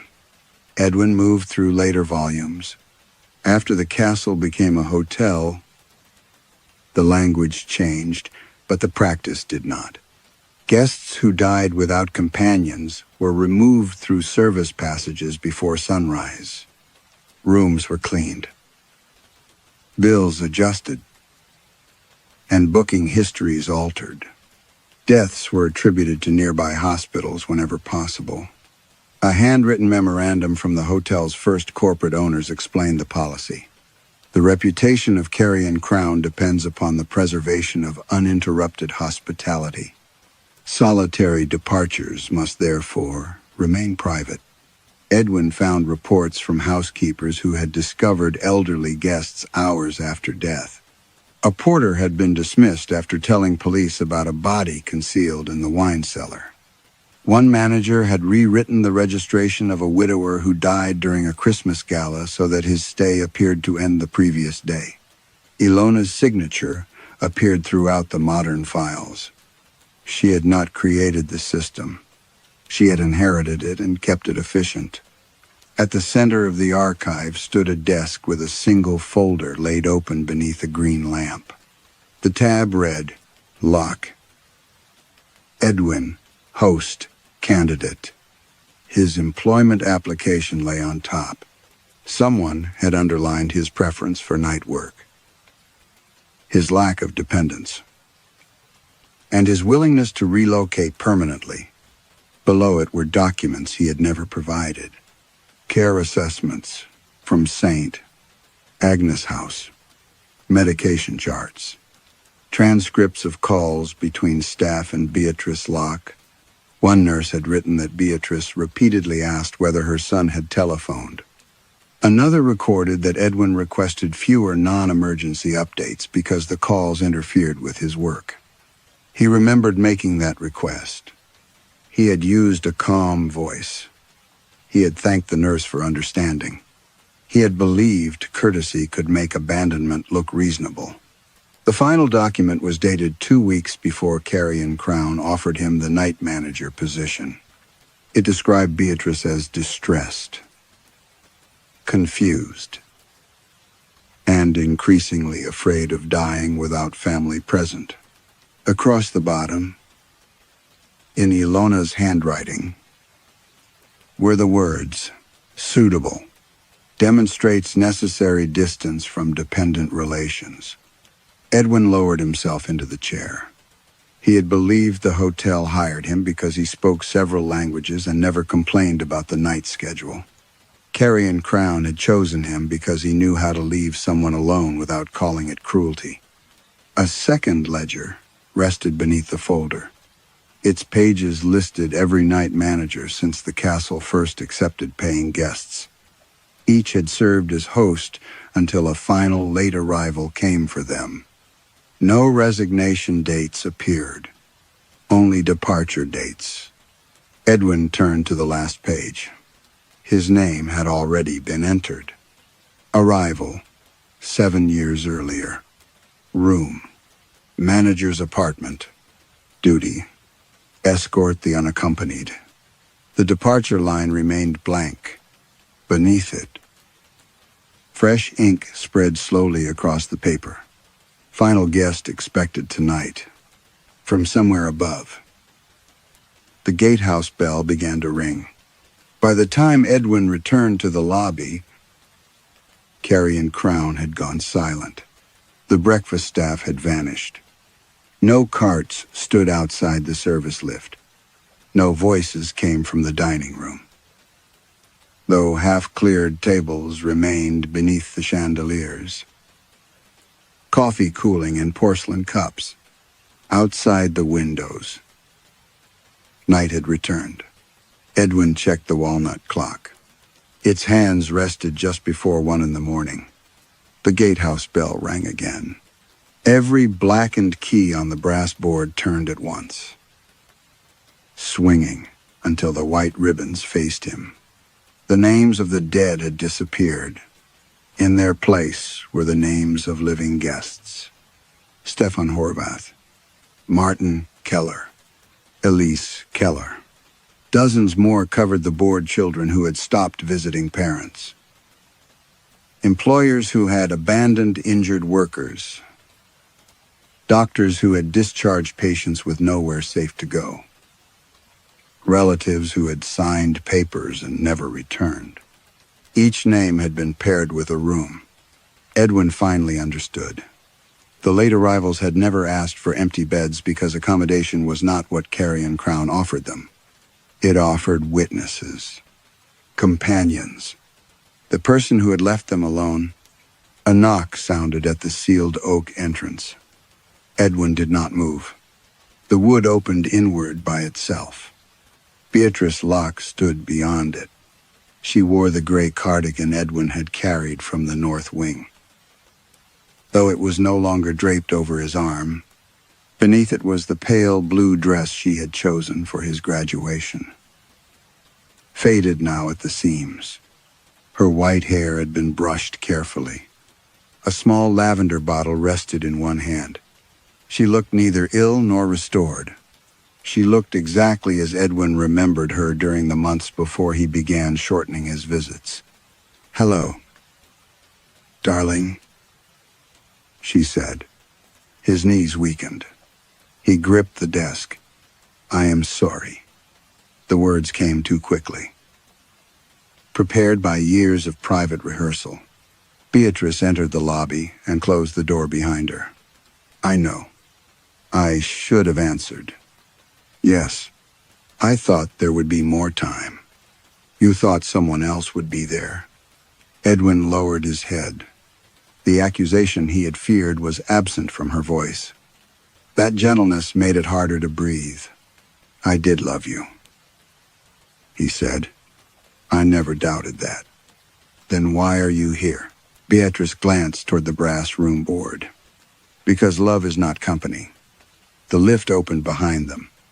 Beyond its doors was not the mirrored carriage, but a corridor Edwin recognized as the manager's residential floor. At its far end stood his apartment door, beneath a warm yellow lamp. Beatrice approached the lift. Edwin remained behind the desk. "You have come to punish me." "No. To take me." "Not exactly." She turned and held out her hand. "The castle does not punish anyone, Edwin. It completes arrangements." He thought of Magda entering Stefan's room, of Balant's darkened throat, of the names written across doors in the north wing. What happened to them? They were given the departure they had been denied, with the people who abandoned them, with someone who understood what it meant to leave them there. Edwin looked at the room board again. Every living name had begun to fade, as if being erased from a reservation after checkout. Are they dead? Some. And the others? They are no longer alone. The lift waited. Edwin forced himself to step toward it. "My apartment is empty," he said. Beatrice's expression changed not into anger, but sorrow. No room in Carrion Crown is empty once it has been assigned. The corridor beyond the lift seemed longer now. Shadows moved beneath his apartment door. Someone was walking inside. Edwin remembered the first entry in his employment file. Room, manager's apartment. Duty, escort the unaccompanied. He had assumed Beatrice was the final guest named in the ledger. But the rule had never required the host to become a guest. It required him to prepare the room. "Who is in there?" he asked. Beatrice touched his cheek with the back of her fingers. Her skin was cold, but her gesture was familiar. "The person who must leave with me." From inside the manager's apartment, the disconnected telephone began to ring. Edwin heard footsteps approaching the door. His own footsteps. The handle turned, and from the other side, Edwin Locke's voice called out to his mother. "Please don't go without me." The handle turned. The man who opened the apartment door wore Edwin's face, but not his expression. He looked exhausted and frightened. Dressed in the same dark suit Edwin had worn when Beatrice died. One hand held a mobile telephone glowing with the care home's number. "Please," the other Edwin said. "I was going to answer." Beatrice lowered her eyes. Edwin understood that Carrion Crown did not return the dead as they had been. It rebuilt the moment of abandonment and placed everyone back inside it. Behind that door waited the version of him who had watched his mother's call and still believed hesitation had not yet become a choice. The duplicate stepped aside. The apartment beyond him had become Beatrice's room at St. Agnes' house. Rain touched the window. A glass of water stood beside the bed. The chair in the corner was occupied by a dark shape whose features Edwin could not see. "No," Edwin said. He backed into the lobby, seized the departure ledgers from beneath the reception desk. and carried them to the concierge computer. The machine had no network connection. Yet he opened the hotel's public booking page and began photographing every record: hidden deaths, altered reservations, Ilona's instructions, the names of the confined. He attached the images to messages addressed to police, newspapers, former employees, and every guest currently registered. Each message appeared to send, then the recipient fields changed. They filled with the names of the dead: Magda Horvath, Balint Fekete, Beatrice Locke. The printer started by itself. Page after page emerged, bearing the same sentence: no departure may be witnessed from outside the room. Edwin ran upstairs with the master key. Room 27 opened onto Stefan Horvath, sitting beside Magda on a narrow bed. The judge had aged beyond recognition. Magda held his hand while he repeated that he had meant to visit. She answered each apology with the date on which he had chosen not to. In room 41, Martin Keller knelt before Balint Fekete. Coal dust covered the carpet. Martin's wife stood beside a woman Edwin recognized as Anna Weiss. A hospital patient Elise had discharged to an empty flat. Every room contained a reunion. Some were quiet. Some echoed with pleading. In one, an elderly father fed soup to the daughter who had left him unattended for 3 winter days. In another, a former surgeon listened while the dead named every request for help he had described as confusion. Edwin tried to lead the living guests into the corridor. The moment they crossed their thresholds, they became transparent. Their faces blurred. Their voices weakened into the scratching of names being removed from paper. The rooms were not prisons. They were the only places where the abandoned could remain visible. Ilona stood at the end of the gallery. "You cannot release them," she said. "There is nowhere for them to go. You kept this alive. So did every family who paid for silence. Every institution that called neglect procedure. Every hotel that removed the body before breakfast." The corridor doors began closing. Edwin looked toward the lift, where Beatrice waited beside the other version of him. If he entered the apartment, the castle would complete their departure. He would become another erased guest. And Carrion Crown would choose a new manager from among those who had learned to look away. "What happens if there is no host?" he asked. Ilona's composure broke. The doors remained closed. Edwin returned to reception. He opened the final ledger and wrote beneath his unfinished entry, "Departure refused." Then, under duty, he added, "and permanent host." The words sank into the paper like blood into cloth. The second Edwin vanished from the apartment doorway, Beatrice remained, watching her son with an expression he could not name. "I cannot undo what I did," Edwin told her. "No. But no one else leaves alone." For the first time since her arrival, Beatrice smiled without sorrow. The gatehouse bell began to ring. Not once, but continuously. Its iron voice passing through every floor, every stair, every sealed passage. Locks turned throughout Carrion Crown. Chains fell from the north wing. Brass keys spun on their hooks, one by one.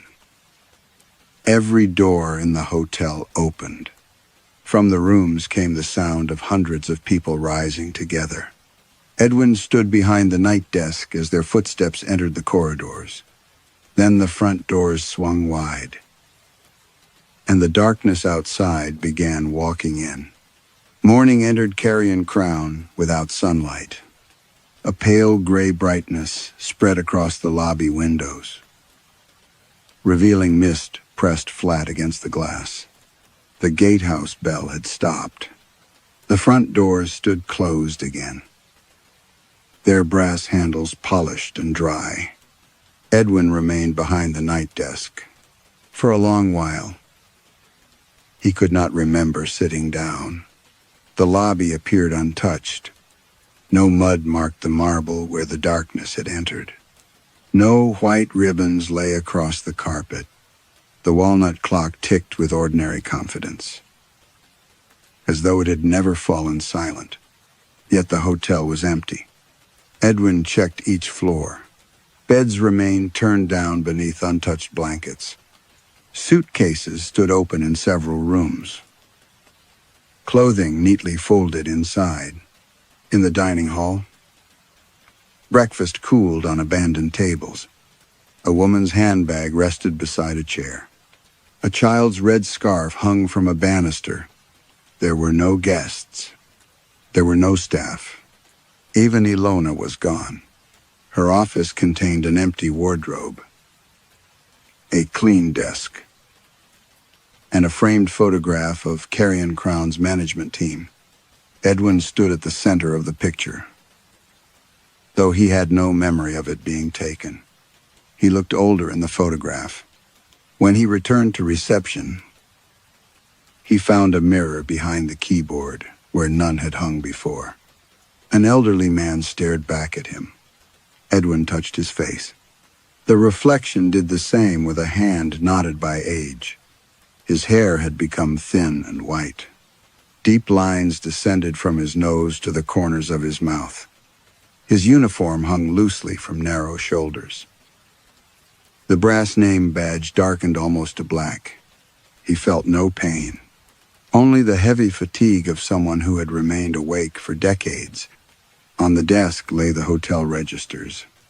Every entry had been rewritten. The old aristocratic prisoners were now listed as honored guests.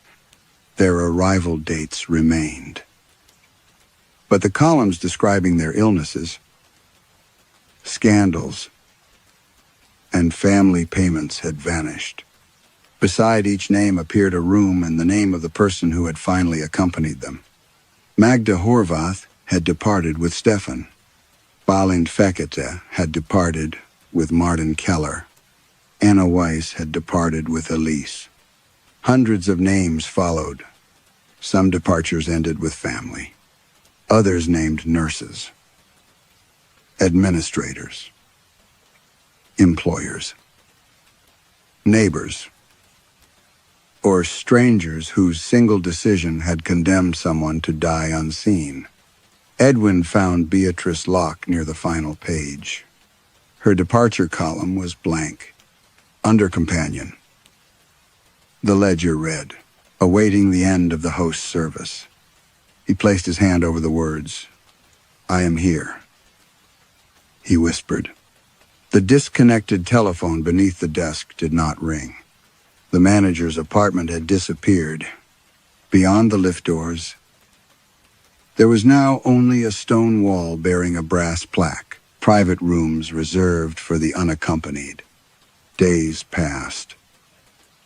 Though Edwin could not measure them, Carrion Crown received new staff who greeted him as if they had always known him. Fresh guests arrived with printed bookings, expensive luggage, and complaints about the mountain road. No one mentioned the vanished occupants. No one asked why the manager never left the hotel. Edwin learned that he no longer needed sleep. He ate nothing, though he poured wine for guests and watched them dine.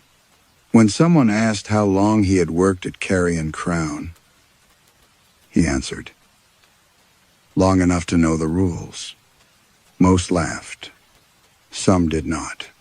On certain nights, names appeared on the brass board before the people bearing them arrived. Edwin studied those names carefully. He listened to conversations in the lobby, to hurried calls dismissed by relatives, to impatient remarks about elderly parents, difficult patients, inconvenient dependents. He did not judge them. The castle would do that with greater patience than he possessed. One night, the clocks stopped. The walnut pendulum froze. The corridor lights dimmed. From beyond the windows came a single movement of the gatehouse bell. Someone knocked at the sealed oak entrance. Edwin rose slowly. His knees were stiff now. His hands shook as he adjusted his jacket. On the brass board, a blackened key appeared beneath a strip of white ribbon. The oak door opened. A young woman stood outside in a rain-darkened coat. She carried no luggage. Her eyes were swollen from weeping, but her voice remained formal. "I was told there would be a room." "There is always a room," Edwin said. She looked past him into the silent hotel. "Will I have to stay by myself?" Edwin remembered his mother's final call.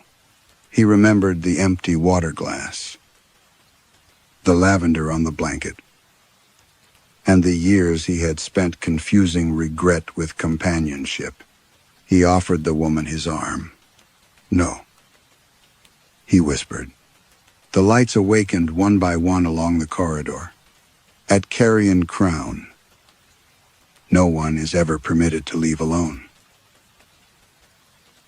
Some forms of abandonment are loud.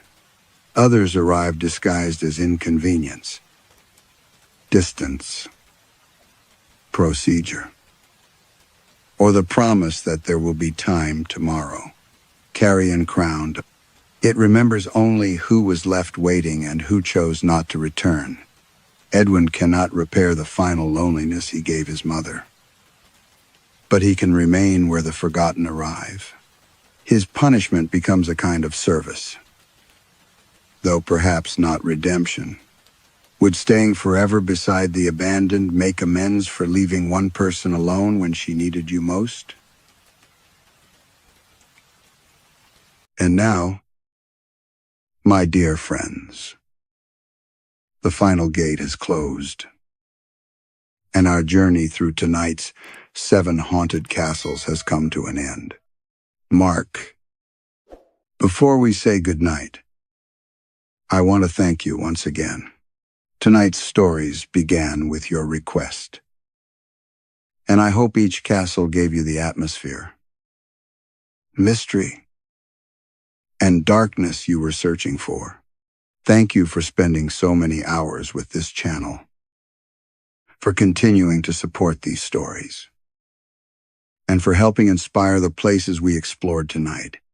It means a great deal to know that you are still here with us. Mark, I hope this collection kept you company and made your night feel a little more special. And to everyone else who stayed with me until the very end, thank you. Some of you may already be drifting toward sleep. Others may still be awake because your thoughts refuse to settle, because your work has only just finished, or because the room feels too empty when everything becomes silent. Wherever you are, I hope you feel a little less alone now. Please remember that you are always welcome to leave a request beneath these stories.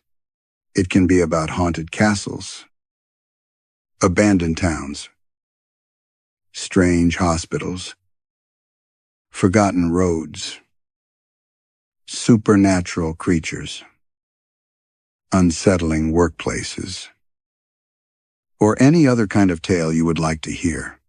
Tell me what kind of story helps you relax, what setting you want to visit, or which fear you would like us to explore next. I may not be able to fulfill every request immediately, but I will always read your ideas and do my best to turn them into stories that can accompany you through the night. If there is a particular tale that would make you feel comforted, understood, or simply distracted from the weight of the day, please tell me. I will try my best to create something that helps you slow your thoughts.